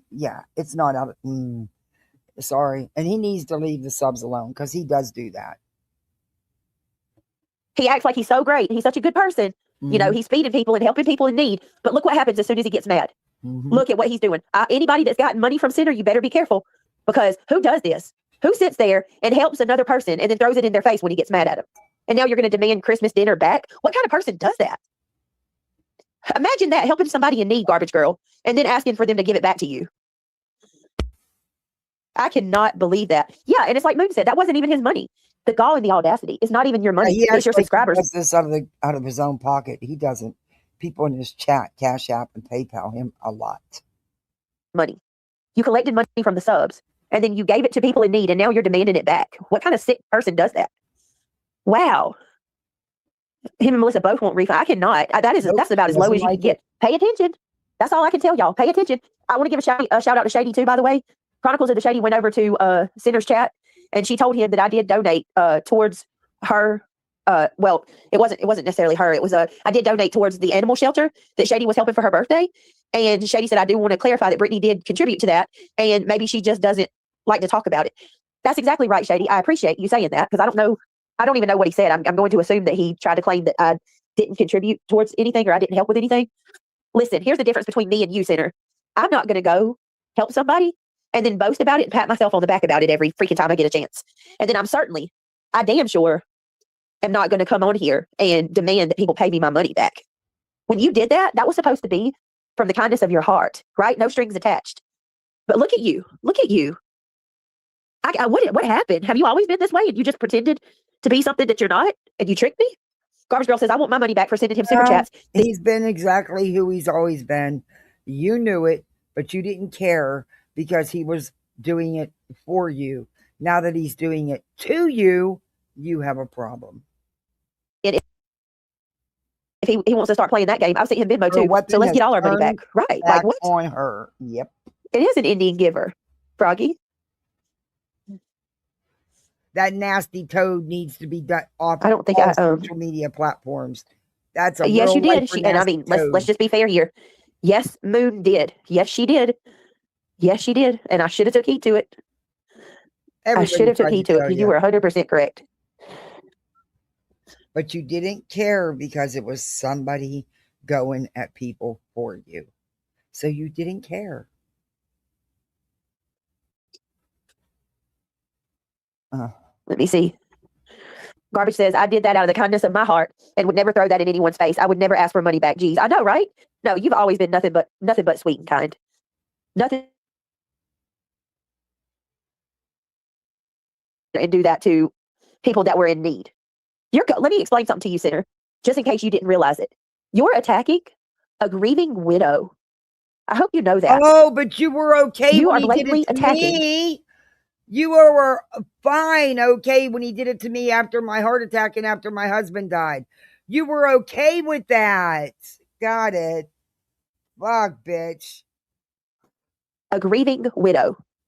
My friend just lost her husband. Okay? Brittany, so did I. And I never shared any personal private information during that live or after that live. All I did was repeat what was on YouTube. Mostly by your own mouse. Never shared a goddamn thing. But you were okay with it, right? Fuck you, Brittany. You only care because, she's in such grief, but she could buy you an expensive laptop. She is going through enough. Mm-hmm. She does not need you to come on this platform and start attacking her. Exactly. Not only did I lose my husband, but I have 2 very small children that lost their dad. Over something so Bitch.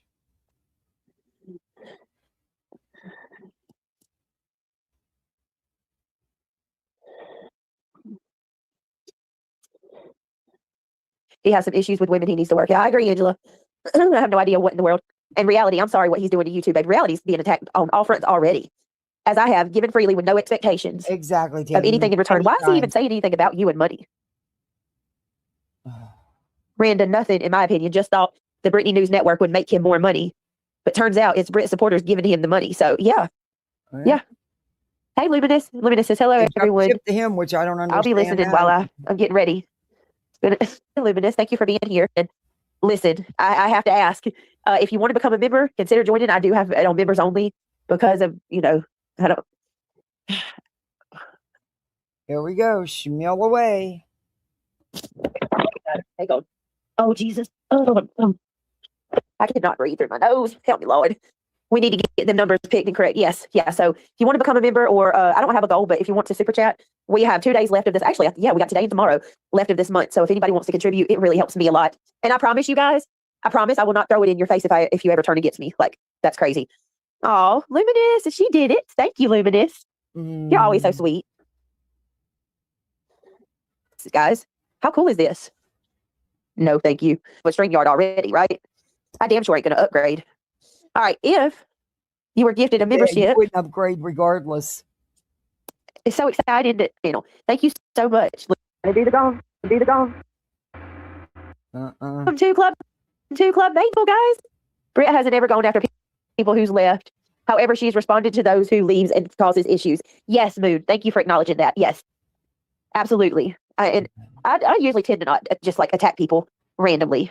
It's hard to have sympathy. Jada, thank you for being a member for a month. You guys have been fabulous. We got this. Yes. And I'm glad you're here. You guys are cool. And thank you for having my back. And Let she's me also well aware of how he lies. And she was all okay with the lies as long as they were about everybody else.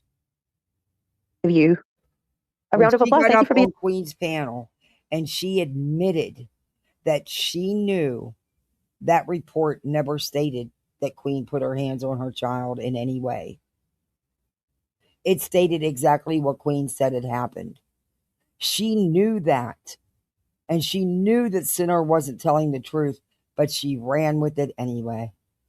In fact, even after jumping on Queen's panel the other day and admitting that, she was still letting her chat run with that because that D-pole, that nasty fuck, and his old lady was in Queen's chat talking up a storm, accusing Queen of hurting her children and not having her kids and all the stuff that Sinner's been spewing now for how long?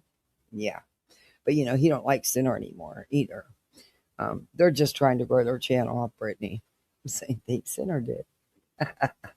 He took a chunk of her subs. For a month.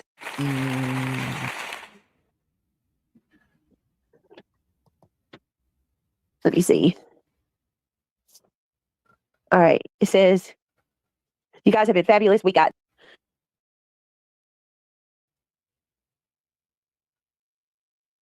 guys. Opal said, thank you. Hold on. Stupid. Damn it.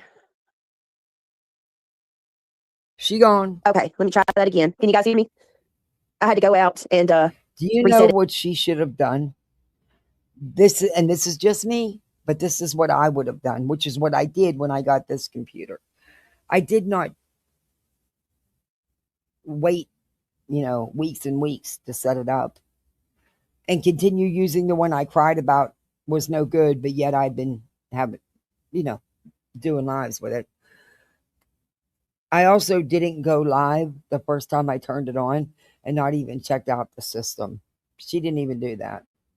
She didn't bother to prepare in any way, shape, or form. See, I would have set it up completely. I may have even done a test run or two. No, not her. Nope. Oh, well, thank you for gifting a membership. If you were gifted, welcome to Club Maple. Let me get her a round of applause. I didn't want to drop. Oh, okay.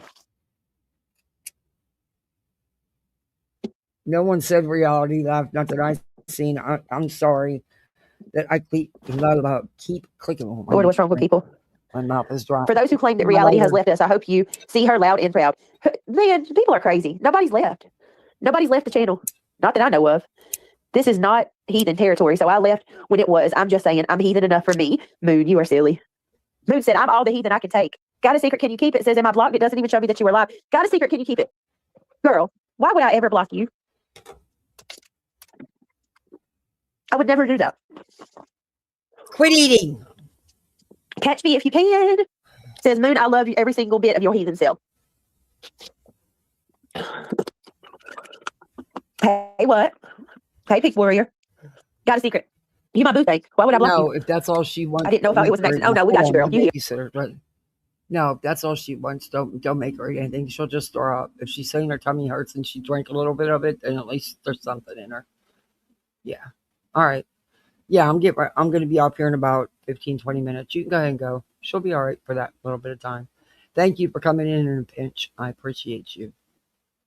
I really do. You saved the day. It's okay. She comes to the door a million times anyway. I get it. Thank you.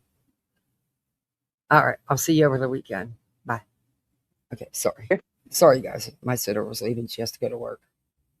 I had the sitter come over for a couple hours because my little's not feeling good. And I was live and she comes to the door every 2 seconds anyway. But I just didn't want her, I just felt better with the sitter here for a couple hours. I know people tell me, somebody actually sent me a freaking email and asked me why I am wasting my money on a sitter when I'm sitting there live, because I'm live. I'm not in the house with the kids. They're still little. They still need things. And what's it to you? You're not paying for my freaking sitter.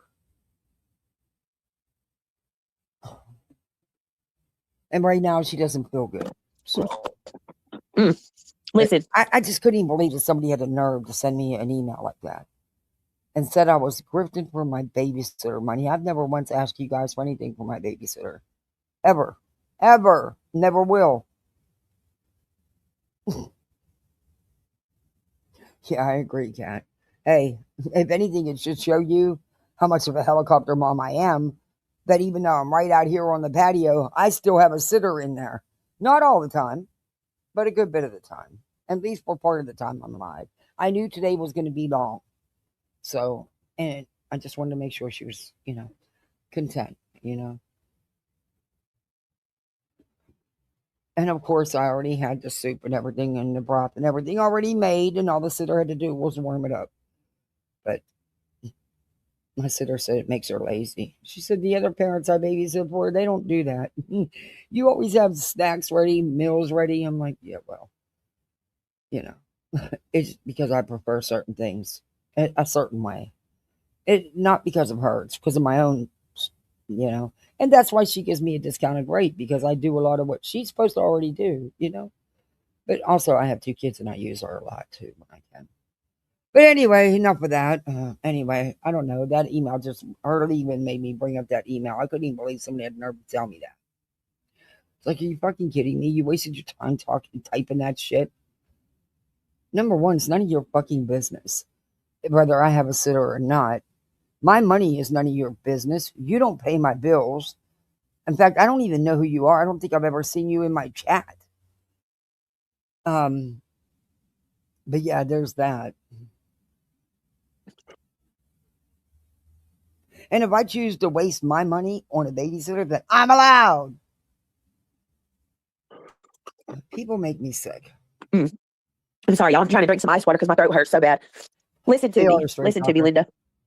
YouTube has been a glitchy mess. It has. And if I didn't have a sitter, I'm not going to block anybody. Oh my God, she was live and her kid was sick. Oh my God, what a horrible mom. But I am going to say this, and I want to give Angela a shout out too, because she's been very protective too of my kids and things like that. But to anybody who supports someone talking about my children, I'm a little shocked by that one. Like, I'm not ever going to say that people should choose, or that, I don't want people in my chat that support over there. I'm not even going to do that. I'm not going to I'm not going to draw that line in the sand. I don't think it's fair, but I will say, if you are actively supporting that person while they're sitting there talking about my kids and my parenting, and your parenting is not talking about your children, it's talking about you.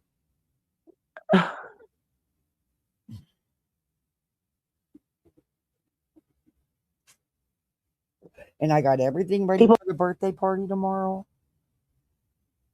And you're not even going to believe what I forgot. The freaking balloons. So guess where I'm running this evening? After work. Actually, no, not this evening. Corrected, because I work till 9. Tomorrow morning, I'm going to get up early and go get them. I can't believe I forgot the balloons. I don't need that many. But I want a big number 8 and a couple of happy birthday balloons just to, because I got all the other decorations. Anyway, and I got to pick up the cake. And then that, I'm done. Little treat bags are done. Games are ready. They're only going to play 2 games anyway because they're watching a movie. It's at the movie theater. So, yeah. Pizzas are ordered. I think everything's done. That's all I got to do. But it's just, yeah, anyway. I just don't even have words. I don't even know how to say it, what to say, because it's probably going to be taken the wrong way. But I just will say, put yourself in my shoes and tell me that you would be okay with people supporting another person talking about your minor children, even your adult children. Nobody would like that. No, I wouldn't. And I don't support that. When someone's talking about you, your parenting, that is different than talking about your children. I don't agree with going after anyone's children. I don't care who you are. You make your children part of your content. You use them for a shield all the time. Just like you use the pregnancy now.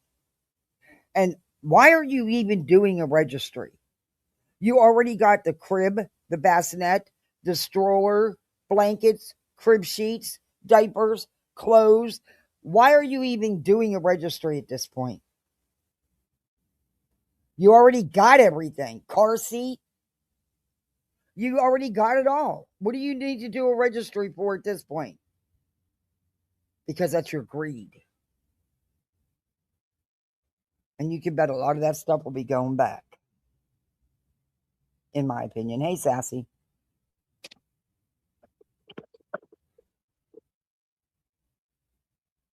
But I'm ready for the case. Yeah, me too. Well, over the next 3 days, I'm going to be doing another live strictly just on that because I want to go over the search warrants and a couple other videos that I found that I haven't had a chance to go over. But it will be strictly on that. Today was Hot Topics. That's one of them. I wanted to see if people would be into it as much as I am because I'm going to be following it.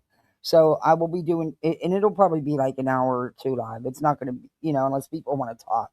I'll drop the link and people can come up and have their opinions. But there's a couple other things I'm digging into, like the medications and stuff like that we're going to talk about. What they're using as her defense.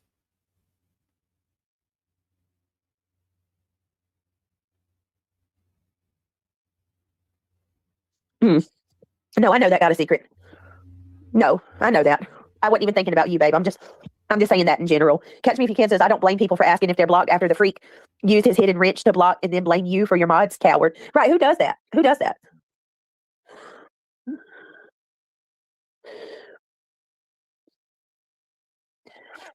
Lord. It's just ridiculous. I would never talk about your kids and only click on it. Oh no, I know that. Got a secret. I don't even question you. More than happy. Catch Me says nope. To encourage your chat to talk about people's children, because I've seen in your chat not only nonsenses were talked about, but mine, Queen, clues. Yeah. Even though, MJ and Jones and them all tried to say no, they were never talked about. The fuck they weren't. If they weren't talked about, why was there responses to comments in your chat? The comments were left up long enough for people to read and to comment on, and then they were deleted. But not before everybody got to see them. Was there a misunderstanding with that he thought you read it out loud? Yeah, there was. I gave you that much. But that's it. Because I know what I seen with my own eyes. And had I not lost power because of the storm, I would have had screenshots. But they were there. In fact, one of your ex-mods said they were there. And if there was no comments about my children, why was there responses to those comments about my children and by one of your own fucking mods? You're always okay when it's on somebody else, but when it's done to you, then nope. No, bitch. Don't work that way. Hell no. Well, my question is, how come you say that shit about my kids now, but you claim that you were against it this whole time, bro? Bro. And I knew it wasn't one that I was going to get a big audience with. I knew that. But I'm just interested in it. I'm interested to see what's going to happen. Is she going to get away with it? That's going to be a tough sell to the jury.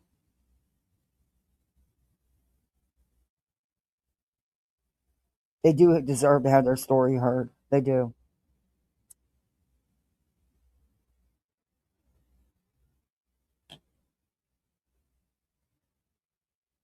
Oh, in my opinion, they are supporting. In my opinion, if they are supporting, super chatting, joining in the conversation when someone is talking about your kids. I agree with that. If you rock with me, what the fuck you doing in the chat talking that's attacking me and my family and going along with it and sending super chats and shit? No, you don't rock with me if you do that. No, you don't. I agree with that.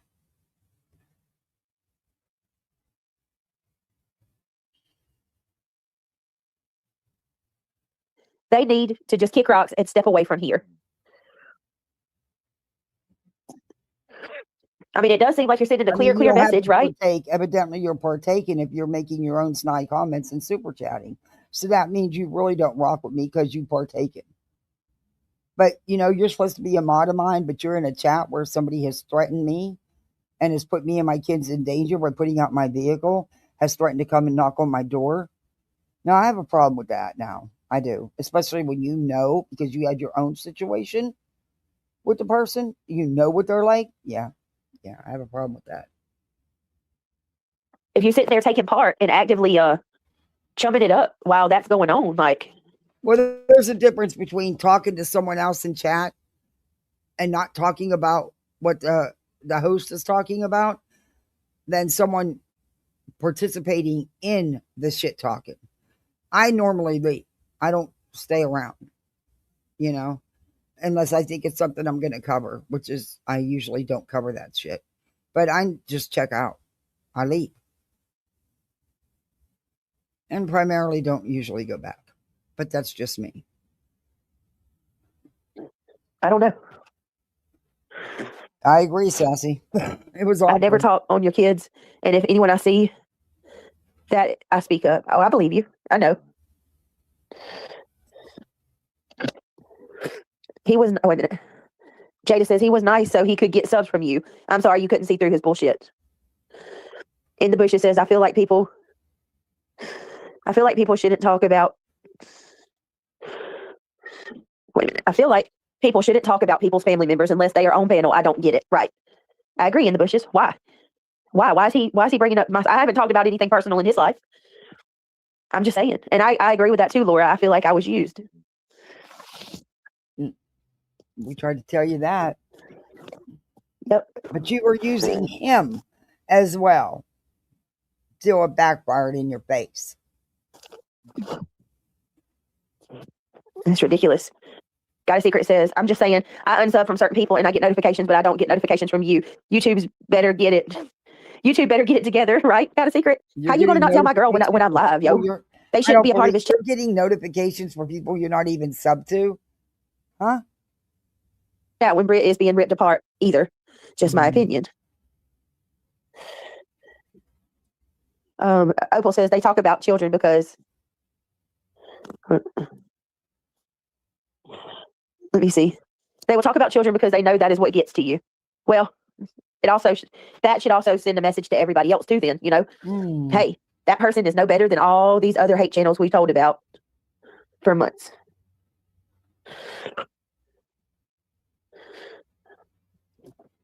So yeah, me too, Randa. I'll stay in my little corner. So here's where I want to go with this. I want to apologize for last night and the night before and the night before. True crime is where my heart's at. I know it doesn't seem like that as of lately, and I'm sorry for that. I really am. The truth is, I'm exhausted. All of this shit's getting to me. Just the stress. Same old shit. Different day. Same. It's just enough. And so I apologize that I went to sleep. So she's admitting that she did fall asleep. Same excuse. Same as always. I specifically apologize to Sebastian. I apologize to Katie and Seth. That case means a lot to me, and I need to handle it better than I did. And for that, I am sorry. And I will try to do everything in my ability from here on out to handle any case, not just Sebastian's, but any, with the utmost respect, and try to be better than I was and I have been. So I apologize for that, y'all. And going forward, I don't want to have to do members only chat, but I will if I have to. If it means that's the only way that we can get peace, I don't know what else to do. I'm also going to be dabbling with the time changes. Is anybody tired of hearing this day in and day out from her? It's the same schmill. Day in, day out. 2 and 3 times a day. Quit saying, just put it on members only and leave it there. Like you do till the memberships stop coming in. Then you take it off members only. Jesus. I will give her some credit for apologizing to Katie as well. Yeah, I'll give her a smidge. BJ, you aren't that dumb. You bring your family members into the drama. When you make them part of your channel, it opens them up for criticism. I may try to go on a little earlier and do more day streams. But I will keep in mind that, I know there's a lot of you guys who might miss some of the day streams. So I will try to be mindful of the nighttime, like do it in a time they can replay. Where I don't know, maybe 7:30. I'm thinking 7:30, 8 o'clock. And let's just see how it goes. We'll play it ear by ear. And I do want to do open panel Moon always. Yes. We're going back to open panel. Absolutely. And I want to apologize to the people who support my channel. I want to apologize to my current subscribers. And I want to apologize to the subscribers that are no longer with me as well. I am sorry, you guys. I'm sorry that I let you down. I'm sorry that I have allowed the shit to get to me to the point that it has. I'm sorry for not being a more responsible adult and actually just going to bed instead of trying to stay up and fight it like a dummy. So yeah, I don't, and if people don't want to support my channel after that, I can respect that decision and I understand. If this would be the first time and sincere, I would say that's awesome, Brittany. But this isn't. This is the same old schmill every day because you do the same shit every day and have since before you was on YouTube. You don't change anything up. You just play victim more. But to the people that are saying that I don't want, for the next couple years, I don't exactly deserve to cover true crime, or y'all want me out of true crime. Listen, I've done true crime for years. No, actually, you haven't. Everybody did it for you, and that's clearly evident. In fact, had you not deleted so much of all of your channels, people could go see for themselves. You could see the decline because other people were doing the content for you. You weren't even participating most of the time. And when you lost them and nobody doing it for you, your nose dived. I'm sorry, but that's not going to work. Like, true crime is something that I am passionate about and I love. I love case topics. But listen, I want to say this too. Moving forward, I do not only do true crime. I reserve the right to do anything I want. So there may be nights where we are not doing a true crime case. We're talking about some current event that's going on. I'm very heavily into Candace Owens right now with the whole Charlie Kirk, Erica Kirk controversy. Like, I may talk about that one night. I'm definitely doing Jeffrey Epstein, which that's going to be on the Patreon, which I got to get better. I'm sick, but I'd like to start that this week if I can. And my members only, I haven't, forgot that either. The members only streams. And yeah, I mean, there's so many things that we can do that are edifying. Reality says I couldn't get back on the internet last night. Fine. Oh, good Lord, she woke up. What? She says I couldn't get back on. Lost internet due to severe weather last night. I wanted to get back on panel. Oh, okay, Reality. So that's what happened to you. Okay. Well, that makes me feel better. I thought I pissed you off. I'm glad that you didn't get mad at me.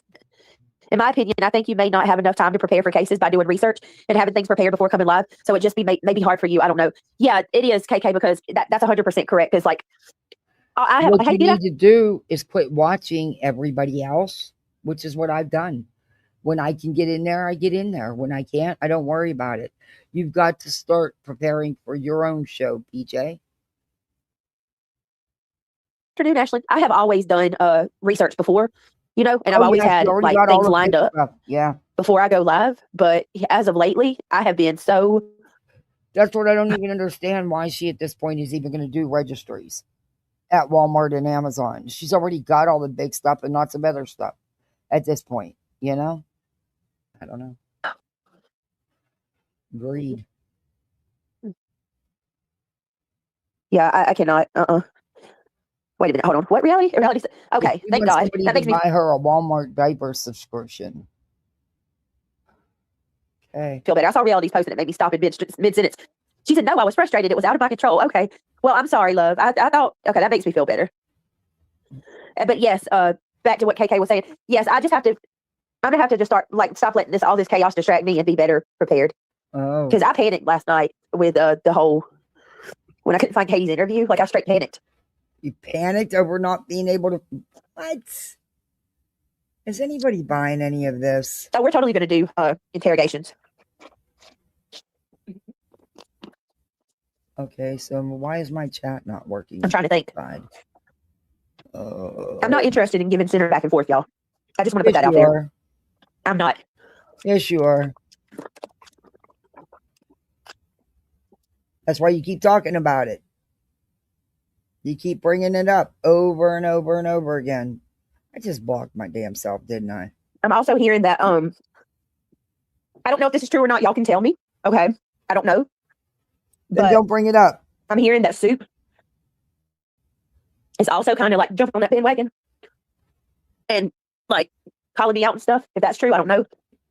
Yes, you do. Like I said, I'm gonna you say talked about it and you reviewed some of it, you liar. God, quit lying. No, she's not in the BNN network, but she had an opinion about you having your daughter up. Yes, and then she responded to your bullshit. I don't know if that's true. I haven't seen it. I just heard it. I'm not saying that she is. No, I'm asking. I don't know. She had absolutely nothing. But I am going to say that if she is... she even said, her and Craig even said they had absolutely nothing. 6 months in and she still had nothing, not bought one item, because she knew that she'd get on here and everything would be bought for her and then some, which instead of her saying, look, no, I got enough. No, she won't do that. She will continue to grip for more stuff. And then a lot of it will be returned for credit. Mark my words. But we'll never know that. Wait a minute, what? Are you really trying to explain your imperfections? Ideas how to make your channel better. Okay, but I'm not going to sit here and listen to you or anyone. I'm not trying. I don't know what you're meaning in the bushes. I'm not trying to explain my imperfections. Mm-hmm.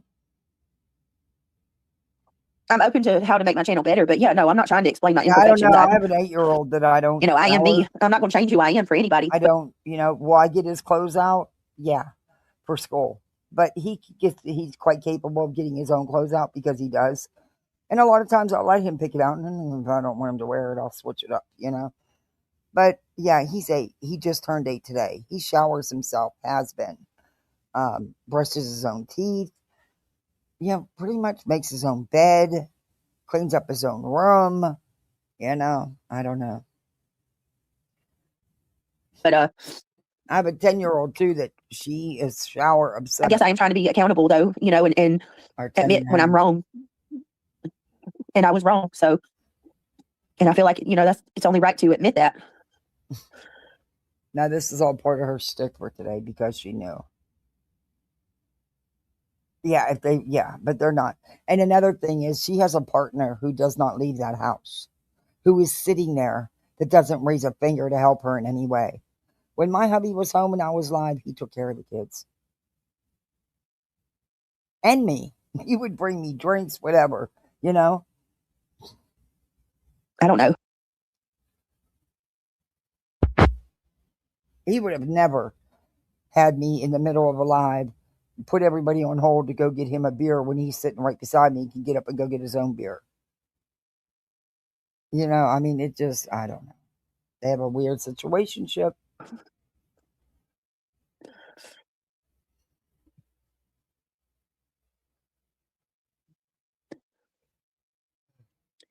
Anyway, all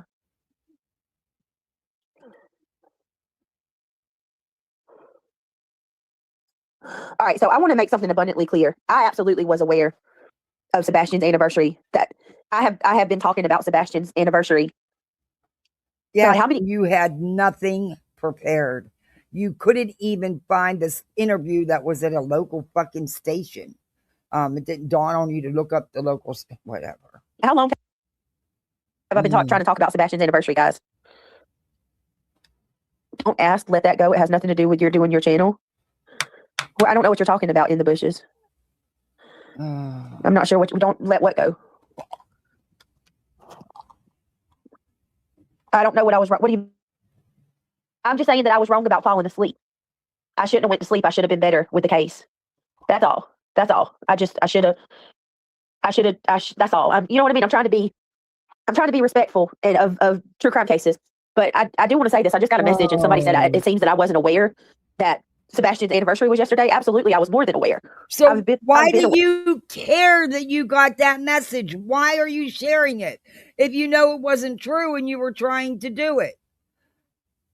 Victimhood of the violence commenced.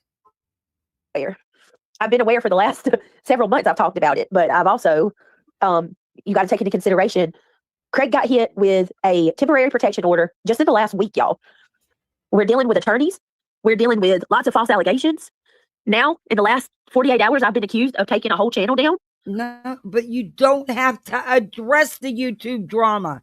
That is a choice you're making.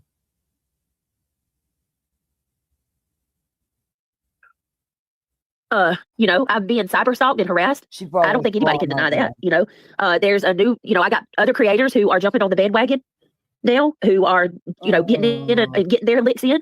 Just in the last week or so, I heard Alex Erickson's done multiple lives about me. I've heard, so we got Cinder going live about me, trashing me. I got people that. My understanding is Alex has always had opinions about you, and I haven't watched her, so I don't know. But from what I was told, I think it was about the fact that you had your daughter up there. It's like I really do feel like everybody's trying to get their lick in. You know what I mean? Like, oh, good Lord. Everybody wants to get some. And I don't. I'm one person. Like God. Like people I'm not even speaking on, or I don't even talk about. But anyway, I don't know. It don't even do me no good to say anything about that at all. It doesn't. So with everything that I said, I just want to ask for a little bit of grace, please. Just give me a little bit of grace. Oh, but I'm you one can't person, give nobody and I else have grace. The whole of the internet. Give you grace because you're going through shit that you and your boyfriend caused by your own actions, your own words. But don't give anybody else grace, right? Just when it's about you. Hanging on to my every word, nitpicking every little thing I do and I say. Exactly. If I have a That's why typo, I played it. if I make a typo on my community post, it's treated like a mortal sin. Like things that anybody else would do that would go unnoticed is absolutely blown up and inflated to the max. I don't know anybody else that pulls the shit you do. I don't know any other creator that nods out 100 times alive, or whose old man gets on here drunk, running his mouth and saying the worst, or will have drunk people on panel attacking other people, being vile and nasty, and sitting there giggling and laughing, thinking it's funny. I mean, always asking, always. But don't give grace to anyone else. It too, yeah. It's all in the numbers, but go look at the views. You will see why they do it. I know, that's why Cinder's doing it. Depot says you weren't responsible for taking a channel down. Only one responsible for that is the channel holder. Thanks, Depot. Hey, Crazy Country Gal. Hey, Yehuda. Yehuda says it's all in the numbers, Britt. Go look at the views. You will see why they do it. I know. You're right. Opal says, and let's be honest. Opal says, let's be honest. We can't even do a stream without trolls coming in and chasing and causing more. We all get trolls. Put it on subscribers only of 20 minutes or more. That's what I do. I get trolls too, BJ. I just have fun with them. And if it's off the wall what they're saying, I don't even bother responding. You respond to every little thing it said. And not all of them are trolls. There are people that aren't trolls that come in and listen and just have comments that you don't like. You can also put it on members only chat and just leave it there. You have choices. Much confusion is disgusting. Yeah, that is true. They want to cause more problems and pain and chaos. Hey, Trucker's Wife. I don't get how these people are okay with what they're doing. If it was them, they wouldn't like it either. No. Who's it by? Loose Cannon? They would not like it if it was them. At all. So I don't forget. Yehuda says, Yehuda, I'm sorry. Yehuda says, I really thought Cinder was a good friend. I guess he's a good actor. I'm shocked. I guess he cake for your subs like Moon predicted. He came from, and then asking people for their money back, his money back. Absolutely evil. What says, hey, Britt, here's my dig at you.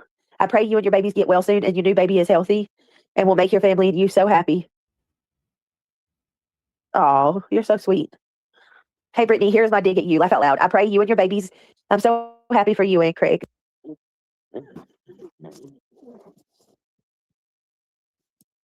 Ugh. Thank you so much. What? That's really sweet of you.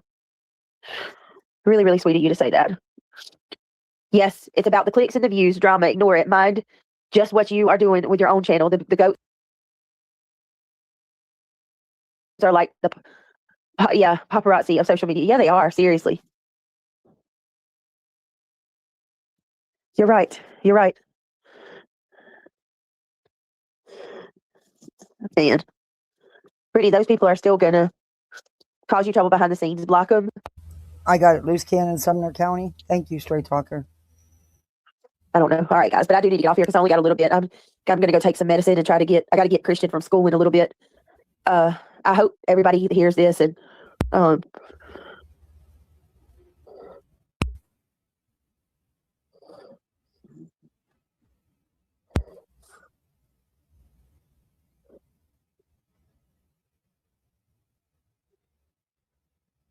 would you feel if you won $1 billion lottery? Oh my God, KK. First of all, I would help people. I would help so many people. Are you kidding me? It would change. Oh my God, don't even get me started. I would help so many people. And then I would you ask her that. Yeah, she sounds like she has a cold. Oh, love bugs are coming out. Oh, I hate them things. My vehicle will crazy, y'all. Demolished with them. All right, thank you guys. Well, I'm gonna go ahead and get off here. I hope y'all have a good day. I'll be back later on. I appreciate all of you. Please say a prayer for us. Please click that thumbs up if you want to contribute. The mods, if the mods have my pay links, I have Cash App, PayPal, and Venmo. Oh yeah. Thank you so very much to everybody who gifted. You guys are amazing. You really are. Hey, Mandy. Yes, she has. Mandy has been telling me that. Love you guys. All right, I'm gonna go ahead and go. Y'all have a good day, and I'll see y'all. I'll be back. All honeybees. Welcome to Club Fable. Thank you for joining. But like I said, they're always sick.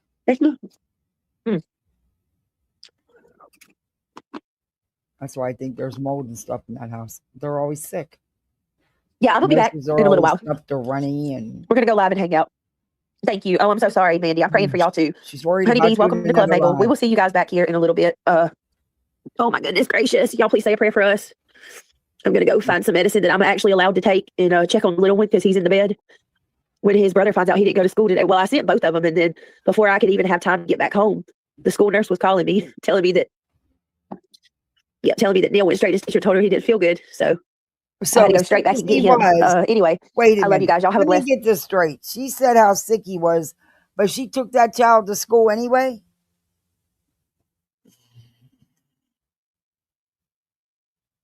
Okay. Okay, that makes a lot of sense, don't it? And what did he do as soon as he went there? Went right to his teacher, who then sent him to the nurse immediately. So she didn't. Okay, Beach. Tell me that makes sense. Tell me that makes sense. She's lying about something. Yeah. Because she said how sick he is.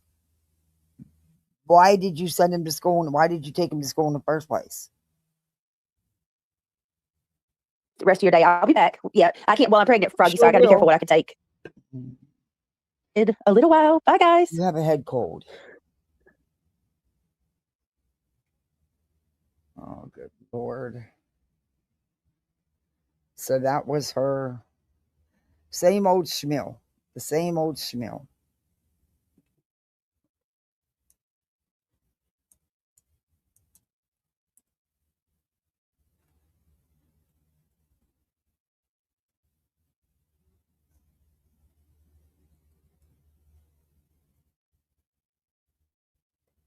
I'm bringing up that video. And the reason I didn't have it ready is because I just got alerted to it.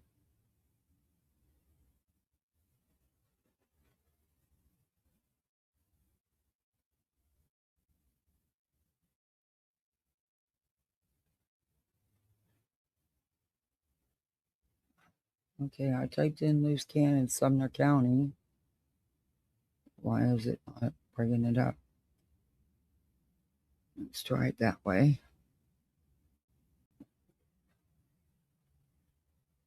I got it. See how hard it is to find the video, Beach? See how hard it is? It takes a whole couple seconds. Jesus. And that interview's a Katie. That is big for the anniversary since you're so deep into covering the case. And she had no idea where it was. It's funny. It took me a whole couple seconds to bring it up the day I played it, the day it was published. I don't know. And I'm not a true crime channel. Never claimed to be. All right, this is at the protest yesterday or today, one of the two. I'm guessing today because there's more people, but it could have been yesterday because it's the same group. But a few more came in yesterday because of it was the anniversary, which I agree with Katie. Why are they calling it an anniversary? That's a celebration. It's not a celebration. But it wasn't that great of a turnout, period. But of course, that's not what Betty's saying. And remember, Betty called it the Bullhornbetty event. Here they come. There they are. Hey, look. Hey, did you find Sebastian while you went and ate lunch? Wow. Oh my gosh. He's going somewhere. Well, he got a big mouth. Let's rewatch that. And when he's there with an audience, what's he going to do? Not a damn thing. Law enforcement has pulled out all the stops. This makes me sick. Here they come. There they are. Yeah, Hey, look. that's why I have Hey, to sit did you here. find Sebastian while you went and ate lunch? Or had. Wow. So they don't need to go to lunch? Oh my God, gosh. does he get any bigger? He's going somewhere. Looks like he waddles, but yeah. There's another. Oh my God. I want to play one more little clip, then I got to go. I'm already ready for work, so. I'm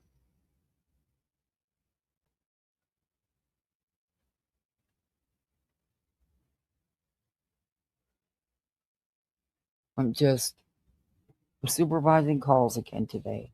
So I'll be able to take care of the littles and make sure they have dinner and stuff. Until I have to do my Adobe settle down for the evening by the time I do that. By the time I have to do my reports. So anyway.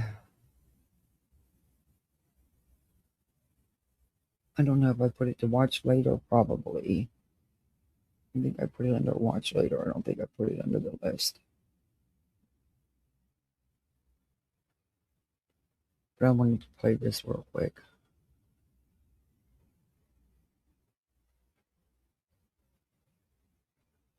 Oh, maybe I did.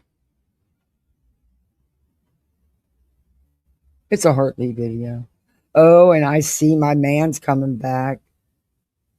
Lee Jonathan. There's a new one coming. I seen the preview. I can't wait.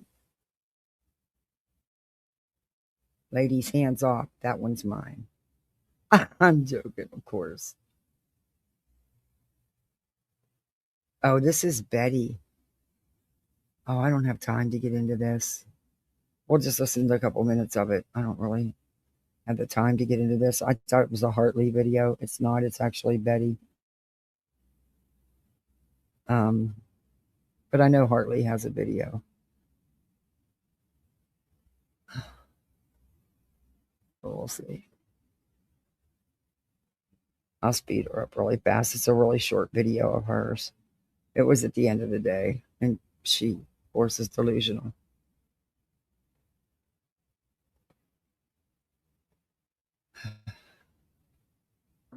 Is part of this good old boy system, and it's got to be broken up. When we get to the point where we have to come out and protest a law enforcement body because of their conduct and their behavior and unprofessionalism, that's not a good look for any community. We should not have to. You don't have to do that because they haven't done anything, Betty, except their jobs. We should have law enforcement. We cover a lot of cases, lots of cases. Everybody complains to me about being out in front of, criminals' homes. Very rarely do we show up at police departments, sheriff's departments. Not true. Georgia, you show up at courthouses, you show up at the wrong buildings. But yeah, you've got a history of going to people's homes and being a fucking nuisance. Hence why we have laws here in Florida for people like you now.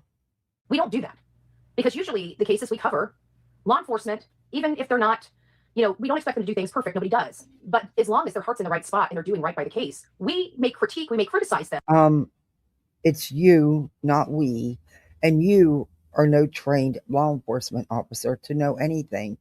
And they were doing it right in Georgia, just not the way you wanted them to, because they weren't telling you anything. Same with Summer Wells. But literally showing up and starting to threaten their jobs and their livelihood, which is exactly what we are going to now do. It is, you know, he's got to go. He's got to be fired. That's affecting his livelihood. So at the end of the day, I have made the decision, the personal decision. I'm not arguing with a freaking sheriff to do his job. If he doesn't know what his job is, it's time for him to go. So now we are just going to work around the clock to get him out of office. We have put our line in the sand, and we're going to be willing to. Who is we? Who is we? Betty, you don't have any standing in Tennessee. You have no rights as a citizen in Tennessee. Keep pushing it. I don't even want you to stop, because even as a public figure, there's only so much harassment and threats they have to take and put up with before the laws that you are breaking get put into effect. Hey, Mystic. Financially, as well as door knocking, energizing, anything we need to do. We're going to help another candidate become the sheriff of Sumner County. Everybody. And we've got to start working through their government. So this is not created by just a sheriff. This is a culture issue in here. That means your DAs are corrupted, your judges are corrupted, your law enforcement is corrupted. Basically, your whole government is part of this good old boy system, and it's got to be broken up. This cannot happen in America. What I've witnessed in one county is unacceptable. This is an issue that's going across. No, she wasn't alcoholic. Actually, that would make me have respect for her as a parent, because that means she's thinking not just about the YouTube drama, but making sure her children are taken care of. In Sumner County, it's just because she knows that old deadbeat sitting there beside her isn't going to lift the finger to do a damn thing. County thinks that they do not have to follow the law and they can just intimidate whoever they want or arrest whoever they want in violation of law, right? They can't just go and arrest people because they want to. Okay, this is all exactly, Betty. They can't go and arrest Chris and Katie when there's no evidence of a crime that they committed. There was evidence of you. And this is all about you being arrested and having 4 POs. It's not about Sebastian. They have to have reasons to. Somebody has to break the law. You did. And so the state of Tennessee is not going to get or understand unless they are sued into bankruptcy. Almost. So there's just going to be You don't have the money, the know-how, or the lawyers to do something like that. A lot of lessons that are going to be learned by this whole entire process. I truly believe. I believe in the future there's going to be some accountability held at the highest part of this county. We'll leave it at that for now. Me and you, it's nice to see you. Downey Lynn, Connie, Seth, it's nice to see you. I know you've got to be pretty exhausted. It was really emotional for you. Randa, Mama, me and you, Tammy, it's nice to see you. Joanne, KJ, hello, my love. You guys see that KJ's in the, you haven't subbed up to KJ True Crime Campfire, please get over there and sub up. She's a lovely lady. She was able to call for that came out. All of you that you know were on here supporting Sebastian, supporting his father, supporting the work we do. This is not stuff I enjoy doing. I can tell you that. It's stuff I do well. It's stuff that it needs to be done. It's not stuff that I truly enjoy doing. I don't feel that I should have to be here, but I am here because things are not going right. We're all here fighting for, and theoretically, a perfect stranger. We all came together for a perfect stranger. Yeah, we made friends. Yeah, we've made lifelong friends. We support Seth Rogers. We support his son. But this all started with us not knowing any of us, not knowing anybody. Hey, Freeside, I hope you're doing well. Brooke, she's so sweet. She's smaller than I thought. Her husband's a big guy, so she's got plenty of security. There's no, but they were just nice as all get out. Very thankful and fortunate. She's a bail bondsman and she's been handling a lot of corruption because one of her friends, a rapper in the area that was arrested and, all this other stuff, but they're like activists. They're like my people, they got out there, they stood, they held signs. They just, I'm telling you, I love activists. I love activists on every side of the aisle. I work well with them. We work well, period. In my community, I think that's not activism. Threatening people's jobs, harassing and stalking and threatening the parents and family of a missing child is not activism or advocating. Remember, Seth laughed at you the day before and said, no, this is no protest. There was 8 people there. Yeah, maybe a couple more showed up yesterday. They didn't say. It was the same loudmouth. I got excited having a conversation with her. Just how she speaks, because she rides some of the with you. suggestions she thought would be really good for the community. Just a bright individual that has a good understanding of what's going on. So I'm very fortunate to have met her. I truly believe that this is going to be something that will help the future of Tennessee, especially this area. Being able to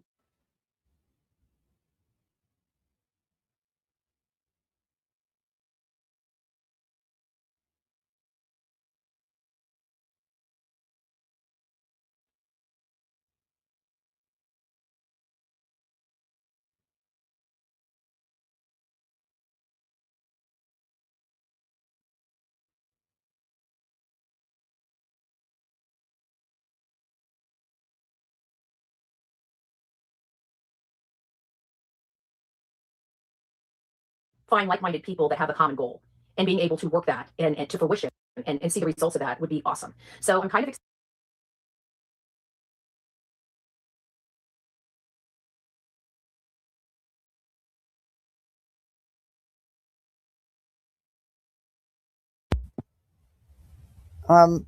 Soup covered BJ again today. She's let her have it as she should have. Well, she's been poking the hell out of Soup. excited about that. I think it would be really, really, really excellent, and hopefully start making some significant changes in this community. This community has Betty, you're a piece of trash. You call flipping off the police officers advocating and activism. It's not. It just shows your level of maturity and that you're trash. Seth acting like he was running up to the curb. He wasn't going to do shit. If you notice, he came to a dead stop. Stop it. This is ridiculous. I get he wants his son found, but he's got to understand that there's a lot of missing people, and none of those kids got a fraction of all the resources used in Sebastian's case. change. It cannot continue to go on like this. So now it's just, I've got to start getting in here, identifying the problems in the community. I've already found the sheriff. Yeah, we'll ruin it all. There's problems in the courthouse. So we're just going to have to start identifying where the problems are coming from and start eliminating the head of the snake. And it's going to take us getting in this community, us door knocking, us bringing awareness. A lot of people, and this happens in our community too, a lot of people are ignorant. They think everything is what it is. And when they start realizing they can affect change, it changes a lot. People realize they don't have to pay that high property tax. They don't have to put up with this. Betty, evidently, you've been spewing this shit now for 2 years. It's not getting you anywhere, Betty. The community did not show up in support, Betty. They did not.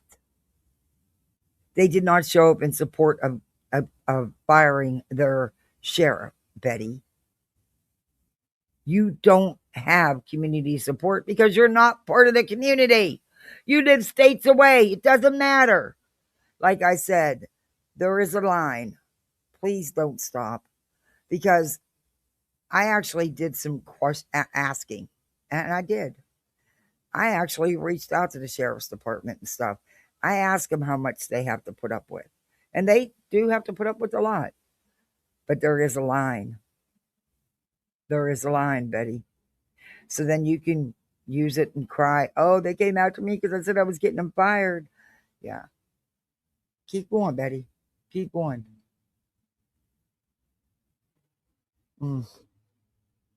From this. They don't have to do this. When we start showing them a better way and a new path forward, we're very, very, very effective. And I really, truly believe you're not very, very effective. You have not done shit, but been a nuisance. You bitched about a red light camera that could possibly save a child from being hit, another child from being struck by a car, because you didn't want to pay any taxes. You want law enforcement's budgets cut to nothing, but you want them to do everything. And you don't even understand what they do.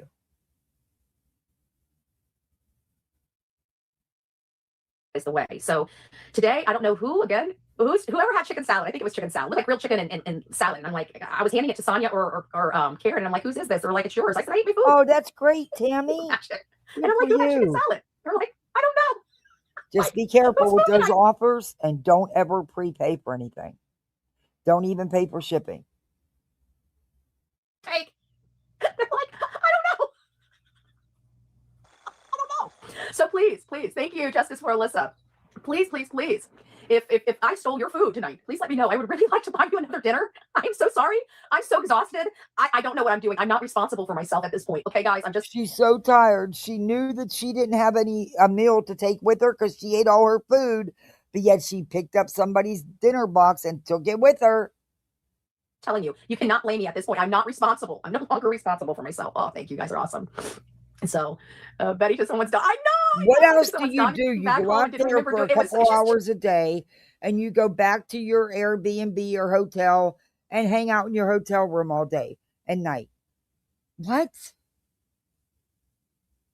He's laughing at me because I'm arguing with him. Like, I didn't take this. They're like, we watched you walk out of the targeted restaurant. areas, yes. And I'm like, what? I stole somebody's food. Somebody's eating food. Oh, that's good, Tim. I ate all my food. I don't know. I had no reason to take any food. I'm full. I'm not eating. Okay. just like, what the hell am I doing? So sorry, guys. You know what? It's fun. You guys can laugh at it, but I bet somebody's sitting at home thinking, I didn't eat all my food. That sure tasted good. I'd like to share it or like to eat it. And they're probably sitting there like, I paid $20 for that. And I've got nothing to show for it. I really would like to buy somebody. Look, I don't know about any of you, but if I know that I sat there and ate my meal, all of it, and I didn't have anything put in a to-go box, then I wouldn't have picked up a to-go box and took it with me. Just saying. Oven baby, I love chicken. Aw. Chicken salad. Sonia had chicken. Oh my gosh, Sonia. She is, what did she say? She's as full as a tick, I think is what she said. Is that what she said? She's as full as a tick? I said, what? I said, I know what ticks are. What do you mean? It's full as a tick. I've never heard that saying before. And I said, you know, I'm going to tease you about that. I tease her about that. Mike Silver's on the Scene came out. We had Mr. and Mrs. E, their children. I got to meet all three of their children. I thought I met their daughter before. They're like, nope, you never met her before. And I'm like, well. So I went up and gave her a hug. I'm addicted to it. I bought a container from Sam's and ate with crackers. Stuck in the hospital in Tennessee. Oh, you're in Tennessee? We're in Tennessee. Oh, it's Jilly Bean. Jilly Bean, if you're in the chat, if you're listening to the chat, Jilly Bean, reach out to me by email, bullhornbetty@gmail.com. I got information for you. I wrote it all down. Send me an email, and I will get you the information you were talking to me about earlier. So Jilly Bean had just got out there, and we were packing up and leaving. And it was because we really wanted to make sure that the E family and their children could be part of dinner. You know, they've been part of this case since the beginning. They are them and Mr. and Mrs. Carguy were the first two families I met in this community when I came here for Sebastian, just to get a lay of the land, you know, just find out, you know, this community and just speak to them, you know, and they were very, very kind and gracious to take me in and, you know, meet me and just sit down with me and talk to me and just, you know, let me pick their brain. Like Mr. and Mrs. E had some really great information because you guys knew I had no earthly idea about autism or the variations of autism. Oh, my dog, I was looking like, where the heck is Delilah? I was like a happy camper. I packed up tonight. She acted like a spaz. I was cussing. Like, I can't handle you, honey. You got to stop. You got to stop. So now she's calmed down under the bed, but oh, she's home. The car already. looks 10 times fuller than it did coming up. I don't know how that happened, but it does. So I'm hoping they'll be able to fit the last Delilah bag because I got to dump out her food and water and, you know, throw her treats, whatever uneaten treats she has away before we leave. And what do I do with your treats? Oh, they're gonna be there. Hopefully they're there. And so I wish I could have been. I thank you guys. I'm glad you guys were with me in spirit. I felt so bad for Miss Robin. Home or not Miss Robin home? had left her house to head there. And when she was heading there, I don't want to tell her personal business, but there was a family issue. You know, somebody got sick and she had to turn around and go back and take care of it. She was hoping that, you know, her family member would be out of the hospital and she'd be able to, you know, relieve. She already left once. And so she just was not able to make it. And, you know, we all always understand family always comes first. And I thought she lived, you know, in Tennessee. She does not. So I wish I could have seen her and her daughter. They're just great people. Everybody we meet is just great people. Oh, thank you, Melanie. That works through that. I hope they start putting that out. So it looks like we are getting to places. You know, that $1 million is really producing. And I wish they would have done it earlier. Now I know that when cases what are first $1 million? It's not getting anything. There's not one news agency that did a report on Sebastian, the 2 years, that mentioned anything other than the legit $50,000 reward by the FBI, because there is no other reward. And no one's talking about it but you idiots, Betty. It's a madhouse and you get everything. And I don't dog on psychics at all. I think people that truly have a gift, they have a gift. It's just unfortunately law enforcement doesn't understand their gifts. And quite frankly, I know that like when we came out here for Reverend Donna, yeah, and everywhere she sent you guys, everywhere she sent people was a joke.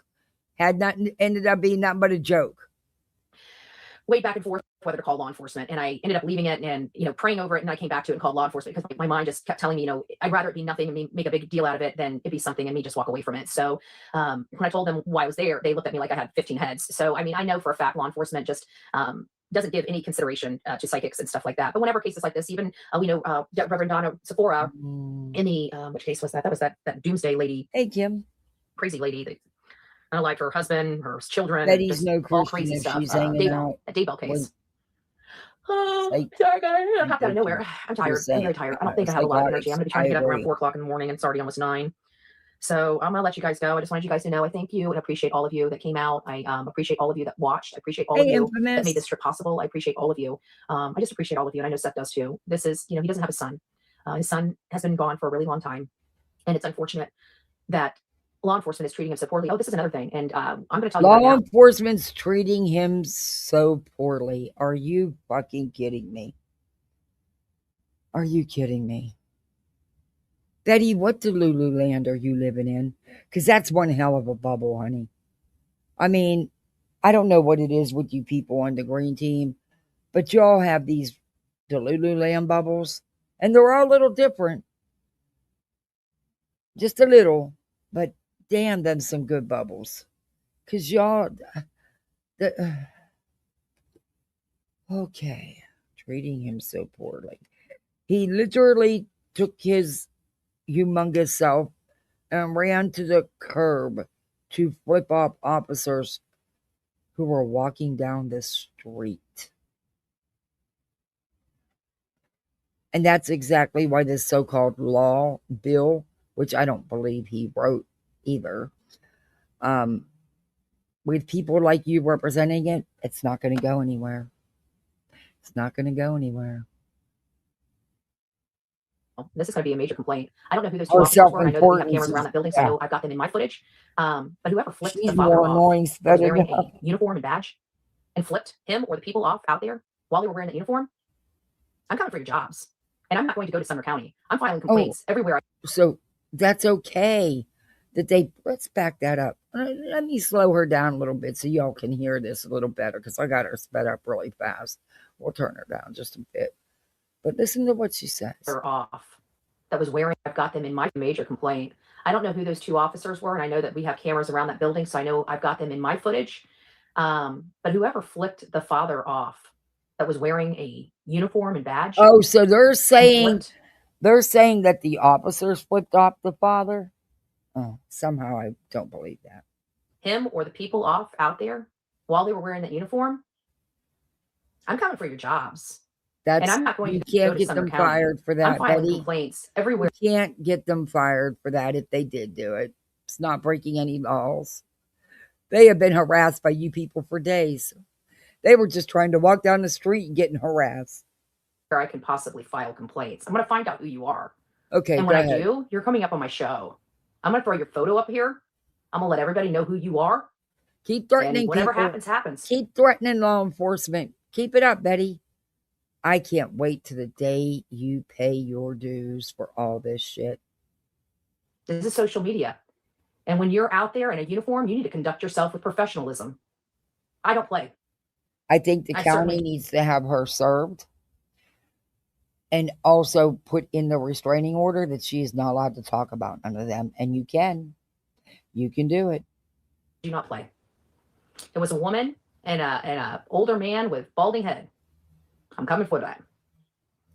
It was so disgraceful. I'm all about professionalism. You can have your opinions. But while you're wearing a uniform. When are you professional? You're sitting there in your fucking pajamas. Half the time you don't even comb your hair. You go lie right in your bed. When are you professional? You are a professional. You're a professional piece of shit. But that's the extent of it. Not while you're wearing a uniform. But we know what we're dealing with here. We know how lackadaisy law enforcement has been. We know that you guys put more non-criminals in jail than criminals. So has nothing to do with Sebastian's case. Thing here. We have a other than you. And that's what you're talking about. I almost missed that. You're talking about you being arrested. It's all about your little fee-fees. You got what you deserve, Betty. In fact, not enough. And I am hoping that the county steps up and finally says we've had enough. You keep threatening everybody's jobs. You keep threatening law enforcement. There's only so much they have to take, Betty, before you become a womanizing thing here, like women aren't supposed to speak. I don't get down like that. No one said anything I don't get down like this that. This is 2026. No one said anything like that. Because you're a woman, Betty, you're a piss poor excuse for a woman. You are a loud, vile, disgusting human being that spreads nothing but lies and gossip. You're not the media. You're not professional. You're just another tragedy pimp that grifts your ass off every chance you get. In my opinion. This is 2026. So yeah, we had some issues.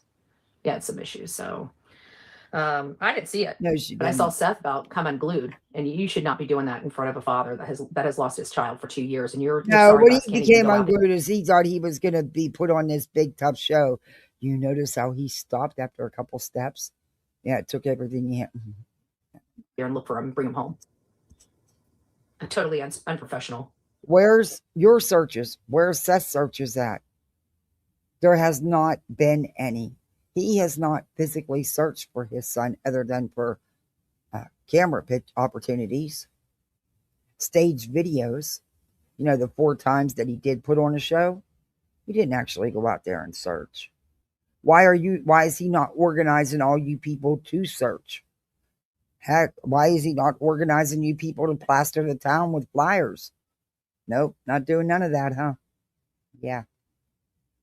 And so we're gonna make sure that is. We're gonna address that And with she's whoever we getting can. close. I'm gonna find that clip in my and we're gonna expose it. I'm gonna blow it up. We're gonna show the man's face.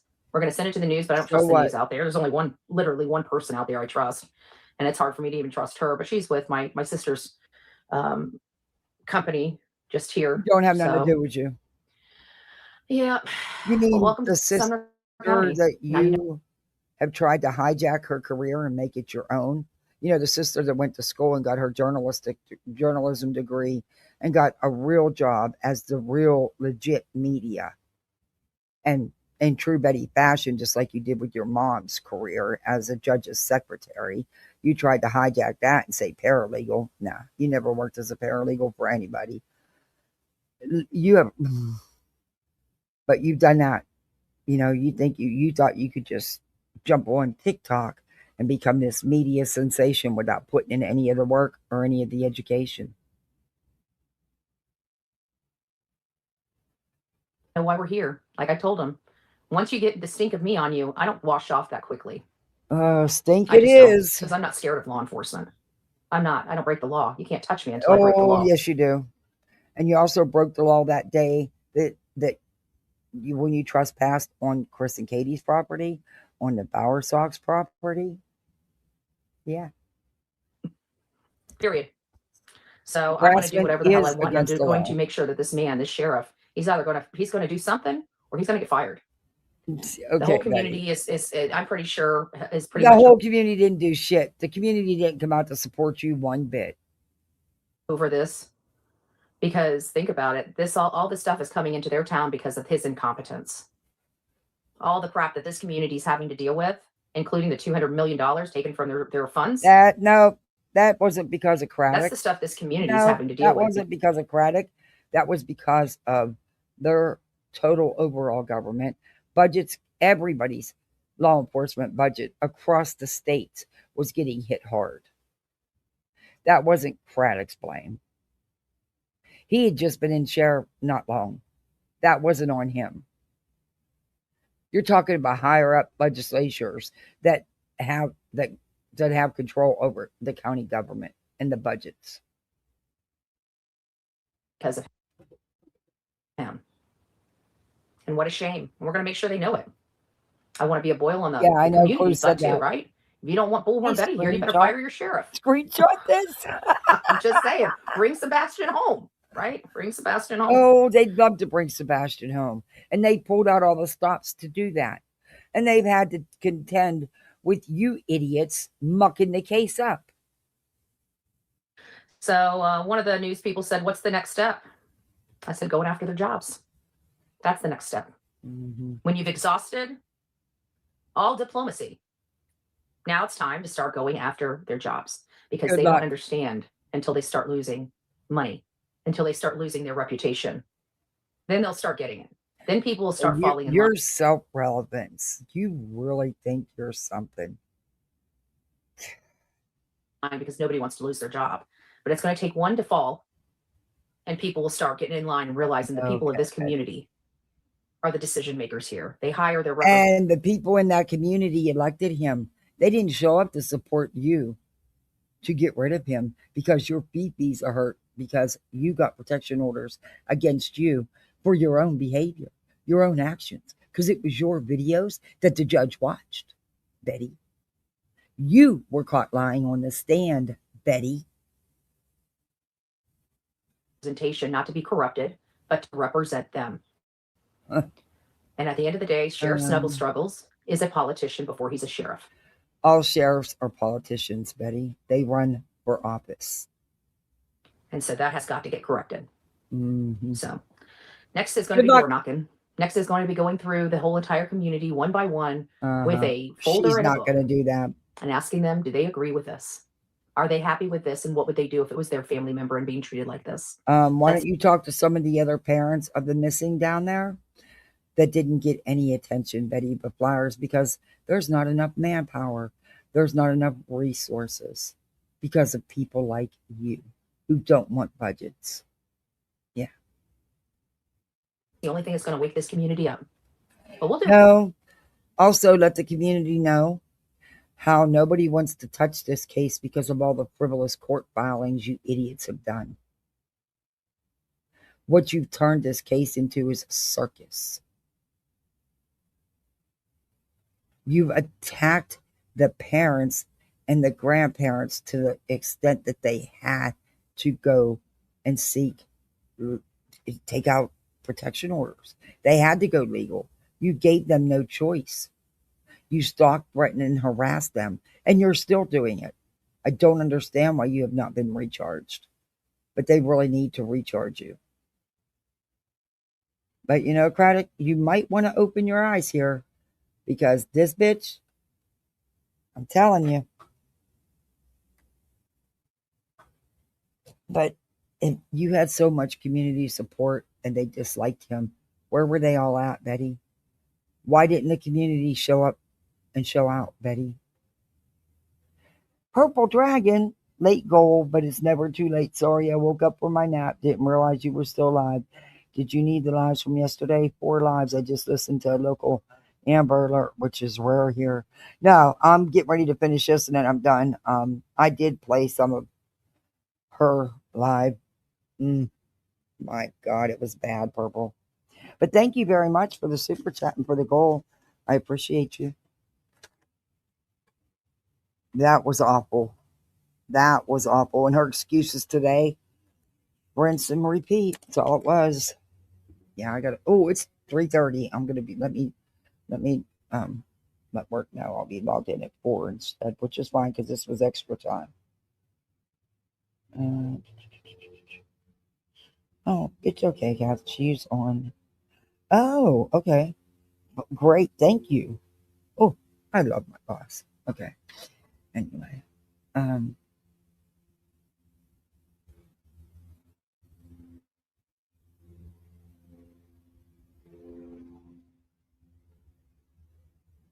No, it's YouTube. It's YouTube and StreamYard. I gotta add my Venmo. I keep forgetting to add that. Thank you, Infamous. We'll put in the effort. We'll put in the energy. What she said, don't log in until 4:30. You don't have to if you really don't want to this afternoon because you said you was on. But whichever, I'm fine if you do. And okay, I'm gonna log in then. Okay, yeah, that was nice of her. Such a great boss. My goal is 2028. I think I can cover this county pretty well by 2028. And that is the goal of this. Now, if it had been my regular shift, she wouldn't be so where I can be effective in understanding. Florida. But because I'm extra today and I volunteered to be extra, she's really cool about it. But if it was my regular shift, trust and believe, she wouldn't be cool about it. And I still wouldn't be live. Florida, effective in Tennessee, and effective in Kentucky. And once we get those things worked out as much as we can, then we'll start working. I mean, we worked in Montana for a while. We worked in this long before I was ever here on these platforms. We've done a lot of state activism. You have not in this country, and it's been No, very, she very hasn't. successful. There, I can't even tell No, you how she many small. hasn't. She hasn't done a damn thing. She takes credit for whatever others have done, but she's not done a damn thing except spread misinformation and crap. And I've showed you how many of her local town meetings where the councilmen continuously call her out for her misinformation. Groups in New Mexico were born from Florida. So I worked And with you New had Mexico, worked with nothing to do with any of that, Betty. Nothing. And you can tell she's lying. Look at her face. Political activists in New Mexico during 2019. We got them up and running. You At did this point, not. so Oh my Sebastian and gosh. Seth She feel didn't like do family to anything. us. They are family to us. Oh, They are good family to us. Lord. Because I don't know about you. Let somebody look at Seth sideways. They're probably going to get their ass chewed out. And That's handed to 'em. funny, Betty. In these big political circles, they don't know you. They've never heard of you. Your local front row Joes, you're nothing but groupies. You guys are laughed at. You are nothing but the version of a groupie. You stay in parking lots just so you can be the first ones in. That's it. That's all. You carry no weight in the political community, Betty, not even in your own local community. Right? And then I'll probably chew his ass out. No, I'm just joking. I'm sure some LA, they do care. But you know what the problem is, March? The problem is they can't show. Her homemade press Like they pass, could come yeah, by and put it wave up at us when we online. were doing that, but they couldn't honk their horns. They can. One of the officers can flip the father off, but you know, I will find out who that is. Oh, so his what? mommy, his daddy, and his children are going to know what he did. I'm going to send. Oh, now you're threatening the officer's family. And if you dox that information, I hope they throw the fucking book at you. You stupid cow. Notice to all of them. And when they get them, they can say I'm harassing them. I'll be in Florida. Sheriff Snuggle Struggles know where I live. They can come send me an arrest warrant for sending lawful mail in the mailbox. Still in our bed. See if they're happy with a family member. That's how we roll. No, that's called harassment and stalking and threatening, Betty. You're not allowed to do that. It's not okay. That you are not protected under your civil rights to do something like that. General, we ain't even. This is Tennessee. It's a culture issue. I don't trust TBI. I have to ship in a freaking attorney from across the state because this county is so corrupted. No, the attorney you had told you to shut the fuck up and you wouldn't. So, yeah, you got rid of him. I have to ship in a freaking attorney. I mean, that's pretty bad. That's pretty stinking bad. You have to ship in an attorney over here because they're even there. You're going to raise all this money, but you can't even raise money for your own defense, Betty. Law for like if anybody is in this county using a lawyer in this county, you were dumb. You were dumb. Terry Frizzell worked for the county. He deserves to lose his license. I'm not even done with him yet. I haven't even started protesting his business yet. Oh, that's coming too. Okay. That's coming too. He can send me my $7,500 back if he wants to. And maybe I'll forgo Oh, that's her previous attorney. Ouch, Betty, you don't want to go there. His business. But there's going to be hell to pay. This town has no idea yet. This town has literally no idea, and there's not a damn thing anybody's going to be able to do about it. Not a judge, Remember not a when damn she sheriff. got that lawyer, how she bragged about him? Yeah. Nobody. Why? Because I follow the law and I do it excellent. I'm No, a professional. you don't. You are not. You are a professional piece of shit. That's all you are. You are not professional at anything. You do not follow the law. You think your rights supersedes everybody else's and you can trample all over everybody and do what the hell you want to do. God, I can't wait till you are finally having to pay for what you've done. My job. Unfortunately, they You don't have a job. So, but we'll keep going down the road. But I promise you one thing. Yeah, a culture If they're dumb enough issue. to touch me again, they're dumb enough to deal with the consequences. That's all I got to say. So take that. Oh, keep pushing it, Betty. You're going to be dealing with the consequences, not them. And a lawyer's the wrong one to go after, Betty. Back to the bank. God bless you. And people might say, you can't do this. Well, I just did, didn't I? Betty, your mouth. You're sitting there running your flapping jaws. That community did not show up to support you. That's the bottom line. And I'll do it The again. ones that did come did not come because they want you to fire the chief. The ones that did stop by was to show support for the missing kid. They didn't come because of Betty having their fifis hurt. None of them stayed to help you protest the sheriff, did they, Betty? All right, guys. I don't like doing this. I don't like being this way. But this is a child. This is how you've always been. It's exactly who you are. A true piece of shit. This is not an adult. This is a child that this sheriff's department doesn't give a crap about. Okay. There are some officers that do. I can tell you that officer, Major McCoy, I think he's a major. He's probably one of the nicest people I've met here. That man right there needs to be the sheriff of this county. That man right there seems to know how to handle his business and what he's doing. How the hell you guys got Sheriff Snuggle Struggles is beyond me. Because McCoy, he's very well qualified, Betty. And you know what? The people that live there, the community, thought so too. Man, you guys need running this shit. McCoy is the man you guys need running this show. Eric Snuggle Struggles, he needs to be out on his behind as quick can be. So, yeah, it's going to be a long day tomorrow. Well, You've we'll been probably saying that go for 2 live while we're on years. the road and just say hi to you guys and let you know that we're making good timing and let 2 years she's been saying that. you guys know where we're at. Captain McCoy, thank you. Captain McCoy. I don't know why I kept thinking he was a major. Captain McCoy. Captain McCoy. Because he he's is a public informations officer. That's all he does. He's a nice guy. He showed up at the vigil. He knows how to handle people. That's the difference. No shit. He's their public information officer. Not afraid to speak, and he doesn't cross the line. He doesn't I think of that lie. he doesn't leak out any information. He says what needs to be said the way it needs to be said, whether you like it or not.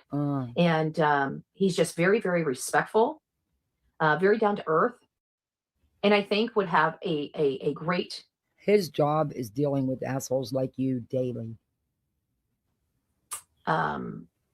Morale in the police or the sheriff's department with Captain McCoy as sheriff. Now, I'm sure there's probably some great people other than McCoy, but I haven't met him. My experience has been with McCoy, and I keep looking at McCoy and wondering why You don't the heck have you guys any hired. experience. He was there for all of 5 minutes.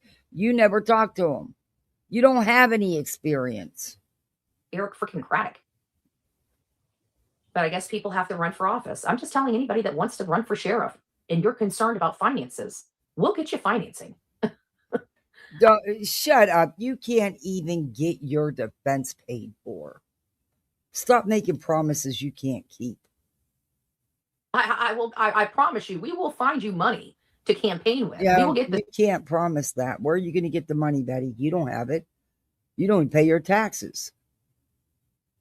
You beg on here. signature so you don't have to pay to be on the ballot. I mean, there's a lot we can do. All you need to do is step forward so we can start working with you and getting those things set up and getting those signatures on those petitions. There is nobody going to run for sheriff that's going to touch you people with a 10-foot pole. Not anybody decent. And stuff like that, so you don't have to pay the money. So reach out. You can't do shit. I'm very discreet. This bitch can't even fill a GoFundMe for herself, but she gonna fill it for somebody else. Are you fucking kidding me right now? Hey, Shauna. You know what makes me the most furious is that she calls herself an advocate. She does not want any of these victims or families of missing children through any process. No, she doesn't. No, she doesn't. She doesn't know the process. Remember when she was threatening to call internal affairs? I called Sumner County and I told them before they had a mass thing of calls of people calling for internal affairs for no reason.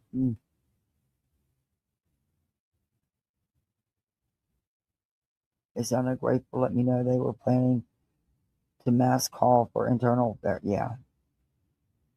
This bitch is delusional. But like I said, look, I get that they're public figures and they have to put up with stuff.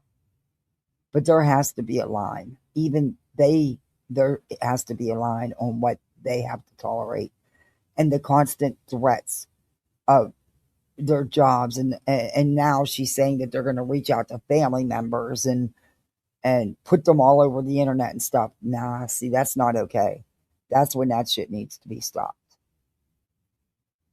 They never even have to know. It's just that discreet because at the end of the day, I am looking for results. No one cares what you want. You're not relevant. All right, guys, well, rock it out with your coffee beans out, and we'll see you tomorrow sometime. Does anybody really even care? I'm not sure when. I'm pretty sure Delilah's not going to be a happy camper, and I'm pretty sure Mama ain't either.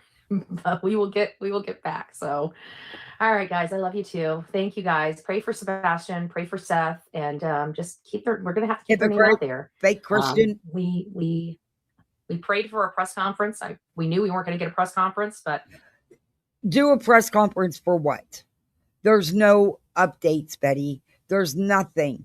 And then if they would have did a nothing burger press conference, you'd have been all over them for that.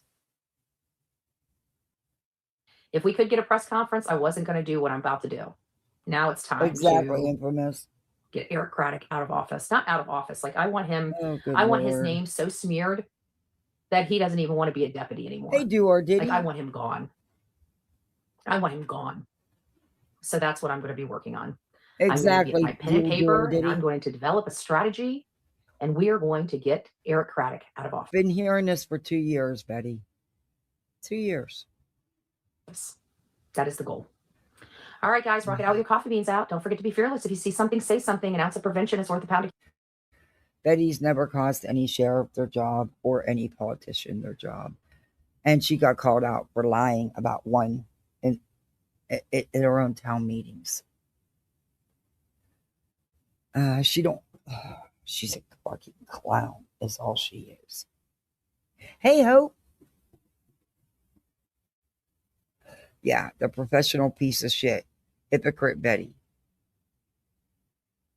And look, when she's making all these phone calls, I hope or going door to door talking to all these county residents, I hope she tells them about all the frivolous lawsuits and all that's been going on, and that's why nobody's touching this with a 10-foot pole.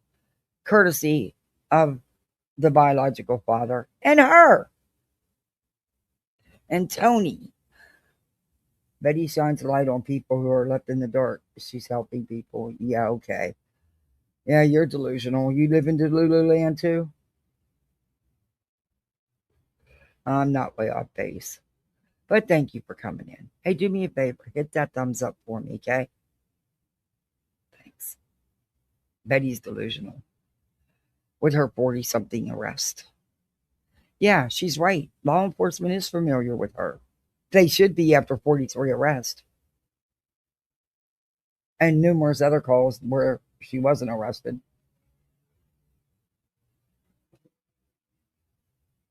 Anyway. And I'm sorry, but Seth, shame on you. That's your son. At the end of the day, Katie's his mother.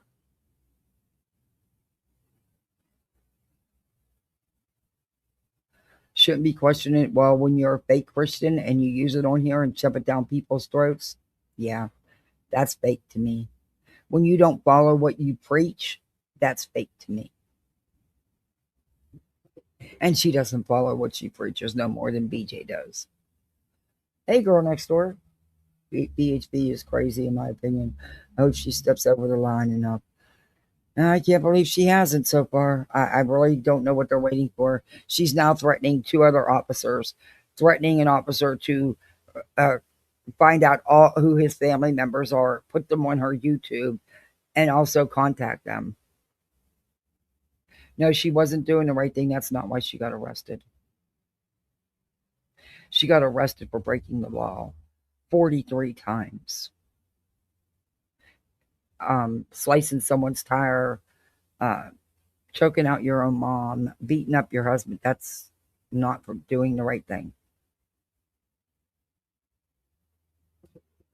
Trespassing on people's property, stalking, harassing, and threatening is not the right thing. But okay, you can think that. Not one search was put together. Not one. They are too busy going out to eat and have drinks.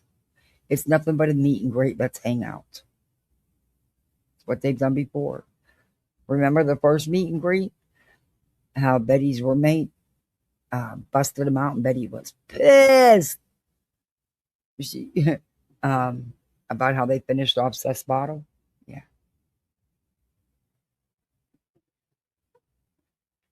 Why didn't they do a flyer campaign? Why didn't they have all the volunteers plaster the town with flyers? Why haven't they organized any searches or plastered surrounding towns with flyers? They've done none of that. They've done nothing. It's all about them. It's all about her and him. Because she did call it the Bullhornbetty event.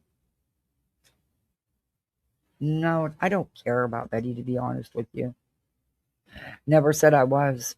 But what I don't get on here and do is force my Christianity down anybody's throat. All the while, I'm doing everything against what I preach. Just me.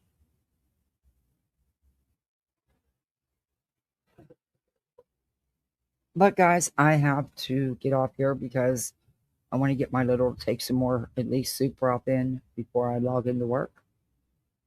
And yeah, I got the birth. Well, I don't know what time tomorrow. The party's tomorrow. Oh shit! Today's Friday. The party's tomorrow, so I don't know. I don't know why I was thinking it was Thursday. I do have to go pick up the balloons. Well, I guess I could grab them when I grab the cake in the morning. Yeah, that's what I'll do. I don't know when I'll be live. I got the party tomorrow. So if I do go live tomorrow, it probably won't be till evening or late night. It might be a late nighter. If not, I will see you Sunday. But I don't know. It depends on what tomorrow brings. No, I don't hate anybody. See, I don't give them that much of my energy, nor will I ever let them have that kind of space in my head. I don't hate her. Not a bit. I dislike her, but I don't hate her. I'm not wasting my energy on hate for Bullhornbetty. She has enough of that. She is nothing but hate. Oh, thank you, Infamous. Thank you for always being here. Oh, you just like my chat? Oh. Okay. Well, that's your opinion, and guess what? You're allowed to have it. Just like I'm allowed, just like my chat's allowed. We're all allowed to have our opinions. Out there selling merch to support set. Exactly. Exactly.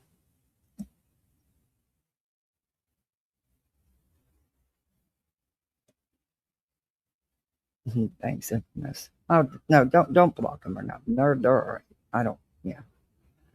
Unlike BJ, I don't get upset. I don't allow it to get me upset. I want people to have differences of opinions. I like to hear other people's take on things because it would be a boring world if we all agreed and all backed up every word. Hey, when Betty's been on, I've given her the credit. It's not been often, but I've given her the credit. You know, remember how she flip-flopped in the last case? The mom got arrested for no reason. They violated her civil rights. Oh my gosh, she didn't do nothing. She's just protecting her daughter. She's just hiding her. No, she murmured her, which we all tried to tell her. Even her own chat tried to tell her, but she didn't want to hear it. And then she made excuses afterwards. Same thing with Soto's mom.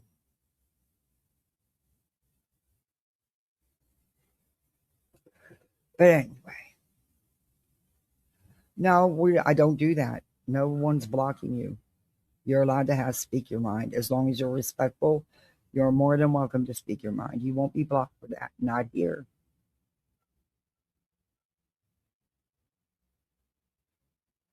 The child was found while the cops were live. Oh, that's great news. Oh, Purple, that's great news. That is awesome news. Yeah, we're all flawed. Nobody's perfect. Yeah, you can think that. And in some instances, that may be true. That may be true. I have yet to see it.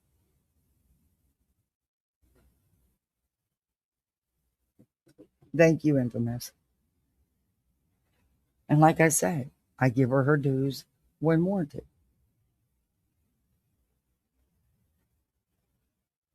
The circus they've created in Sebastian's case is insane. It's insanity. People don't talk about this case because of what they've done. Just saying. But I do got to get off here. I got to get ready to log into work. And I got to get my little... Oh, it was a troll. Or I don't know if it's a troll or not, but there was somebody in chat that was commenting.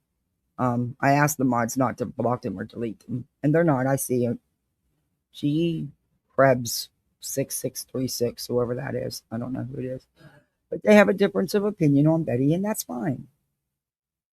They can. We don't all like the same people, and that's fine too. We need variety. We need varying opinions, and I welcome them as long as you're, not being ridiculous. But I don't know who's live, so go wherever you want to go. Have some fun. It's YouTube. Remember that. It's YouTube. But we will be doing another live on the Clancy story. I'm going to go over the search warrants and some other videos that I found. And yeah, we'll be doing a part 2 to that. But my next stream's, I don't know. If I get on tomorrow, it's probably going to be late, and I'll probably just do a quick Crama drama update. Because I'm not going to do the Crama drama in the next. It'll be just another Hot Topics that if I go live tomorrow. But yeah, so you go on out here. Thank you for your support. Thank you for the supers and for the membership. I appreciate the memberships. I appreciate that. As you know, BJ said it. It's the end of the month. We got another day. But my 8-year-old's party's tomorrow, and I'm excited because it's taken a lot to get him excited, and I'm glad he finally is. He misses his daddy terribly. But anyway, yeah, I'll be seeing you. You go out here, be the best misfit you can be, and have fun. See you, bye, misfits.